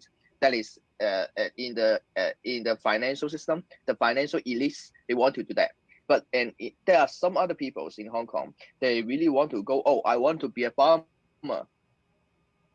And there are some and many rural areas that they are willing to give it to someone like that. Because some Hong Kongers, I would say the awakened Hong Kongers, they also know that it is important that we need some rural environment. We need some environment that to keep our wild animals. Correct. And also to keep the agriculture activity. Correct. So it is quite hard to get the money to buy the land actually, but it is quite easy for you to ask the land from the awakened land. How things happen in Hong Kong. Wow. So anybody watching this video, please, it's an invitation to help to this beautiful project and for this Ubuntu project. So yeah, I hope we can also do good and we can align with your project. Yeah, we can work together. Definitely. And anybody watching the video, please help Bishop. It's a beautiful project. And I hope when I go to Hong Kong, we will see the land, we will see the eco village, and I wish you all the best. I really want this project to be a beautiful project, an example for the world too. Yeah, we will welcome you in open arms. We really appreciate your effort in the past 20 years. So your last message, and we will close this beautiful interview. Thank you for your time. I know it's late for you, but thank you so much. What do you want to tell the parents and the teachers from the Marathon 3000? I think the way that we live in the world is quite wrong, I guess, because we can see that the problem we are creating, like the global warming, like we are polluting the airs, ocean, and some wild animals, they cannot survive in the environment. We are creating many wild forests fire. It's not good for us. And in this system, like we say, in this financial system, capitalism, we cannot find the answer. So we ought to find other answer.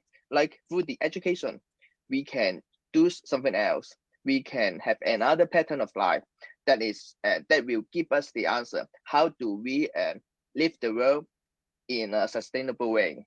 This is our goal, and this is our also it is our shared goal. It is our shared target, and we hope that by doing like what you do and what I do, we can achieve this work. We can achieve this goal together. Beautiful, beautiful. Yeah, find the answer, inner answer here and outside answers. We need both, definitely. And this is what it is about. Thank you so much, Asant. I say hi to everybody in Hong Kong. You take care and we keep in touch. Thank you for the time. Yeah.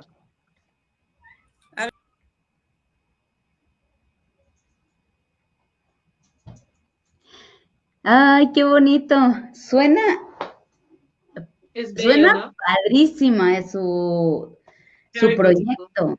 O sea, y de verdad que sí necesitamos más ecoaldeas, We need more eco-village. pero no solo en no solo en Hong Kong, en todo el mundo, por favor. In Hong Kong, all over the world. Y yo creo que más gente cada día tiene esa mentalidad de vivir en este tipo de ecoaldeas que son autosustentables en todos los sentidos. And we are able to live in an eco-village. Así es. Ay, está muy lindo, ¿eh? Sí tenemos que ir a visitar a Bishop. Oh, we have to go to Authentic. Pues seguimos también por aquel ladito porque ahora vamos a Nepal. Where are we going? Nepal. Con Pradman Gimire. Yeah, it was very hard with the connection. Era muy difícil tener la conexión, así que tú hiciste un pequeño milagro de montar el sonido. Es un gran amigo también, se llama Pradman. Está en China, en Shenzhen, pero es de Nepal, su corazón está en Nepal, está conectado con muchos países de América Latina. So this is a friend called Pradman. He's right now in China, Shenzhen, but he knows many countries in South America. He's from Nepal, and we had the audio and the video thanks to Karina. It was very hard to have the connection.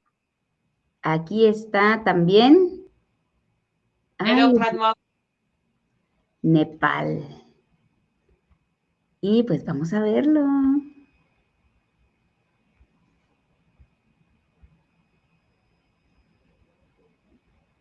We are with Pradman Gimire from Nepal, but Pradman is in China. Would you want to present yourself? Yeah, my name is Pramod Gimire. I'm from Nepal, and I come to this country since 1989. And these days I'm in Guangzhou, South China. Life is good here, weather is beautiful, academic, and not much big risks now, getting day by day normal, and it's good. Well, I'm glad it was not too bad for you this year. Pradman, what are your ideas and views about education? What do you want for the children of the world? Oh, that's a very good question. And education is a main essence day-to-day lives all. Yes. Without education, without the academic background, without the knowledge, cannot be pure value. This year, academics show a very big problem for the humanity and people. So academic is very important for the world. So first priority, let kids have a good education. Let kids know the day-to-day life, social, culture, unity, make better life. Better life. What do you think about education and peace culture? Yeah, most priority is, I think, academic, like education. If education is go smoothly, peace is a unity, setting the good value of woman, I think go together. So inner value, peace, and education, I believe, is combined together. Is a better life and a better future for the children and the human being. Do you know some project in Nepal, Thailand, other country, Vietnam, doing that? Yeah. This year, February, when China locked down, I was at Thailand, then I went to Cambodia, then Laos, then I went to Burma, on the way back to Hong Kong, then I got to Shenzhen. So there's many organizations, government, also many school projects doing very well, making the school, teaching the kids international standard in many different languages, I think people working very hard for the education in Asia. That's good news. That's good news. What will be your message for education, for parents, teachers? I think it's a very combined. So it's much important the parents to understand kids have to go to school and get a good education. The kids have to be very hard study and do good schooling, homework, all the things. And society and the government should support, make a good environmental for kids to go to school, all the education material and the teacher, of course, is very important. You have to take good direction the kids. Beautiful. Good. So all combined together, we get better education system. Combined. How can we combine peace and education for little kids? Yeah, so that's a good question too. I think if we do good education, then kids, they will be understand unity means peace. So I think that's education, peace will be combined together. To combine it. Thank you so much for your time, Pramon. We were with Pramon Jimire from Nepal, now lives in China with many contacts all over Asia. Thank you so much and all the best. Blessings. Thank you. Thank you to you. We keep in touch.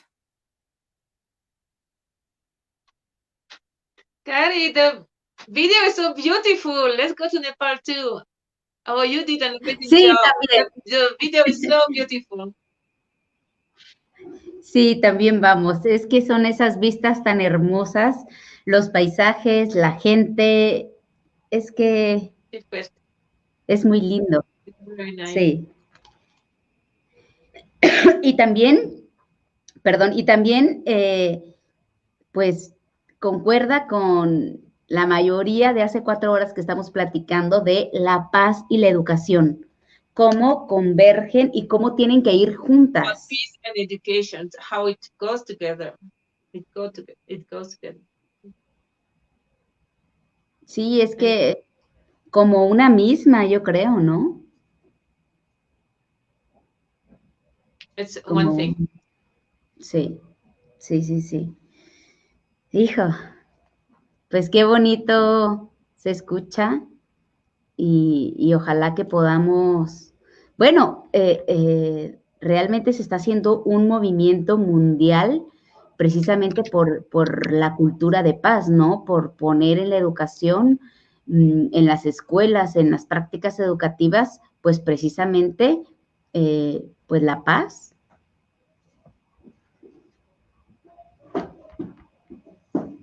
So, this is one of the goals, to have peace and education, peace picture and education, peace inside the education and inside the schools. Sí. And I will add from very little age. Y ahora vamos a China. Sí, es un video muy corto. Let's go to China. It's a very short video. I had the video with the kids saying hi, but it's WeChat. And in WeChat, if you don't upload the video right away, it will just be blocked after a couple of days. So I miss the nice pictures with video with the children, but we have a little thing. It's my friend Maria. She's from Shenzhen. And I really love what she does. She's a teacher, English teacher, and she does many activities with the children, and I want to thank her. Thank you, Maria. And she helped me a lot when I went to China. So thank you so much.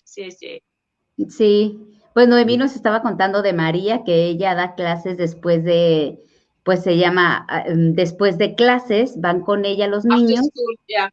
Y entonces aprenden idiomas y hacen la tarea, y que en WeChat le mandaron un video donde dicen los niños, hola Noemí, hola, pero en Yeah, because they know me, so they were so happy. Porque los conocen y son muy felices. Y entonces, pero si tú no bajas rápido el video de WeChat, te lo borran. Entonces eso es lo que pasó. Pero bueno, pues aquí está María desde Shenzhen.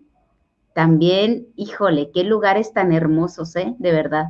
Y también es un video muy corto, pero pues gracias porque está contribuyendo pues precisamente a esta cultura de paz que estamos diciendo, ¿no? Tal cual. Bueno, So we go to entonces Sunshine and we will see all this connection, and it's about peace. vamos a ver a María y a sus niños. Hello, hello. Meanwhile, we found the sound. I want to introduce to you Maria. Maria lives in Shenzhen. This is south of China, next to Hong Kong, and I visit her twice. And I like her class because it's extremely active, and she takes the children out. She takes the young people out. For instance, she takes them to the restaurant and they have to order in English. And she has many, many fun ideas. So this is an after-class school, and she managed ways to have some movement, to have some activities, to make sure the kids are happy. Because at that time they're tired. It's 8 o'clock already in China. So this is after all the hours of school, and they still have Chinese, English classes, and sometimes other classes. And I really like what she does. So I wanted to interview her, but we can't find the sound.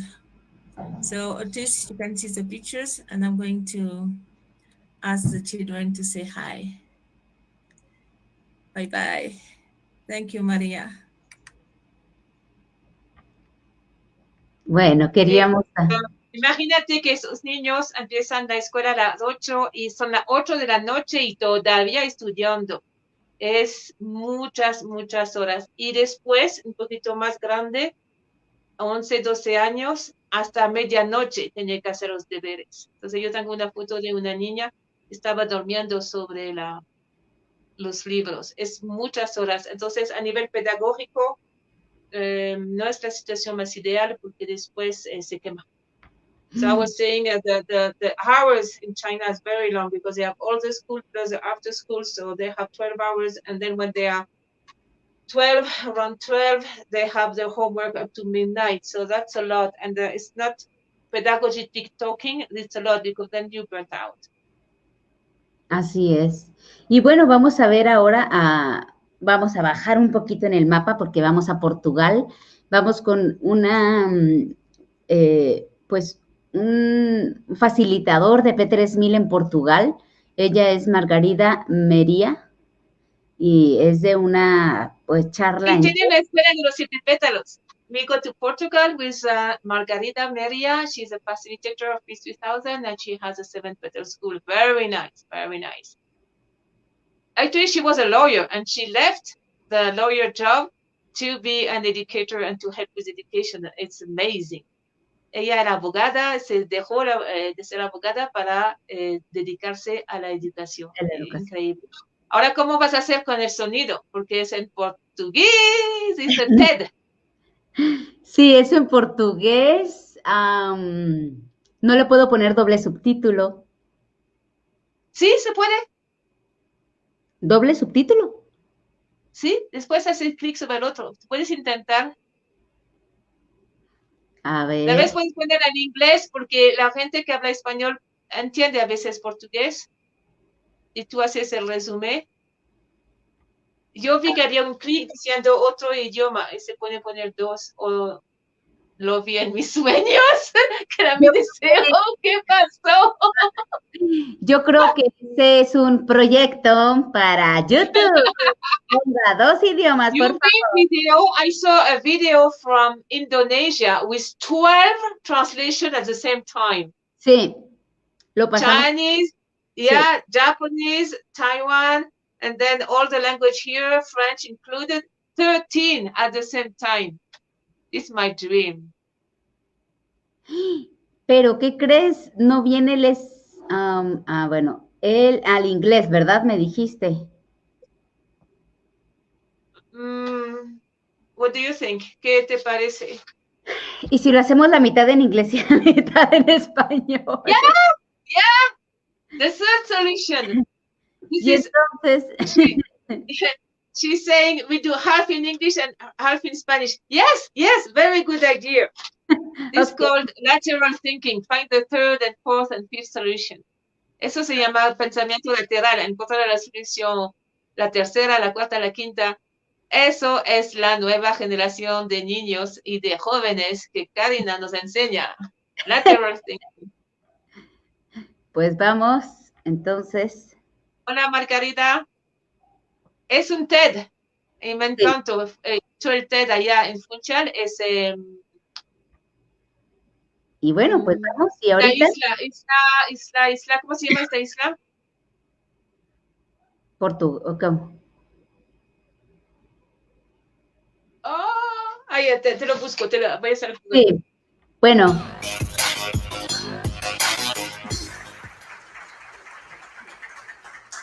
Quando me convidaram para ser oradora TEDx, a minha reação imediata foi... Madeira, Isla então Madeira. É que esta malta não sabia que para mim falar para 3 pessoas já é uma multidão. Mas depois eu pensei, pequena, e pequena não tem nada a ver com o meu tamanho, aproveita esta oportunidade para perderes definitivamente o medo de falar em público e para poderes partilhar o meu sonho. E é isso que venho fazer convosco. E o meu sonho é devolver a infância às crianças. E o que é que eu quero dizer com isto? Eu quero que as crianças, todas as crianças do mundo, tenham a oportunidade de desfrutar e viver a sua infância plenamente. Como uma etapa da vida e não uma etapa de preparação para a vida. Eu não sei vocês, mas eu também não ando a preparar-me para ser idosa. Sou só uma adulta a desfrutar esta fase da vida. Pois é isso que eu quero para as crianças. E quero que elas tenham a oportunidade de fazer aquilo que elas fazem melhor, que é aprender. Aprender descobrindo o mundo, explorando e criando. A certa altura, este sonho sofre uma pequena alteração. Ou grande. Já é um bocadinho ambicioso e eu penso que se torna um pouco mais ambicioso ainda. É dessa transformação que eu vos quero falar. E tudo começa num dia que eu achava que era igual a todos os outros. Estava um dia bastante quente e as crianças estavam a brincar no exterior. E a Madalena tinha na cabeça uma tiara de brilhantes que a transformavam numa linda princesa. Neste espaço, no entanto, nós os adultos, claro, tínhamos criado uma regra. E a regra é, para brincar no exterior, tens que usar um chapéu ou um boné. Para termos a certeza que as crianças não têm qualquer esquecimento, organizamos uns cestinhos com os chapéus e os bonés que colocamos estrategicamente à saída para o jardim. E agora começa o dilema. A Madalena quer brincar no jardim, mas não quer deixar de ser princesa. Madalena, então. Esqueci-me de um detalhe importante. Esta criança só tem 3 anos e meio. Lembrem-se, 3 anos e meio. Muito importante este detalhe. Eu digo, Madalena, tu já conheces a regra. Sabes que para brincar cá fora vais ter que colocar um chapéu. E estou convencida que estou a ser altamente democrática. A regra é razoável, concordam comigo, não é? E eu estou-lhe a dar 2 opções. No entanto, esta criança só me olha sentada em silêncio. E eu vou insistindo. Madalena, fora, chapéu, dentro, tiara. Quem convence a Madalena a deixar de ser princesa? E vai-me olhando em silêncio. E é em silêncio que esta criança se levanta e caminha serenamente para se sentar na sombra de uma árvore. Pois é, nesta altura a minha vontade foi torcer aquele lindo pescocinho. Não, foi só a vontade, ok? E só durou uns segundos. É que no olhar desta criança não havia qualquer expressão de desafio ou provocação.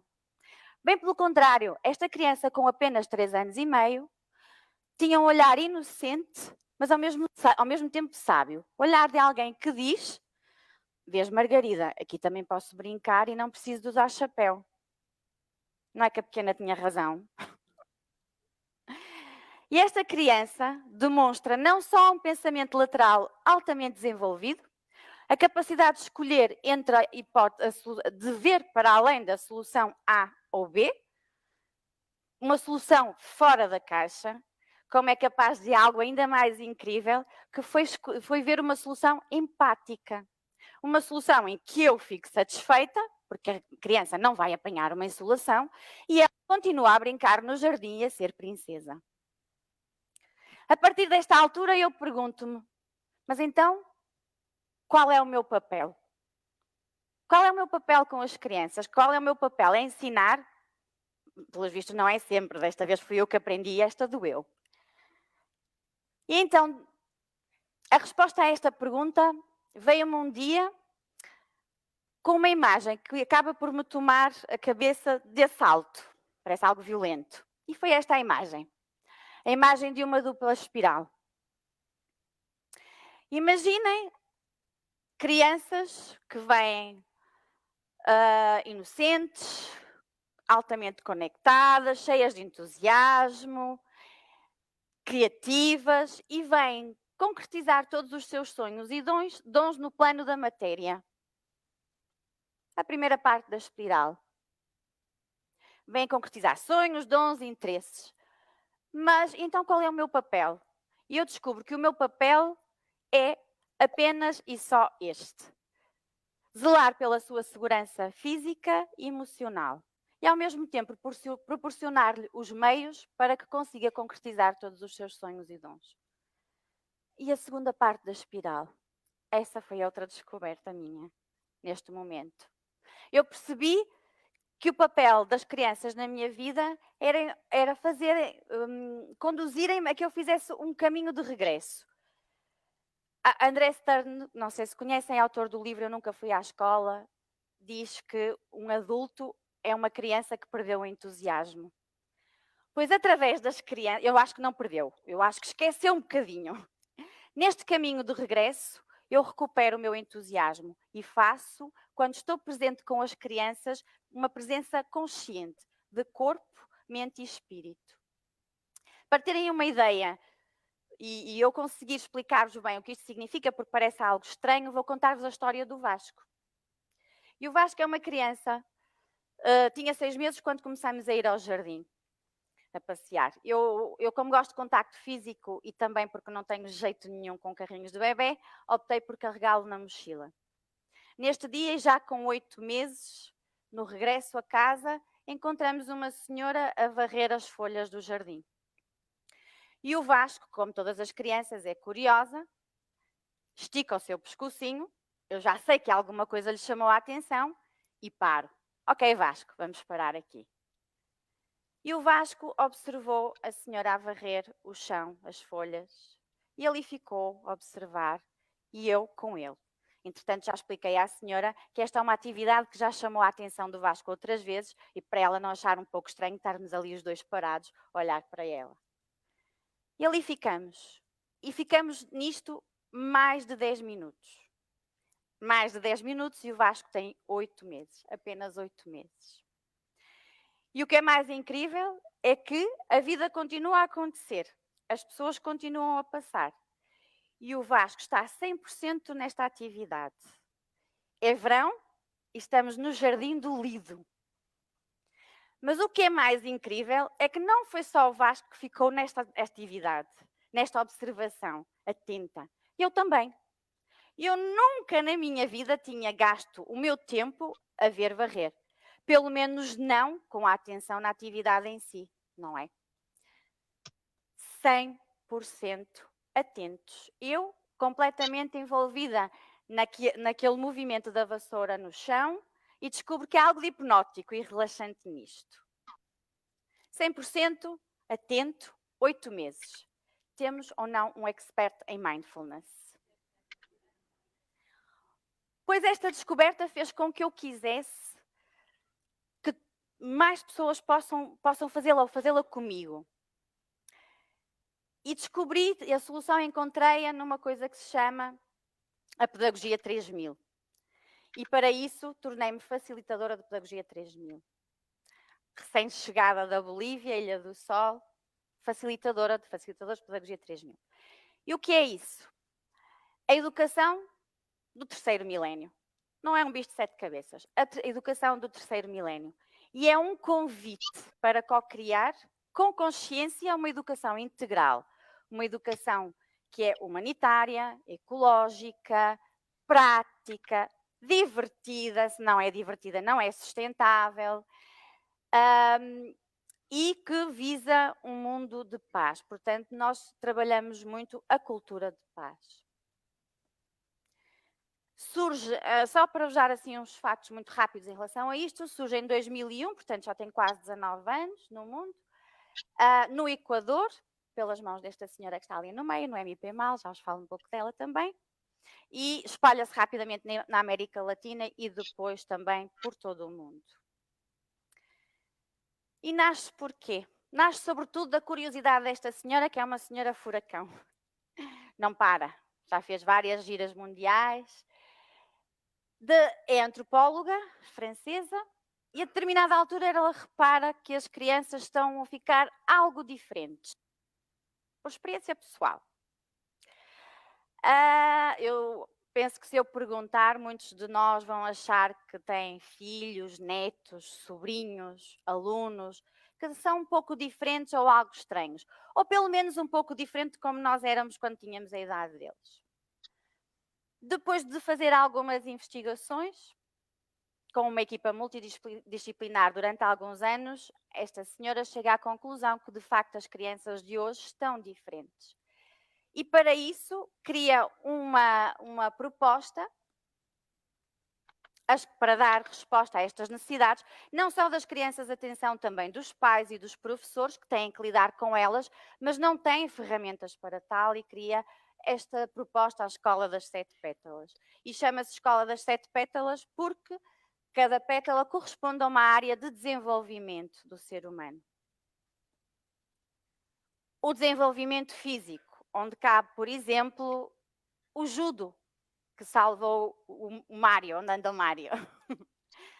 Todas as atividades físicas, as danças, os desportos, cabem nesta pétala. O desenvolvimento cognitivo, articulado e divertido.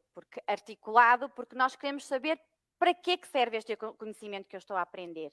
O que é que eu posso fazer com ele? E como vos tinha dito antes, divertido. Se não é divertido, não é sustentável.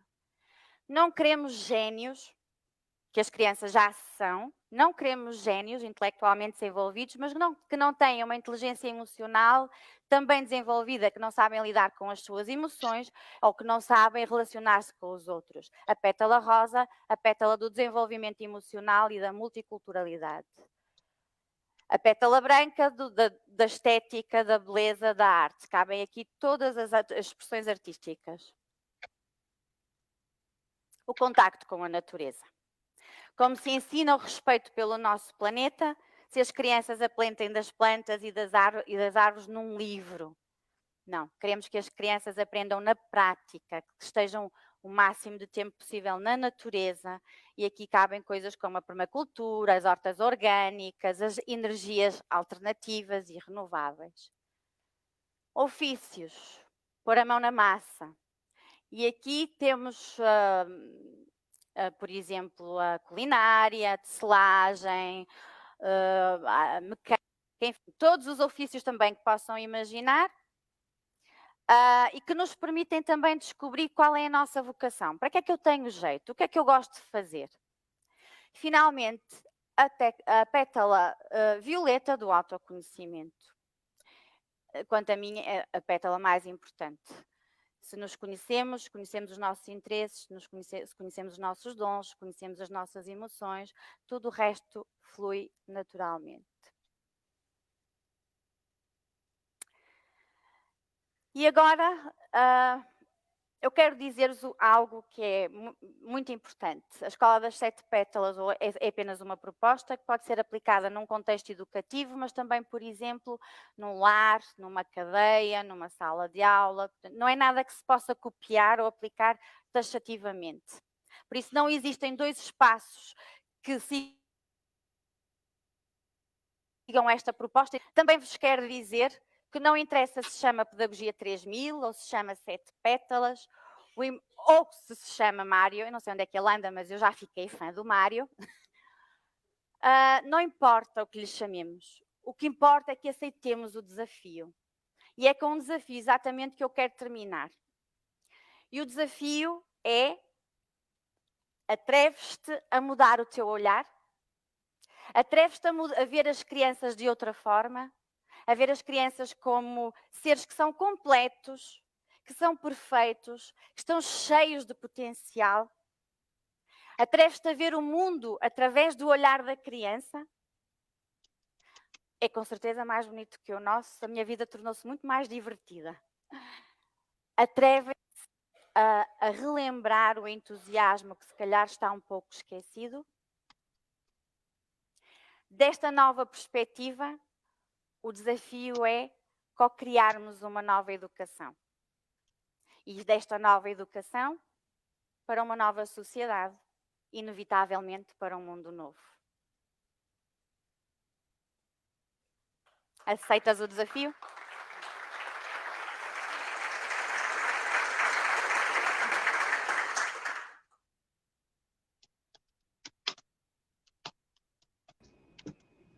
Regresamos. Qué interesante. Y sí, cierto, Noemí no para, es una mujer muy activa, ya lo dijo Margarita María de Portugal.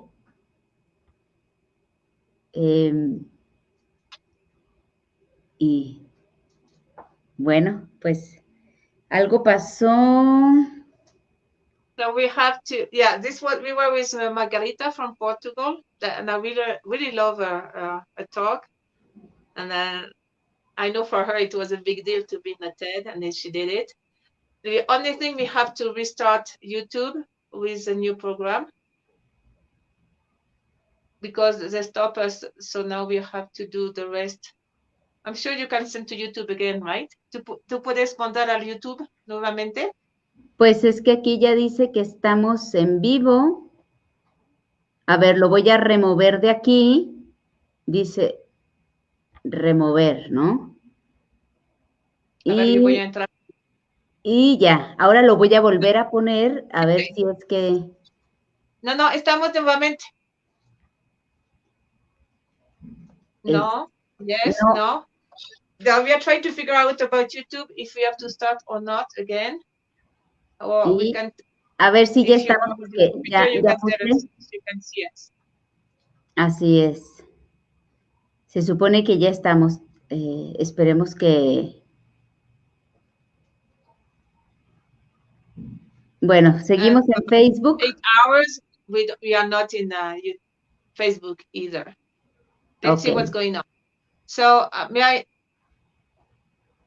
this video was in Portugal.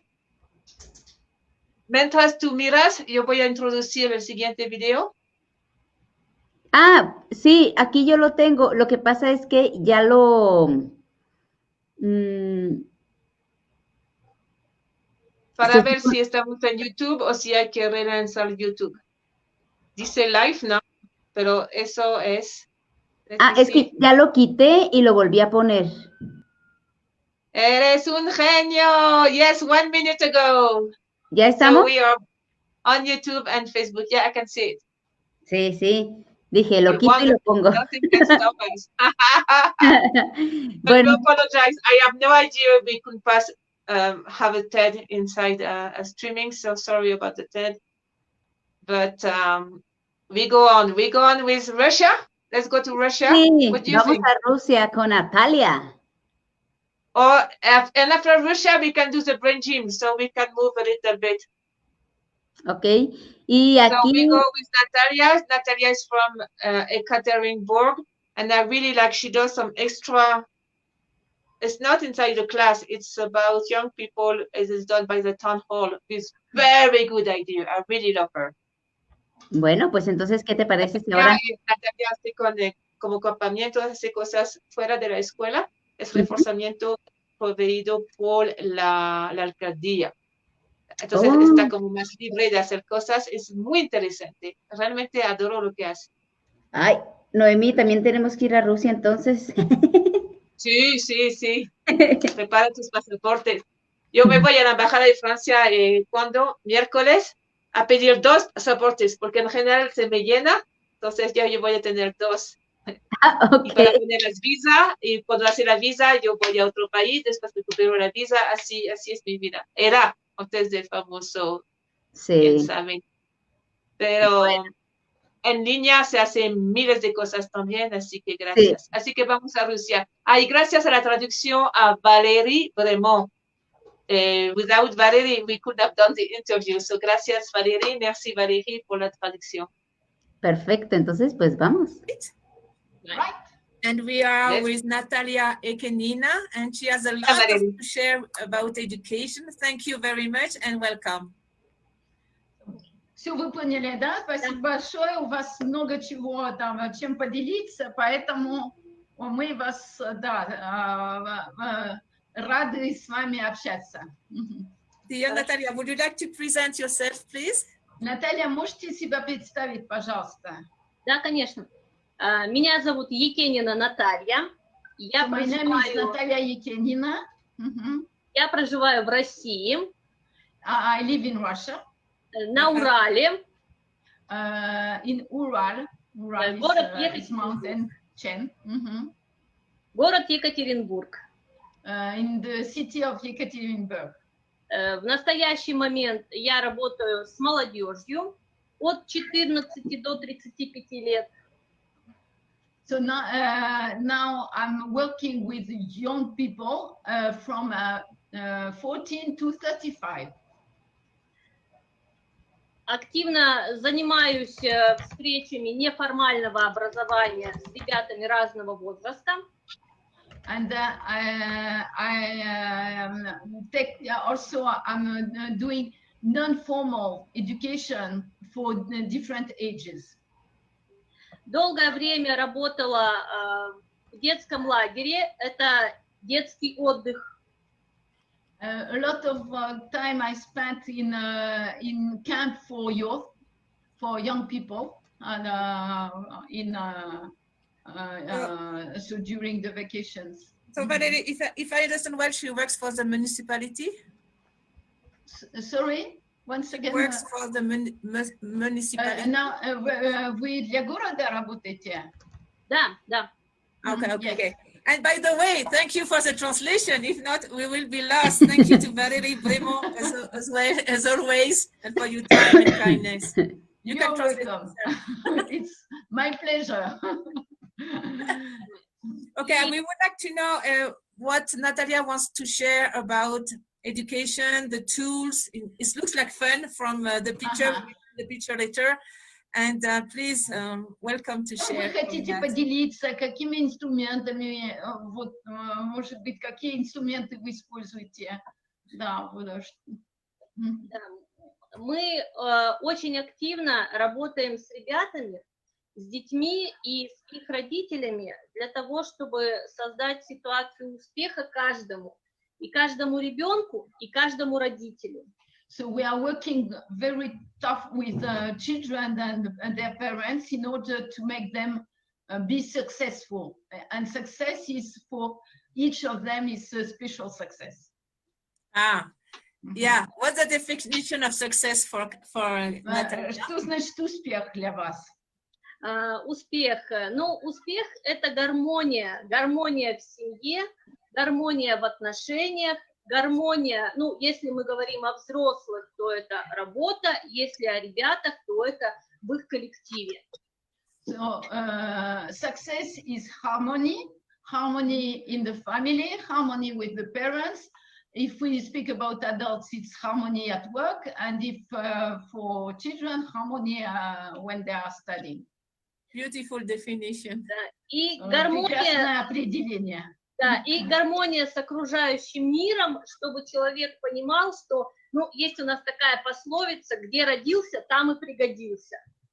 And also it's harmony with the environment, because there is this proverb in Russian, so where you were born, you are useful. So you are useful to the environment where you were born.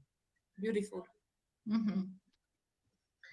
Вот. И самое главное, наверное, научить чувствовать вот эту вот гармонию ребят, потому что ребята, попадая во взрослую жизнь, в школьную жизнь, да, постоянно испытывают какие-то противоречия между общением друг с другом и общением с собой, и общением с миром. So very important to make the children feel this harmony, because they usually feel this contradiction inside between the environment, where the parents, the family, and themselves inside. Yeah. Вот. Очень много мы разговариваем с молодыми родителями о правильном воспитании своих маленьких детей, для того, чтобы у детей было ощущение счастья и гармонии именно с малого возраста в той среде, где они находятся. We work a lot with young parents in order to educate their young children, because it's very important for young children to feel this harmony from the smallest age. So we are curious about what kind of activities, tools to reach that, because I can see that kids are happy, and I want to know how she does that. Хотелось бы узнать, какие инструменты вы используете для того, чтобы достичь такой гармонии. Please. Ну, для начала мы, конечно, определяем поле нашей деятельности, поле вот этой проблемной ситуации для каждой семьи и для каждого ребенка. Здесь могут... On the first step, we define what is the problem at the level of the family. Да, здесь различные диагностики, различные исследования. Если мы говорим о школе, то это наблюдение педагогов, да, наблюдение за семьей, чтобы вовремя оказаться там, где нужна помощь. So if we speak about school, it's observation of the teachers, observation of the parents, in order to understand what is the problem. Вот. Очень показательным является организация детского отдыха, когда ребята находятся не в учебном процессе, а когда у них ведущий вид деятельности абсолютно другой, и они проявляют себя с другой стороны. И вот эти вот точки, да, они показываются с иной стороны. Yeah, and especially when the children are in the camps, they are not studying, and they can demonstrate some kind of other face or that they usually show. So we can work differently. У нас есть даже такой проект, называется «Non-Stop», когда мы можем проследить одного ребенка, его жизнь или коллектива в рамках учебной деятельности в школе и в рамках внеучебной деятельности в кружке и секции и на отдыхе в другом коллективе. So, and there is this program which is named Non-Stop, when we can observe the child at school where he's studying, but also when he's doing something else, not at school, in the family or in the circles, you know, when he's doing some other activities. What do they do during the camps? Must be fun. Что вы делаете вот в лагерях, вот в этих детских, да. I can see it's fine. У нас немножко другой отдых. Мы изучали опыт наших коллег за рубежом. У нас абсолютно другой. Мы выезжаем с ребятами 21 день. So they are living with the children 21 days. They are a little bit 21 days. Yeah. Is it in the forest? С ребятами находится взрослый воспитатель. Это взрослый человек. There is an adult with the children. И вожатый, который, ну, чуть-чуть постарше, 18 лет. And a young man, 18 years old, in order to be with the children. That's a very good idea. Да, вот такая группа у нас получается 25 человек примерно. So the group is around 25 people. А всего в лагере может быть и до 500. But in the camp we can be 500. И у ребят, да. Yes. И у ребят проходят спортивные мероприятия. So they're doing sports.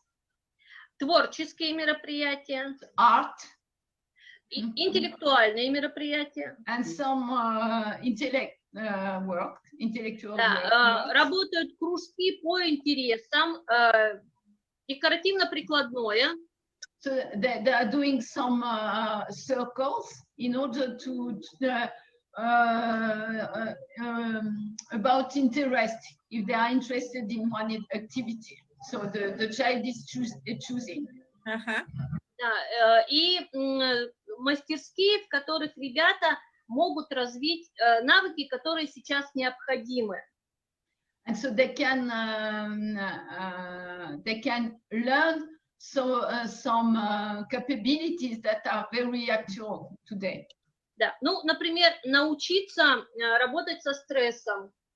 For example, to learn how to manage the stress. Правильно налаживать коммуникацию. How to manage communication with another person. Да, есть мастерские, где занимаются там скорочтением или учат быстро считать, но это по желанию. Or there are also activity like quick reading, how to read very quickly. Да, очень большой спектр. Самое главное, чтобы ребенок смог найти то, что ему интересно. So there are a lot of choice. The most important is that the child can find what is interesting for him. Ну и, наверное, такой самый главный аспект, да, что ребенок находится всегда в коллективе, он учится взаимодействовать. Если он никогда не пел, то он поет. Если он никогда не танцевал, то он танцует. And the most important is that the child is surrounded with the other children and he's doing something he never did. For example, if he never sung, so he's singing. If he can dance, or if he never dance, and so on, because he is with other children. И, безусловно, он может найти то, что конкретно интересно только ему. And of course, he can find also what is interesting only for him. Потому что в каждом возрасте интересно свое, и бывает так, что ребенок каждый год находит себе что-то интересное. And because everything depends also on his age, and maybe he can change every year. He can find something different from the previous year. Ну, конечно, у нас существует там полное медицинское сопровождение, и мы очень вкусно кормим. Кормите, да? So there are also medical care, and they feed them. The food is delicious. And the food is delicious. Yeah. Да, и do they help cooking? Do they help doing things? Sorry? Do they help cooking? Do they help doing они учатся, да, как вообще готовить. Они умеют готовить, да? В этом нам помогают столовая, ну вот, которая кормит, да, и специалисты-повара учат ребят делать полезную пиццу, полезные салаты и делятся с ними рецептами. Yes, the canteen where they are eating is helping them, and they help the children also cooking, so that they can cook very you cannot say useful, but very good salad, very good pizza, and with good food. Very important. Да. Это очень важно, да. Самая главная особенность — это что в наши лагеря могут попасть любые дети. То есть главное, чтобы было желание. Все дети, независимо от статуса родителей, независимо от материального положения, у нас Могут And быть it's a cap for all the status is not important. It can be poor or rich. There is no status. All the children are welcome in this camp. Great. Вот. А те лагеря, которые работают не только в летние каникулы, еще проводят с ребятами учебные занятия. And the camp which are working not only during vacations, they also teach. So they're doing studying also. Вот. Еще у нас есть интересная программа, называется она до детский сад, до университет. Да, ага. От детского сада до университета, да? Да? Okay, да. So there is another program which is called from the kindergarten to the university. So from to. But during the school year. В течение учебного года. Нет, она у нас уже длится более 10 лет. So around 10 years. This program is living 10 years also already. В ней мы, как педагоги, обсуждаем основные ценности, основные направления воспитательной работы, основные направления профилактической работы на протяжении всего взросления ребенка. So the pedagogues, they are discussing, studying what are the values that are important during this period when the child is becoming an adult. Yeah, but I don't understand. Is it after school or they have during the school hours? The special program. Это программа, которая вообще в течение вообще школы или это после школы? Нет, детский сад, школа, колледж, университет. Да. Да, но это вы обсуждаете, это отдельная программа, только воспитатели там в ней работают? Нет, мы прорабатываем, значит, то, что как бы будут делать педагоги. То есть это so it's for all the, so from the kindergarten, then the school, then college, then university, and they are preparing what the pedagogues will do with the children. So what are the values, what is important for the children? So it's a program to support the teachers, to give them more... Это программа для поддержки воспитателей, да? Это программа для... Ну вот сейчас я попробую объяснить, да? То есть у нас была проблема формирования навыков здорового образа жизни. Okay, so they had, she will explain, they had a program in order to understand what are the patterns of a good way of life, so well-being. Yeah. Мы собрались с педагогами, воспитателями, работниками школ, работниками колледжей и университетов и подумали, каким образом ребятам рассказать о здоровом образе жизни, чтобы они его придерживались. And so they gather all the people working with the children, so the pedagogues, the instructors, the teachers, and so on. And they were thinking how to make children follow this way of life, of well-being, welfare. Welfare. Very nice. У нас получились те темы, которые мы рассказываем маленьким детям, школьникам, в колледжах и в университетах. И у нас была единая линия, то есть что мы придерживаемся.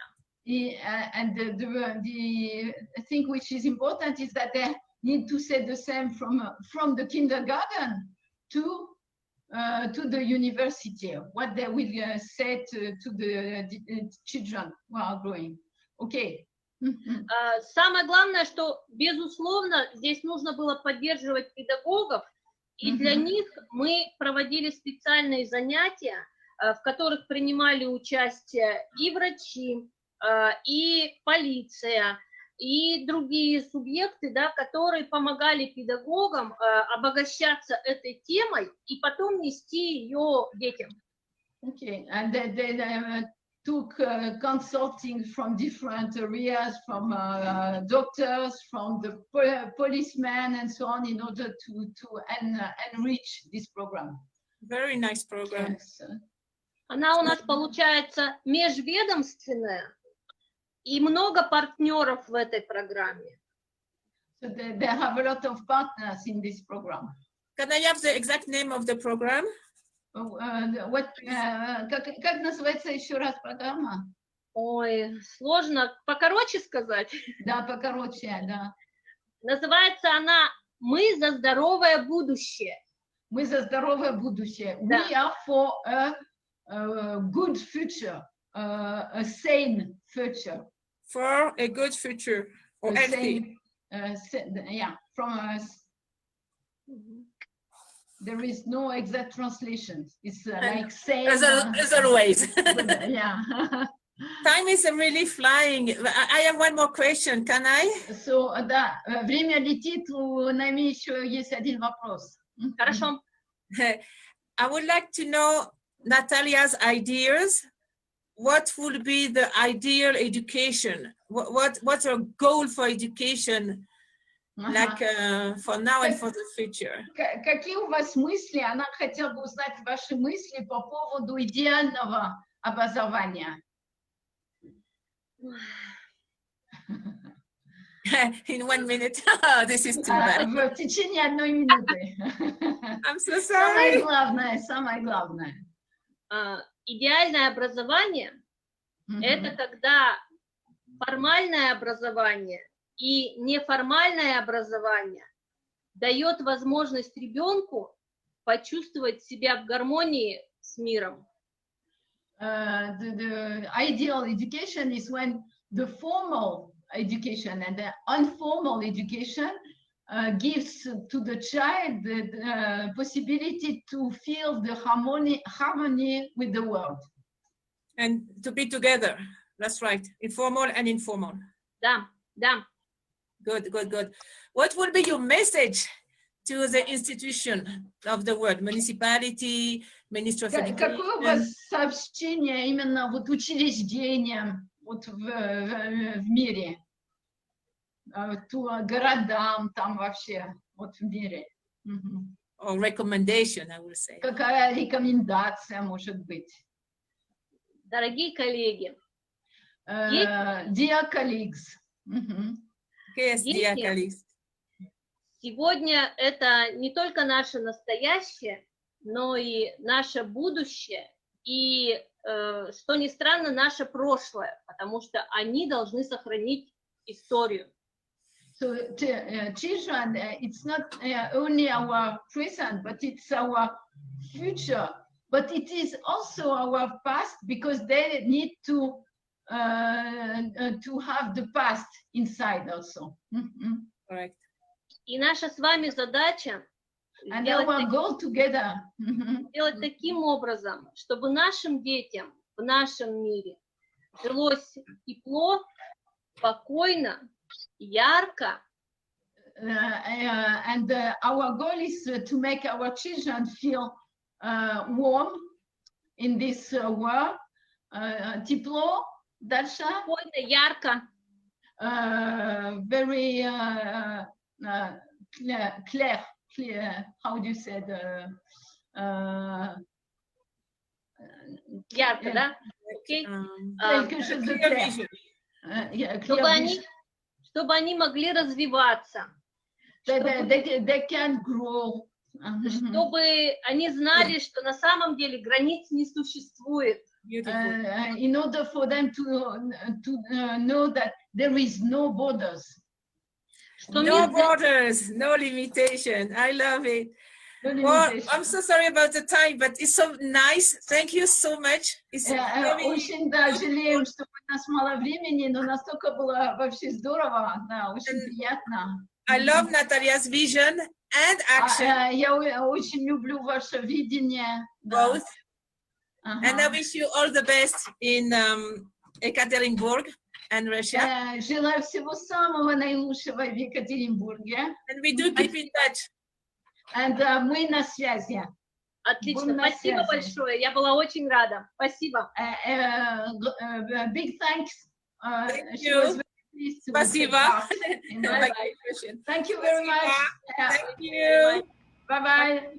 Bye-bye. Take care.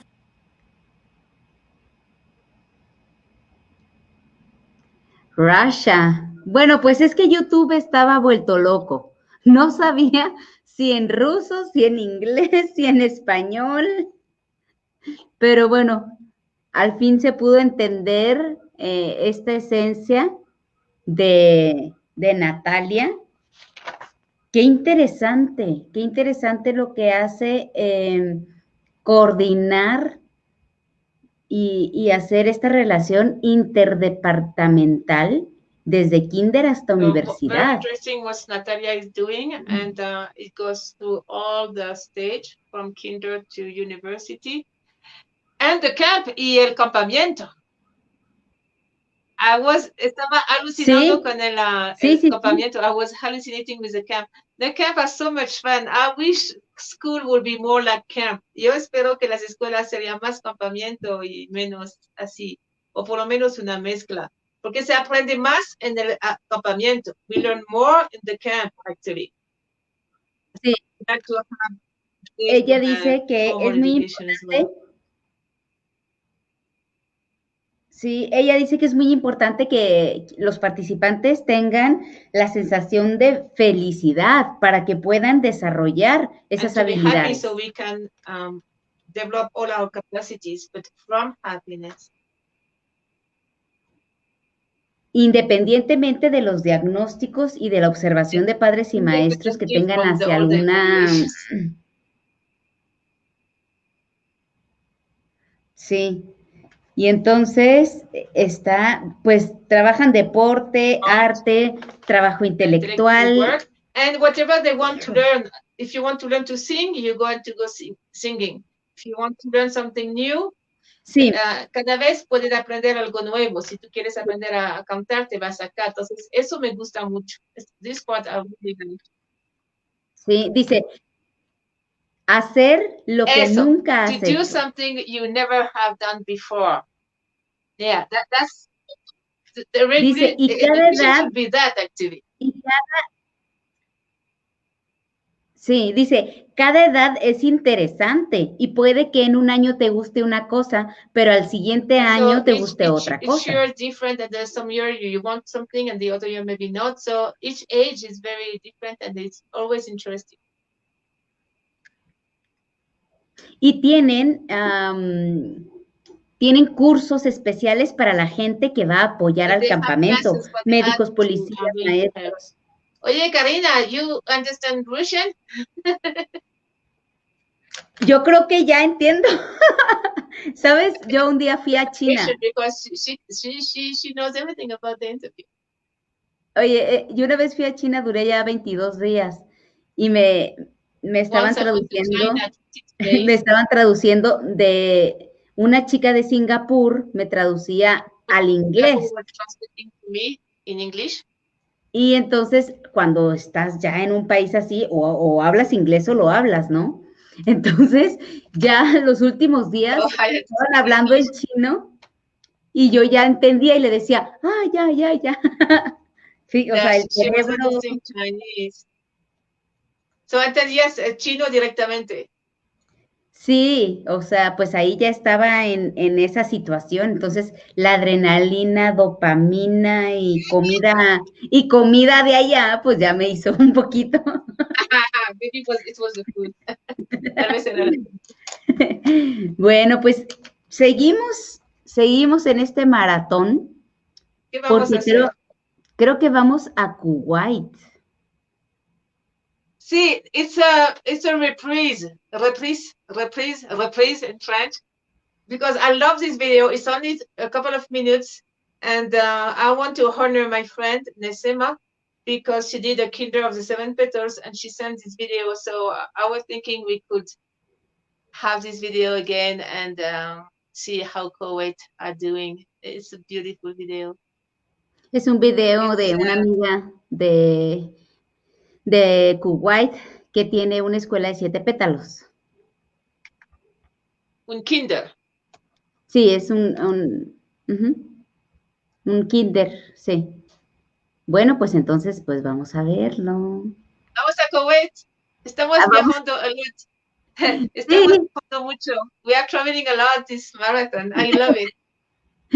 When we will go to the stars, we will surprise you. Pues Un vamos. día iremos a las estrellas y les vamos a sorprender en el maratón. Sí, porque lo vamos a hacer en cada país. Definitivamente. Ok. Bueno, pues entonces vamos aquí. ¿En qué idiomas estás? It's in Pues English, right? está en inglés y pues si quieres nos lo comentas al final, ¿te parece? Es un video muy cortito. Sí. الواحة اتخذنا منهج مساند لمناهجنا اللي هي البتلات السبع. طبعا البتلات السبع تعنى بتنمية مهارات الأطفال، حيث أن كل بتلة من البتلات تعنى بتنمية مهارة معينة لدى الأطفال.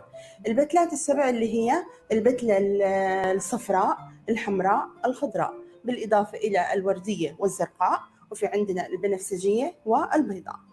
مثلا البتلة الوردية تعنى بالمشاعر وثقافة السلام. البتلة الصفراء تعنى بالمعرفة وتنمية الذات والتحفيز على التفكير. البتلة الخضراء تعنى بالبيئة وكل ما يختص بالبيئة. البتلة البنفسجية تعنى بالاعتناء بالذات والاعتناء بالآخرين. البتلة البيضاء تعنى بالفنون، جميع أنواع الفنون بالإضافة إلى الهندسة. لأن للتعليم المتكامل أهمية كبرى وفق نظرية بيداغوجيا، حيث تعمل على خلق طفل حر. كما نحن نعمل في حضانة الواحة على أن يعطي المعلم مساحة واسعة للطفل ليكون عنده مساحة للتفكير بشكل أوسع. كما نعمل دائما على غرس حب السلام في نفوس الأطفال في حضانة الواحة في دولة الكويت.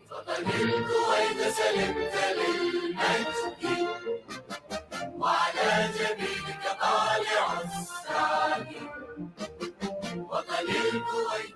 أتمنى لجميع أطفال العالم أن يعيشوا بأمان وسلام وطمأنينة، وأن يحظوا بكثير من الحب وقليل من الألم، لأن بالحب تتفجر طاقاتهم الإبداعية ويكون نواة حقيقية لمستقبل مشرق لمجتمعاتهم.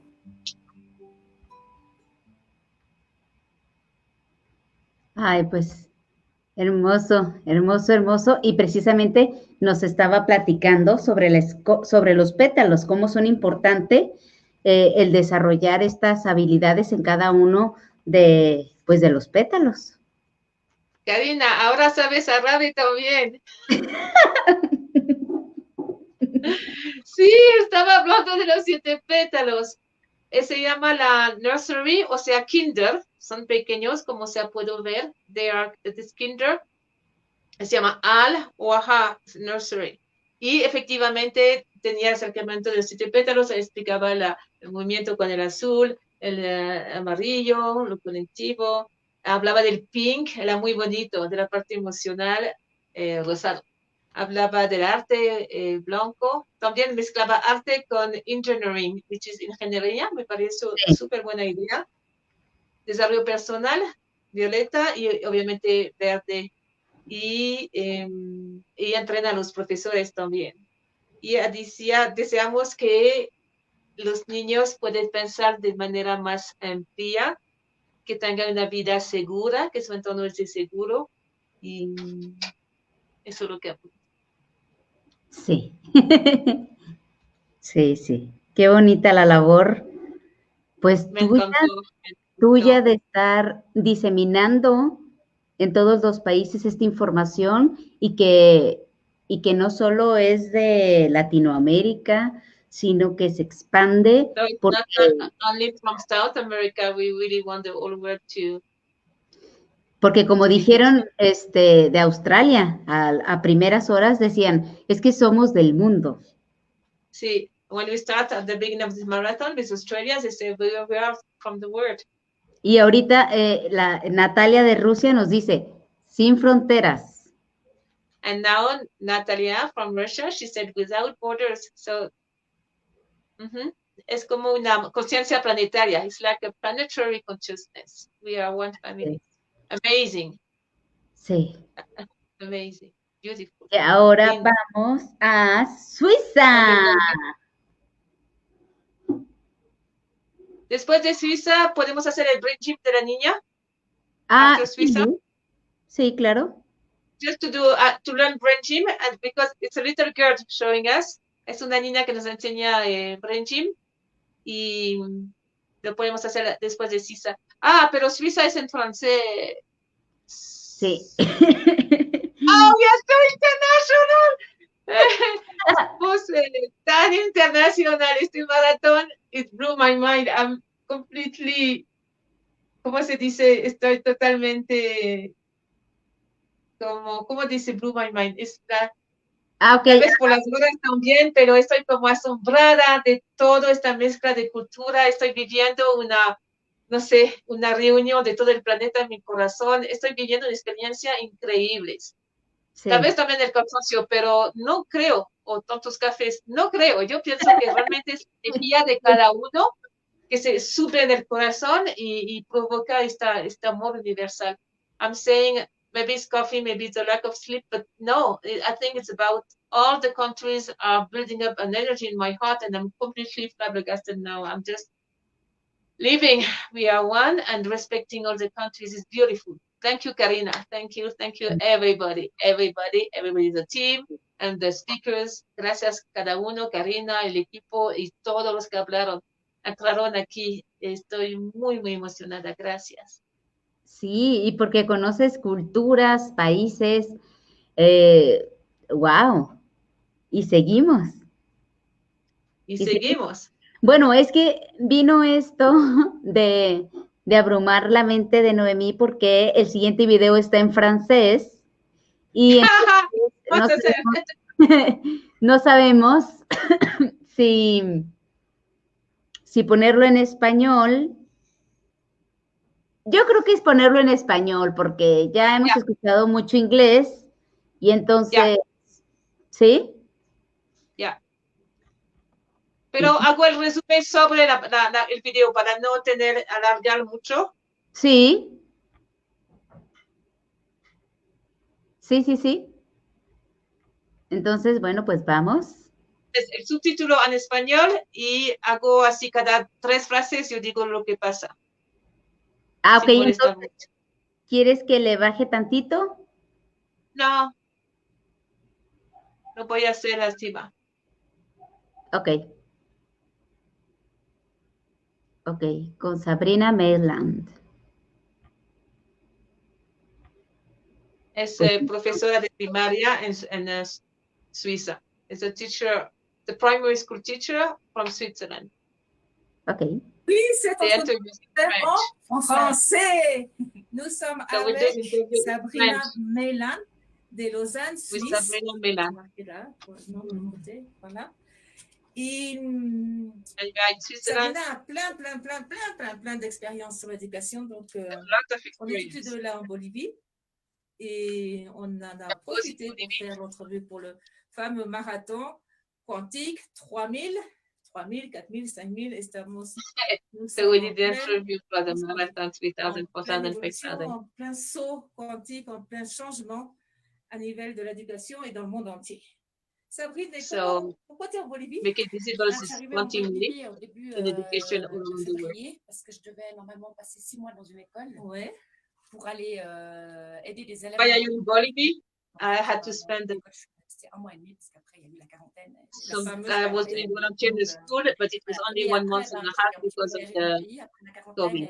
J'ai rencontré Kael, qui a le projet en fait au-dessus de la passe à Ouni de faire une école des 7 pétales. Then I went to Uni with Kael for the project next to La Paz. Très beau projet avec vue sur la montagne qui s'appelle l'Ilimani. Vraiment un endroit. Very nice project with the view to the mountains.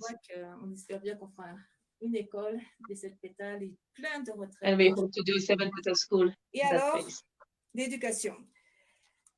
Sabrine est enseignante primaire des enfants de 8 à 10 ans, généraliste, avec plein de volontaires dans plein d'expériences fabuleuses autour du monde. qui fait vraiment exceptionnelle sous vision. D'abord, l'éducation. La vision. Traveling the world to see another experience of all around the world. Généraliste. Personne ne va le croire puisque tout le monde pense que tu as 25 ans. C'est bien, tant mieux. Et en fait, moi, de toute façon, je crois à l'école publique puisque je suis dans le système depuis 20 ans. Mais so I believe in public school because that's my job. Il y a des défauts, il y a des choses avec lesquelles je ne suis pas d'accord. Il y a une évolution qui est en train de se passer aussi. But with some stuff I don't agree with. Des élèves qui sont évalués tout le temps. Et, the problem is evaluation all the time. Voilà. Donc ça me fait poser beaucoup de questions. C'était aussi pour ça que j'avais décidé de partir. Il y a beaucoup de pays, non, où c'est lourd, tout le temps évaluer, rendre des fiches. It's very heavy because evaluation is all the time. Et je trouve que c'est vraiment dur. And that means and on the top of it means the children, you are able, you are not able. Et puis ça détourne de notre vocation. On n'est pas des évaluateurs, on est des êtres humains qui accompagnent un être humain dans son épanouissement, dans son apprentissage. C'est beaucoup plus profond. We're not here to evaluate, just to help you. Et puis, du coup, c'est vrai que moi, j'ai aussi cette impression que quand j'ai commencé il y a à peu près 20 ans, j'avais eu un élève qui s'appelle Alejandro, qui maintenant a 27 ans. So I had the case of the kid, his name is Alejandro. Il est 2 ans, 3 ans, il vient frapper pour me dire bonjour. Et puis lui, quand il a eu, moi quand je l'ai eu à l'école, pour moi c'était un élève qui était futé. Vraiment, j'avais pas de doute pour lui. Seulement pour lui, c'est clair que le français c'était vraiment difficile parce qu'il venait de Cuba. Il venait de Cuba, donc de l'espagnol. Il avait quel âge à l'époque? 8, entre 8 et 10 ans. He's from Cuba. Et puis, quand il a eu 15 ans, en fait, comme il a dû refaire des années, il s'est fait renvoyer de l'école sans avoir son certificat. Et puis maintenant, quand la dernière fois qu'il est venu me voir, il a fini l'école de médiaticien. So it was hard, and ça veut dire quoi? C'est une école informatique. And now il a fait une formation en informatique. Il a travaillé. Et puis, moi, a good formation in informatic, IT system. Parce que tu avais quelque chose de toi qui faisait que moi je le sentais. She said, I always trust and I always believe in you. Forcément, les qualités des enfants, voilà, elle avait d'autres choses. Mais tu es la preuve qu'un prof, un seul prof, peut sauver la vie d'un gamin, peut permettre qu'il croit en lui. So you have the proof that one teacher can save the life of a child. C'est d'appuyer les enfants pour qu'ils croient en eux, qu'ils sachent leur qualité. The job is to make the children believe in themselves. Avec leur qualité, ils peuvent tout faire. Donc, voilà. Et ça, and with that, they can do everything. If they have self-esteem, they can do anything. Confiance, renforcer les qualités. Self-esteem, security. Pour nous donner comme recommandation. Parce que tu as quand même 20 ans d'expérience et tu as connu combien de pays? Dans l'éducation, comment... En voyage aussi? Ah, ouais, je sais pas. Cinquantaine? Moins, mais voilà, mais beaucoup, quoi. Donc tu as une vision aussi du monde.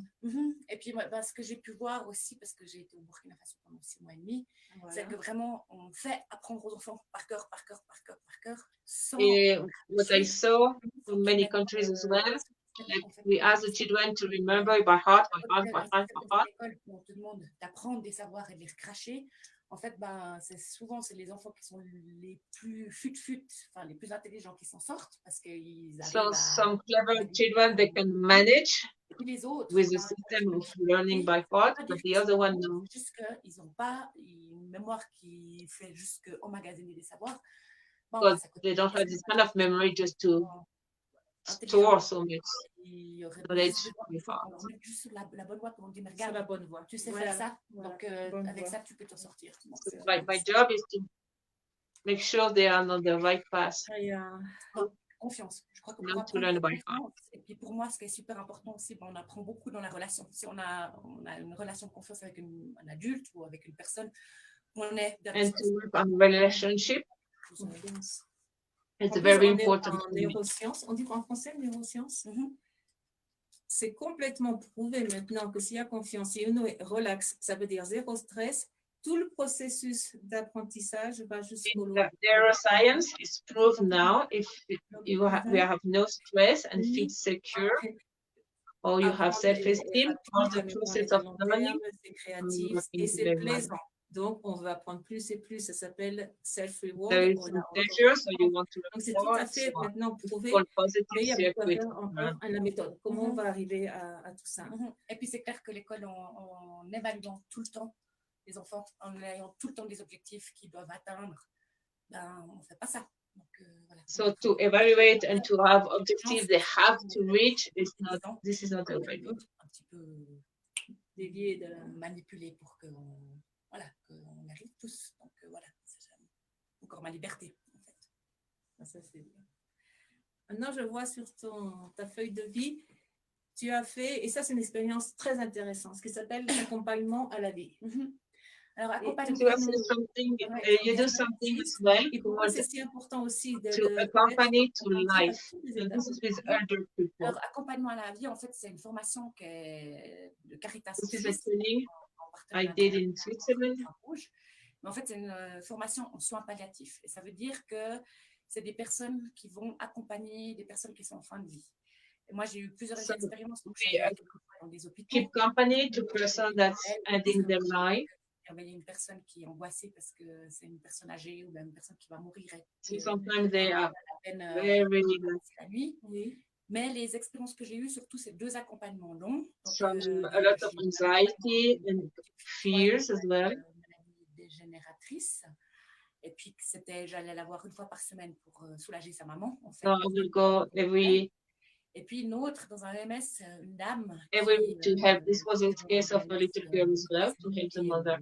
Au départ légère, qui s'est accentuée au fil du temps. The little girl has a terminal disease. C'est être en relation avec les personnes. C'est de nouveau quelque chose qui est très important. My goal was to have a good relationship with the person. À la fin, elle ne parlait plus, elle ne pouvait plus marcher. Well, there was a story of the old lady. She was very, she could talk, she could walk. So I was taking her in a wheelchair. And one day I told her, but Madame, maybe I bother you with all my talking. As she could talk, she put her hands and rubbed my back. And this relationship for me, même dans mes voyages et dans tout ce que je fais, ou même dans le métier, in everything I do, in my trips as well. Et puis je crois qu'on peut beaucoup échanger avec les gens qui sont autour de nous, avec la parole, sans la parole, simplement mettant. So we can exchange a lot, in words or without words. C'est admirable, mais voilà. Si on pourrait faire un autre programme sur accompagnement à la vie. Et puis, à chaque fois, c'est ça, c'est que moi je vais, que je suis là pour soulager la famille ou d'être en présence avec la personne. So I'm here to help the family, or just to be a presence, to be present. Claire. Claire. Sabrina, si tu as ta propre école aussi, tu aurais, on dit en français, tu aurais ta propre école, comment serait-elle? Moi, je crois que surtout mon école, elle You had your own school, how would it be? Tous les enfants comme ils sont. Et puis surtout, parce que je crois que aussi, ça c'est... First, accept the children the way they are. J'ai eu des difficultés d'apprentissage.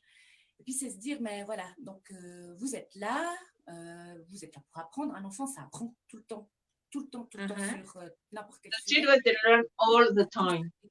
On a tous des capacités. Et que, and we all have capacities, talents, gifts. Et que les enfants, c'est un moteur créatif, c'est vraiment voilà, donc ils sont capables de déplacer des montagnes. Ils sont pas dans leur vie où ils peuvent déplacer des montagnes. Les enfants peuvent déplacer des montagnes. Je crois que oui. On va le mettre en Children can move mountains. Los niños, las niñas can move, pueden desplazar montañas. Children can move mountains. Para que lo pongamos bien en grande abajo. Et puis moi, je crois que c'est justement notre rôle à nous, les adultes, si on peut accompagner les enfants, c'est de leur faire. Le plus important, c'est qu'ils croient en eux. Et si on croit en soi... The most important is that they believe in themselves. Si on veut des enfants qui croient en eux-mêmes, so if we want children that believe in themselves, we need adults that believe in themselves. Parce qu'en fait, on parle d'école et on parle souvent de la construction, ça très joli avec des arbres. Sometimes we talk about building, how to build the school. Avant de penser à une architecture. Nice architecture. Et puis, pour moi, l'école, c'est aussi... But we need the human part first. Justement, c'est pas... Alors, on n'a pas de théorie, hein, parce qu'il n'y a pas que des savoirs à l'école, mais c'est l'école de la vie. Et un des premiers apprentissages... So, school is not about only knowledge, it's about life. This is a school of life.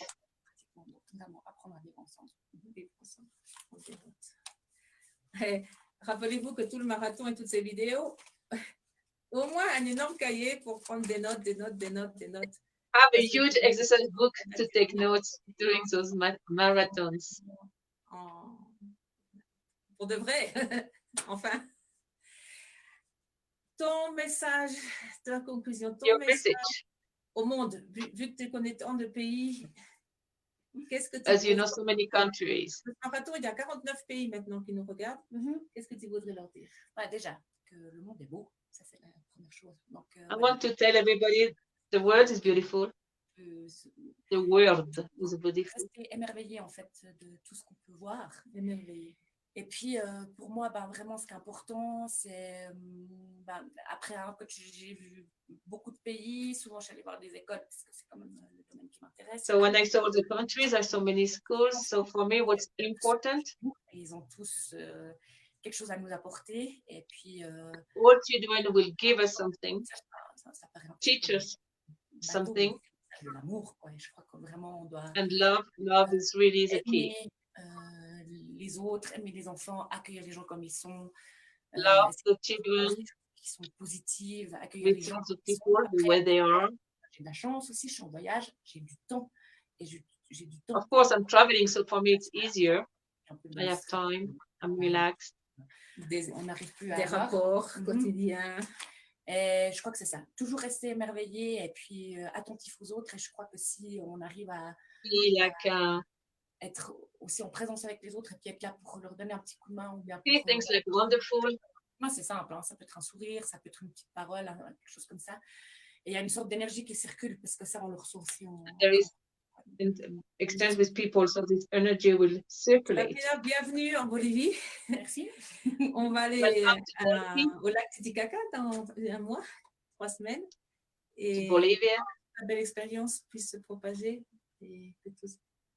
And you are welcome to the Titicaca Lake. Merci pour cette interview et puis j'espère que les projets de l'association aussi tout se passera bien et que, voilà, que les écoles seront là. Peut-être que je vais faire un stage dans une de vos écoles, voir un petit peu. Bienvenue, voilà. Bienvenue, surtout pour échanger. Tant d'expérience. I want to know your school and we can exchange. Sabrina Melan en espagnol, pero c'est Melan, Sabrina. Avec un A. We were with Sabrina Melan. En Suisse et qui nous a... Switzerland. Partager une super expérience. Un grand merci. Merci à tous. Merci pour changer l'éducation tout autour du monde. Un grand merci au nom de tous les enfants. Thank you for changing education all around the world.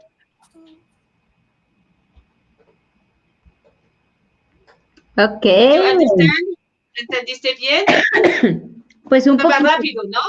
Sí, y la traducción de YouTube no es muy buena en el francés, no es buena. Es que es Francia de Switzerland, no es el francés de Francia.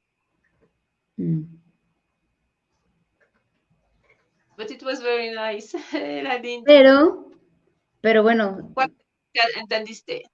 Pues entendí que hay que tener esa relación de confianza con el niño. Habla mucho sobre las relaciones humanas, sobre el no estrés, sobre cuidar las palabras.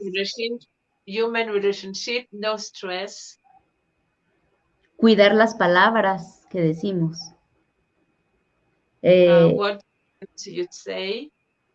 Y los niños son capaces de mover montañas. Yes, and the children are able to move mountains. I love that part. Y vienen con capacidades, con regalos, son creativos. And they have a lot of capacities, gifts, talents. They are creative. Y las escuelas tienen que tener contenido para la vida. Deben de ser escuelas para la vida. And she said school for life. Y algo también muy importante que por ahí hay alguien que habla sobre el sorprendizaje, pero ella dice de asombrarse, que hay que asombrarse. Asombrarse era la palabra. Sí. Entonces, in English it's hard to translate. It's like to be like marveled by things when you are amazed by something, and to keep this spirit. Asombrarse. Asombrarse, a ver. De maravillarse, yo creo. Sí, como... Sí, a ver, aquí es asombrarse. La voz me se confunde. Es de wonder. Sí, como de maravillar. Sí, wonder. Y bueno, en la manera en que te asombras, también subes tu energía, subes tu vibración y están en otro canal. ¿Sí entendí, más o menos? Sí. Y había una parte que hablaba de fin de vida. Ella también acompañaba señoras o niños que están en parte terminal de una enfermedad. Y eso también muy lindo, muy lindo. Sí, de verdad que... Ay, es un trabajo muy emocional, que requiere de gran fortaleza espiritual, mental, para poder estar ahí. Bueno, es momento de mover un poco el cuerpo. Vamos. Bueno, con esta niña, gimnasia cerebral, está en español y los subtítulos están en inglés. Así que, pues, vamos a compartir. Así que no podemos hacer todo, ¿no? Hay que seguir los movimientos.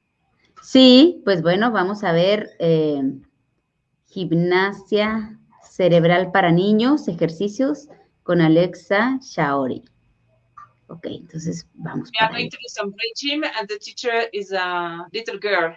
So nuestra profesora es una niña, por eso me encantó. And brain gym is very important. Okay. El brain gym o ejercicio cerebral es bien importante. Sí. Let's Siempre, ¿no? Sí. ¿Habían oído hablar de la gimnasia cerebral? Bueno, en este video les voy a mostrar algunos ejercicios. La gimnasia cerebral es una rutina de entrenamiento que prepara el cuerpo y la mente para el aprendizaje, estimulando ambos hemisferios. También te ayuda a liberar el estrés y despertar tu cerebro. Es una forma de potenciar el aprendizaje.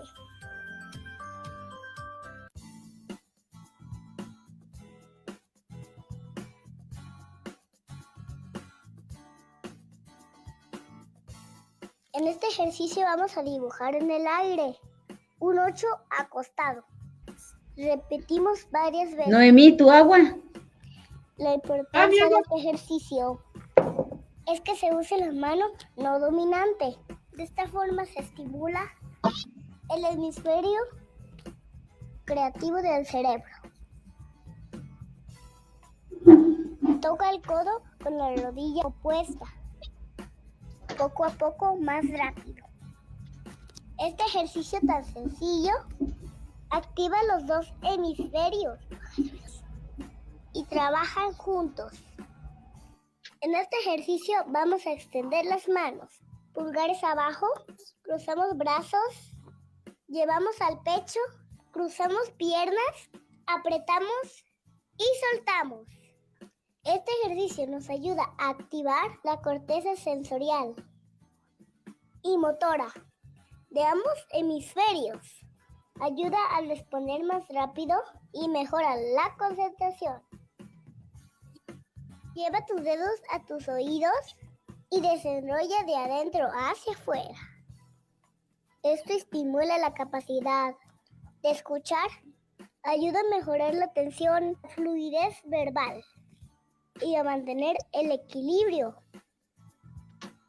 De una mano levantamos el dedo pulgar y de la otra el meñique. Y cambiamos, despacito y después un poco más rápido. Con este ejercicio mejoramos la concentración y hacemos que sume puntos. La motricidad fina.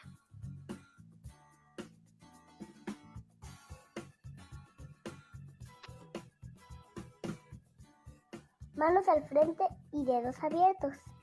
Levantamos las manos y nos paramos de puntitas. Jalamos lo más fuerte que podamos. Tomamos aire y soltamos con un grito.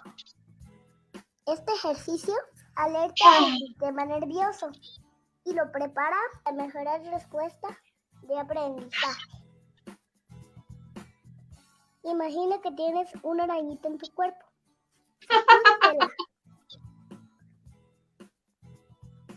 Utiliza tus manos para dar golpes ligeros en todo tu cuerpo. Este ejercicio activa tu sistema nervioso, disminuye el estrés, activa la circulación sanguínea. Lleva los dedos a tus mejillas y simula que bostezas. Haz presión con los dedos. Esto estimula la expresión verbal en la comunicación. Mejora la visión.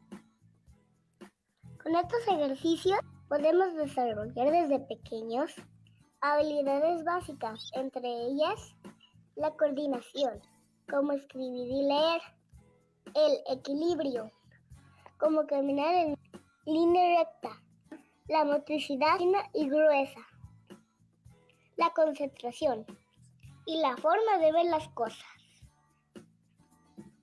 Chicos, espero les haya gustado mi video. Recuerda pedir ayuda a tus papis para que practiques estos ejercicios. Nos vemos en un próximo video. Bye.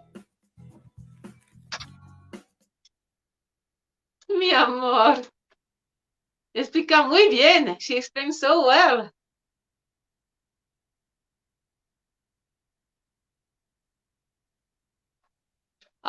Yeah. The song. Yes. Que lo primero, agua. Agua. Sí. Bueno, pues ahora tomamos un avión y nos venimos para este lado y nos vamos a Hawái con el abuelo. Súper. Es que entonces, el abuelo tiene un nieto que le dice abuelo y de todo el mundo le llama abuelo, pero they speak English. Es Alan Shelton, ¿sí? Alan Shelton. Pues es que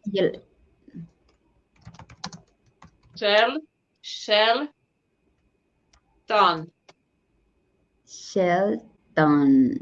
Pero le puedes decir abuelo. You can write abuelo. Grandfather. And he's a storyteller. Es alguien que cuenta cuentos o cuenta cuentos. Sí. Y cuentos de muchos pueblos originarios. Tiene muchas historias. Y lo hacía con las empresas. Y ahora lo hace fuera de las empresas. Es jubilado. Sí, storyteller. Ok, muy bien. Pues, vamos a Hawái. Está en inglés y entonces ponemos en español. Ahora si quieres traducir al francés, no es cierto. No es cierto. Vamos a Hawái. Actually, for this marathon, thank you to Alan Shelton. Thank you for your time. And I know it's Thanksgiving now, and for all your generosity. May I introduce you? We are with Alan Shelton, but I love it because in Spanish you are known as abuelo, which is grandfather, and I love this. Abuelo is a very nice title here. Actually, the white person here are called abuelo sometimes, and abuela.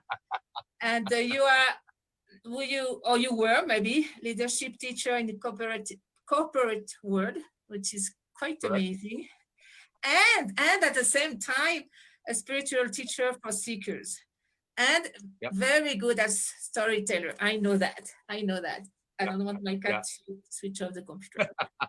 So please, do you want to tell us a little bit more about you? And then we go to the questions. Sure. Sure.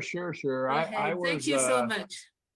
You're welcome. I'm one of those children that was raised in California in the 1960s, which was a big time with things happening and everything. And so my idea of education, I got more education outside of school, I think, than inside of school, just because of the times, So of course, after a few years, I ended up in the corporate world. I wanted to be a philosophy professor, but they had no jobs. So they came to me and they said, "Oh, you're brilliant in philosophy, but we have no work for philosophers, but you can go be a corporate man." And I said, "Okay, so why not?" And so I went to the corporate world and became a philosopher in the corporate world. So, you managed. Yeah. When I was young, I lived in Peru in South America and learned to speak Spanish and learned a lot about the storytelling tradition up in the Andes. From the shamans, the Aymara and Quechua shamans, who were very, very sweet about explaining to a young man. I was only 20 years old, and they explained to me. Don't tell me 20 years old. 20 years old, yeah, and they would tell me Oh how my stories work, right?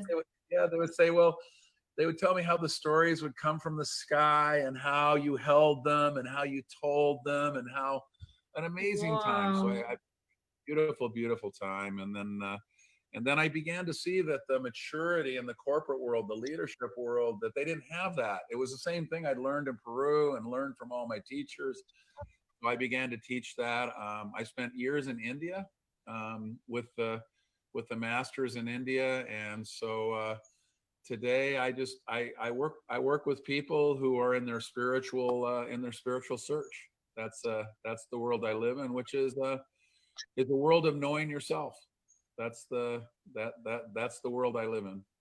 So actually, that's the word of what education should be. Yes. First, education should be to know ourselves, and then help the world and do service and whatever. What are your views on how will be the new education after all this year, 2020? What would you see in the future? How can we can co-create a beautiful education? We do need to change, don't we? I think so. Probably one of my heroes in education is a man that you probably know. He's passed some years back, but his name is Joseph Campbell. And Joseph Campbell was this beautiful man who decided that his life was going to be about understanding all of the ancient myths, the ancient stories. Now, of course, there wasn't anybody in the university or educational system that wanted to hear about that. They had no place for him. Oh. So he went to this little college in the U.S. called Sarah Lawrence, and they gave him the basement down in the bottom of the building. They gave him this little basement, and he created, in essence, the whole world of mythology and story, and how to understand story, and how that was a part of the spiritual process. So to me, when I look at how to work in education, I really feel like that understanding the basics of story and letting children actually sit in the story. In other words, we try to give them, spreadsheets and theories and concepts, and the reality is all of that comes from story. The first thing is story. We don't let them stay there. We want to let them stay in the stories and learn about story first. That's the first thing I would do. And I would introduce the ancient wisdom, not the modern educational techniques, but what's the ancient wisdom? How for thousands of years we have wisdom in our entire humanity. So why aren't we using that wisdom? So to me, those would be the things that I would do: story and wisdom. Those are the two things that I think that education could use, and the kids love it. The children love it. When I tell stories with children, oh my goodness, it's such a happy moment. It's the kids will tell stories and listen to stories. They'll spend hours with you. They don't care if you're an adult. If you're telling stories, you're not an adult any longer. You're just one of them, right? Beautiful. Dad wants to be in the beach. Yeah. What is the process? How come stories are such a good pedagogical tool? How can you decode why it works so much and all the time? I mean, systematically, at old age and all. It's because the very basic of what you and I call cognition. So what is cognition, right? Cognition is sitting in the world that we live in, right? And we look out there and we learn from very little, a very small child, how do you take something out of everything we see? So I can look at you right now and I can say, oh my goodness, look, there's this beautiful cat. I have to pull the cat out, right, in my mind, and then I can tell a story about the cat. There you go. So there's a story waiting to happen, right? And there's a whole bunch of stuff that I see. I've got Naomi and I've got QM3000 and all this stuff, but I'm going to tell a story about the cat, so I have to take the cat out and put it in my story. So the basic way that humans process, they cognize, and once they cognize, they place it in a story. That's the first thing we learn. Always, every concept, every scientific theory, everything is around story. Let me tell you a fun story. Let me tell you a fun one. You'll like this. Please. So, yeah. So all the scientists went out and they figured out the master physicists of the world. This is just a few years ago. And they figured out there was something wrong with how they had figured out that the moon was created, the Earth's moon. They said they had new data and they couldn't figure it out, right? So all of these masters, they got all this data, and finally they said to each other, let's go have a meeting. Now they had the meeting in Hawaii, in Kona, in a city called Kona, Hawaii, right? And why did they meet? They came to basically put the story together, because they said with all of the data, if there's no story, how will anybody ever know that we have discovered something new? So the greatest scientists in the world flew to Hawaii to basically create a story. Wow. So when you think about it, what's at the bottom? It's got to be the story. If I can't tell you a story, you have no idea what I'm talking about. That's just the nature of story. And that's why it's so important. Because if it is a story, you never forget. If That's it is correct. data, it will go to the left brain and forget. The right brain will capture and keep the memories. It's a long-term memory. And that was a secret of all the traditions. No, even this, here's the thing. When I tell a story, here's the thing that I learned in the Andes, right? The shamans would tell me, they would say, Alan, never forget how you feel in the moment of a story, because you can always go back to how you feel and the story will come again.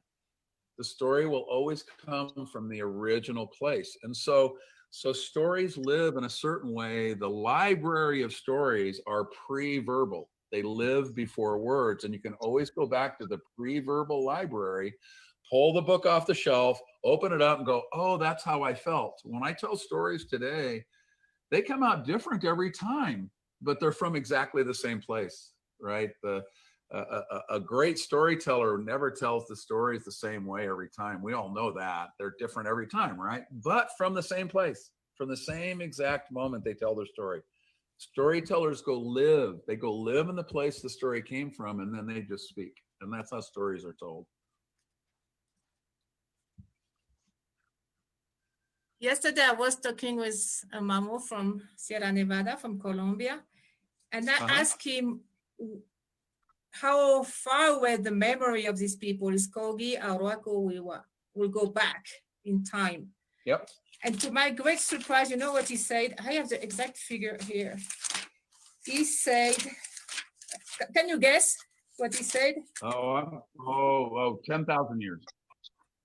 He said more than 3 million years. And he said the exact number.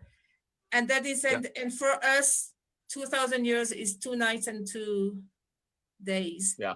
So how can they remember all that?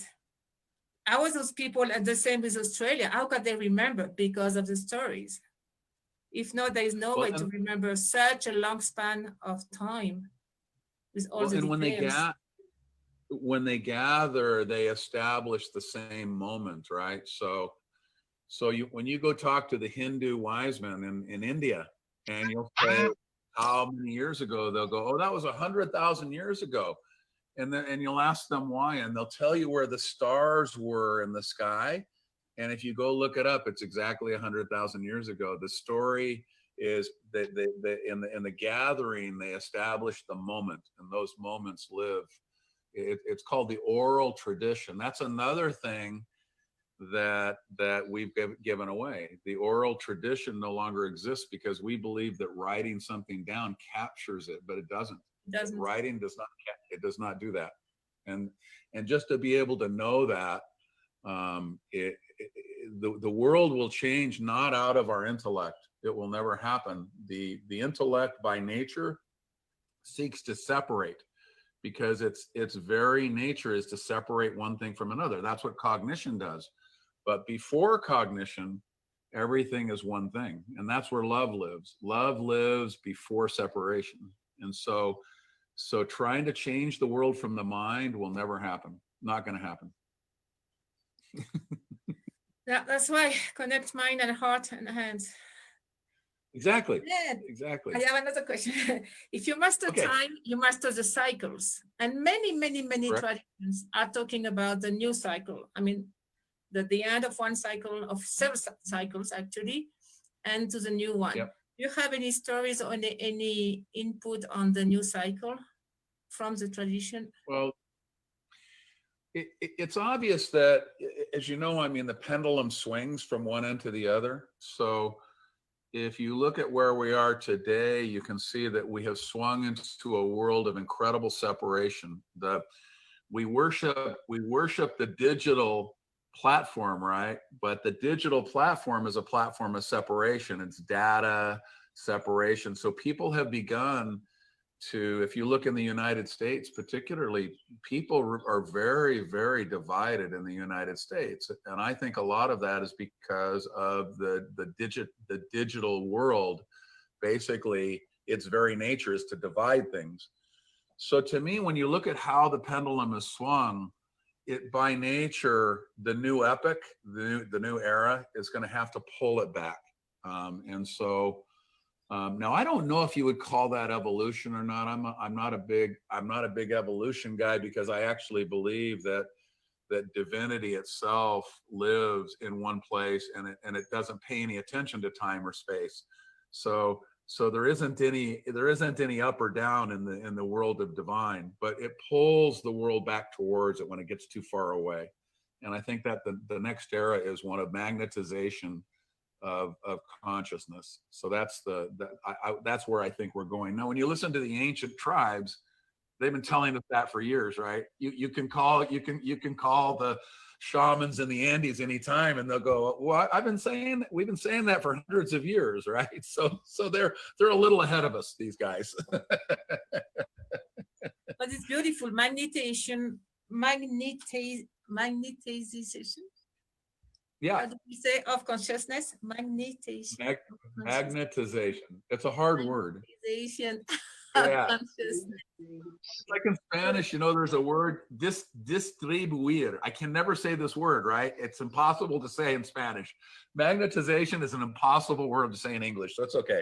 Thank you to save me. What would you tell the teachers and parents who are looking at us? What will be your message right now for them? My message would be that the birthright of who you are lives in your own childhood.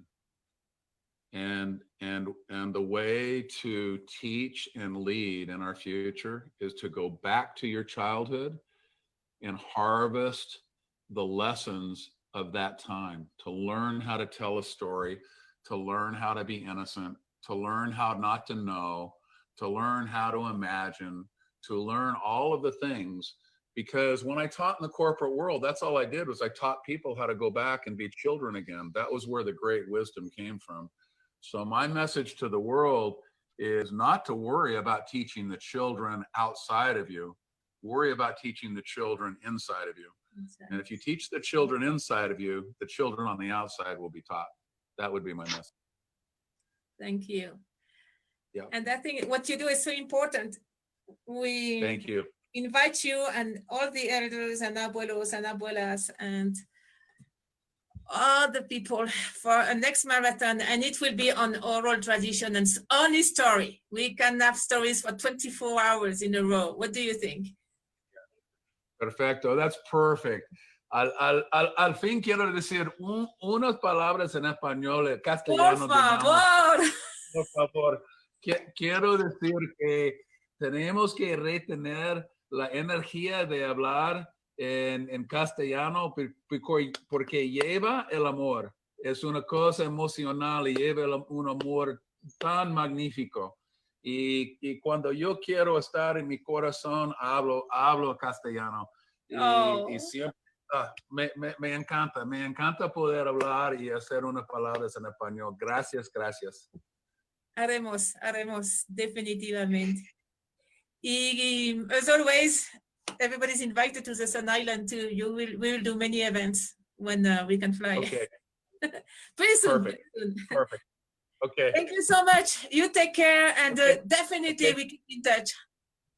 Okay, Abuelo much mi love. corazón. You are in my Mucho amor. corazón. Take care, and Okay. thank you so much for your time. Okay, perfect. Google se frequeó y no tradujo la final. Bueno, pues porque empezaron a hablar en español. Google just freaked out and it was Oye, YouTube va a estar, oh no, otro live. Cuando volvamos al otro maratón. Oh my God. Beautiful. Aprendí Wow. mucho de las historias. Sí. Me di cuenta de lo que pasa también con la tradición oral. I learned so much about the stories and the connection with the ancient and traditional. That's a very nice description. Pues, amazing. cuando nos cuentan una historia, definitivamente lo primero que utilizamos es la imaginación. Sí. So when we have a story, we work with imagination. Y yo voy a añadir, estamos en el hemisferio derecho, entonces es memoria a largo plazo, es ligado a una emoción y estamos en ondas alfa. Entonces son los tres beneficios. So when we're talking about stories or imagination, we are in the right brain.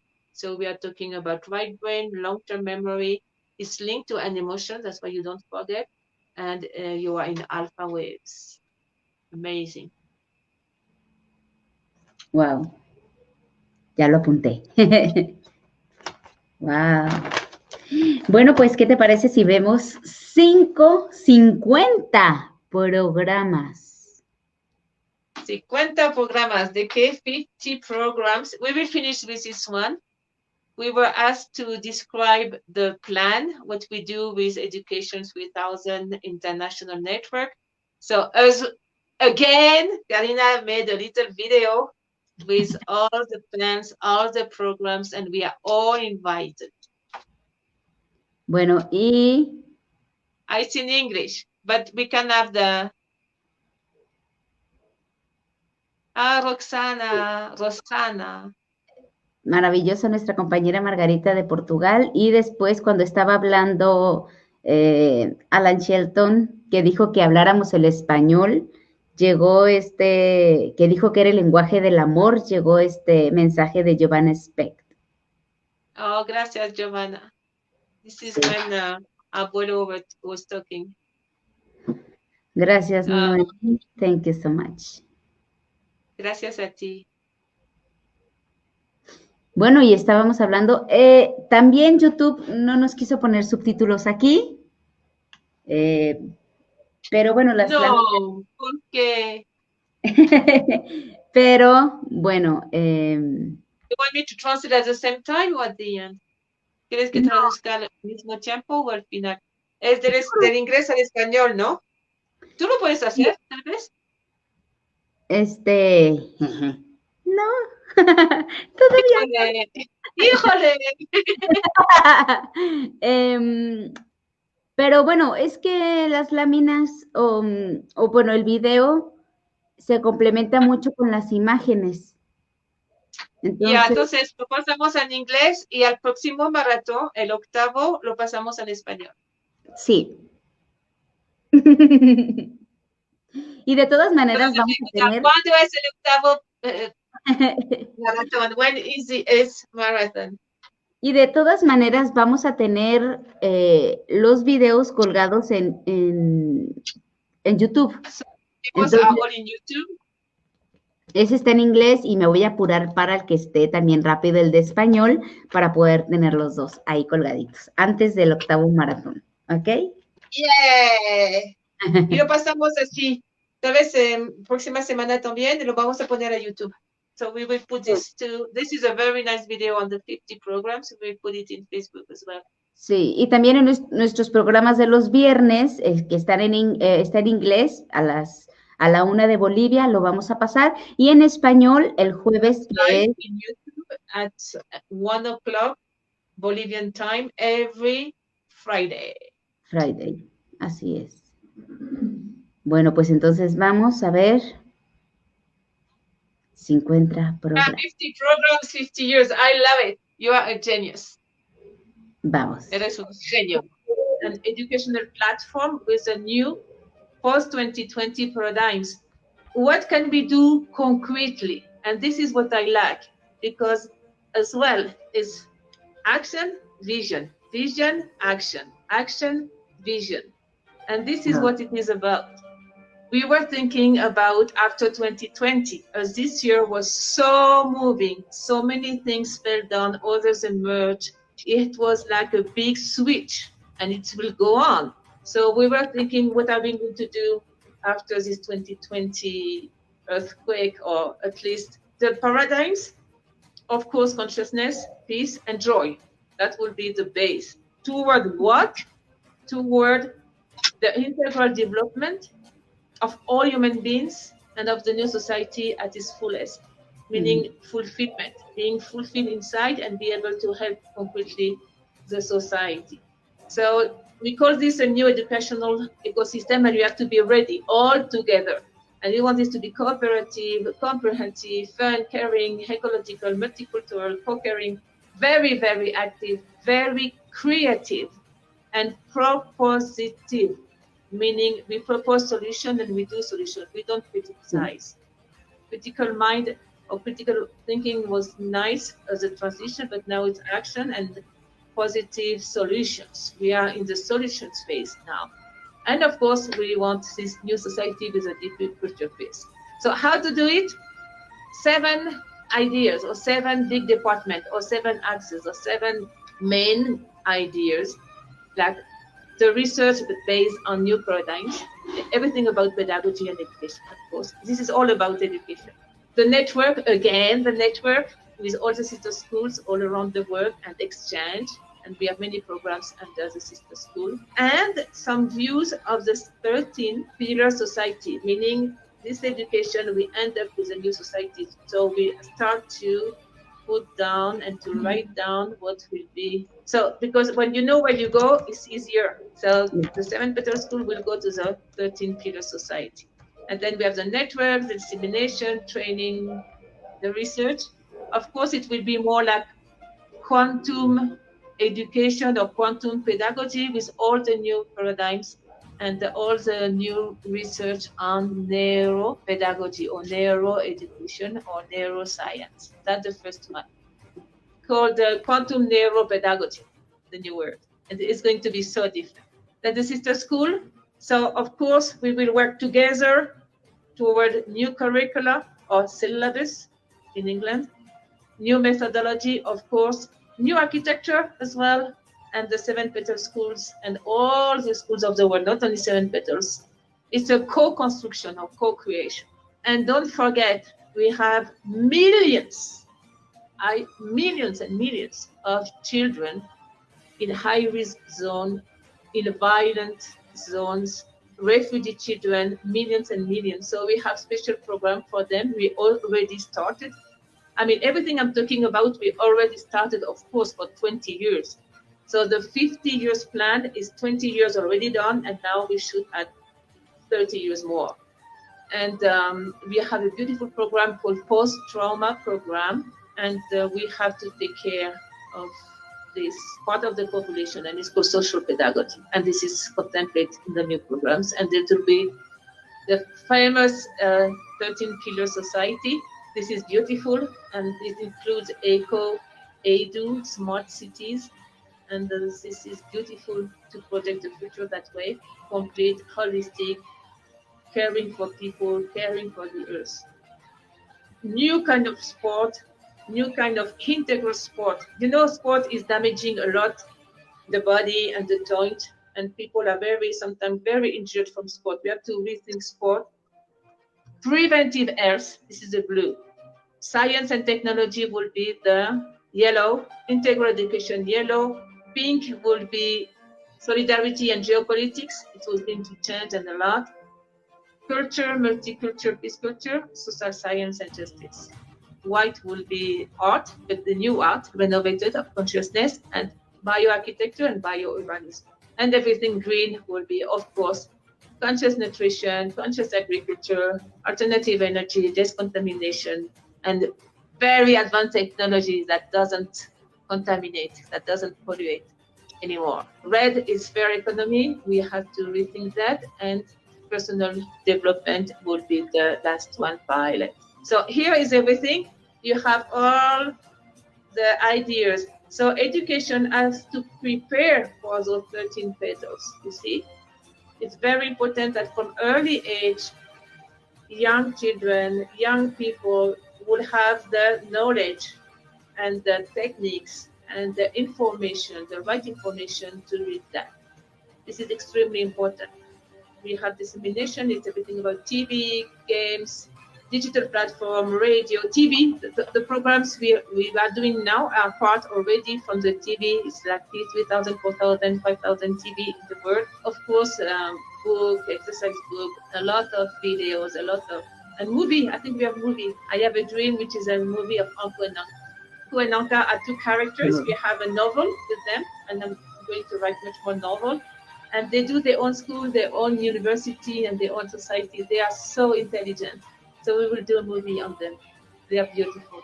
Another area of work, and beautiful work all together in service, will be training and counseling.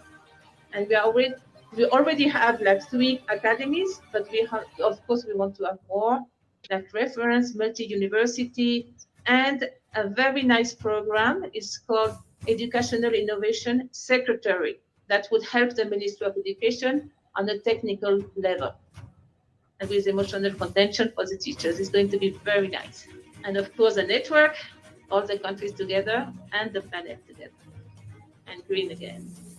And this is a famous bioregion, perfect. So as the network grew a lot, and the 50 programs really would like to link and to intertwine and exchange, to have those beautiful exchanges with all the continents. So we don't have 5 continents, and it's not a mistake. We have 9 bioregions. So it's by time zone and as well by culture and by languages. And I apologize if you feel restricted inside a circle, but it's just to see more or less how to organize ourselves. We know we are one. I don't want to divide. This is to be united. South America, North America, Europe, Russia, all Middle East and North of Africa, India, Asia, including China and Australia. And that's beautiful to exchange and to have the children exchanging too and know their world, know their friends, know their brothers and sisters around the world from very early age up to us, the teams working on them. Of course, it will involve children and young people as the protagonists for the education they need and want, not the one I think it will be good. It's a radical change because it goes fast, so we have to do the next generation.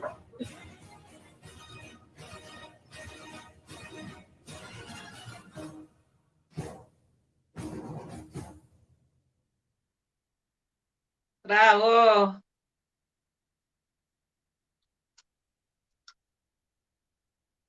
Gracias. Thank you, Cari. Sí, un programa muy completo. 50 años, 50 programas.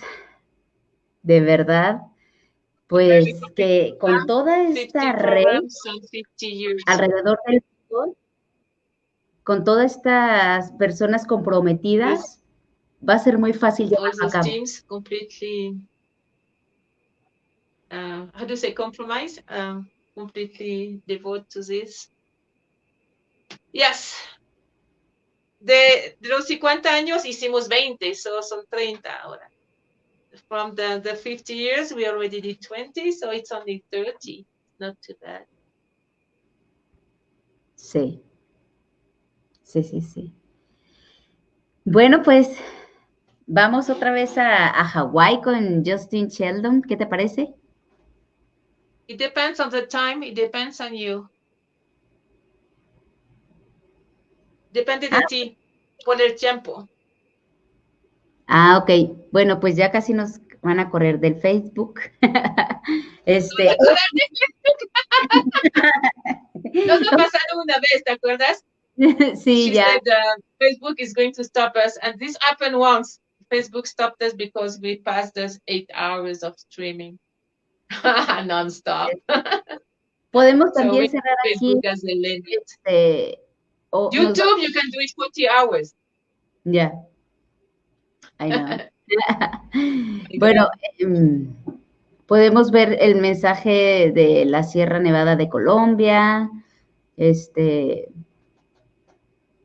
Tú di. Maybe we can, there is a little song, very beautiful song from Sierra Nevada, and we could close up with this. And next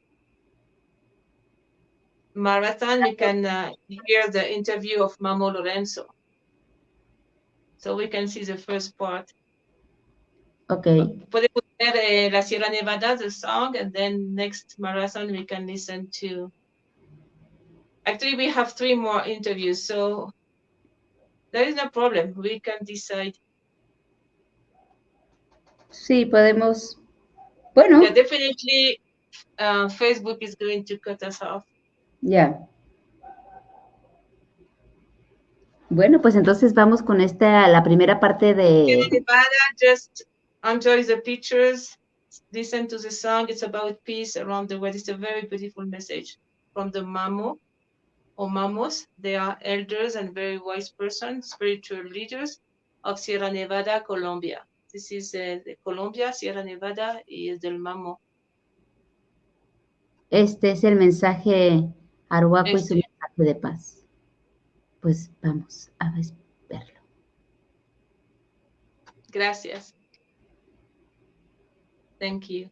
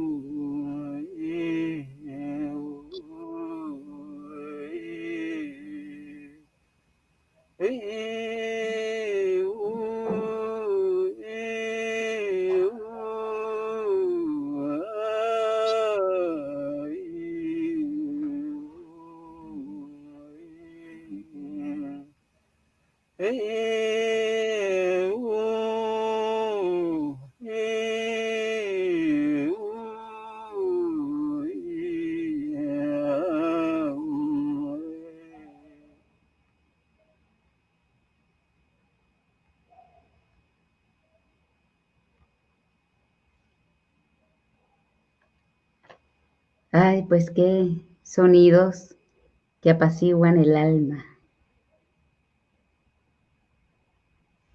So that sounds that give peace to the soul.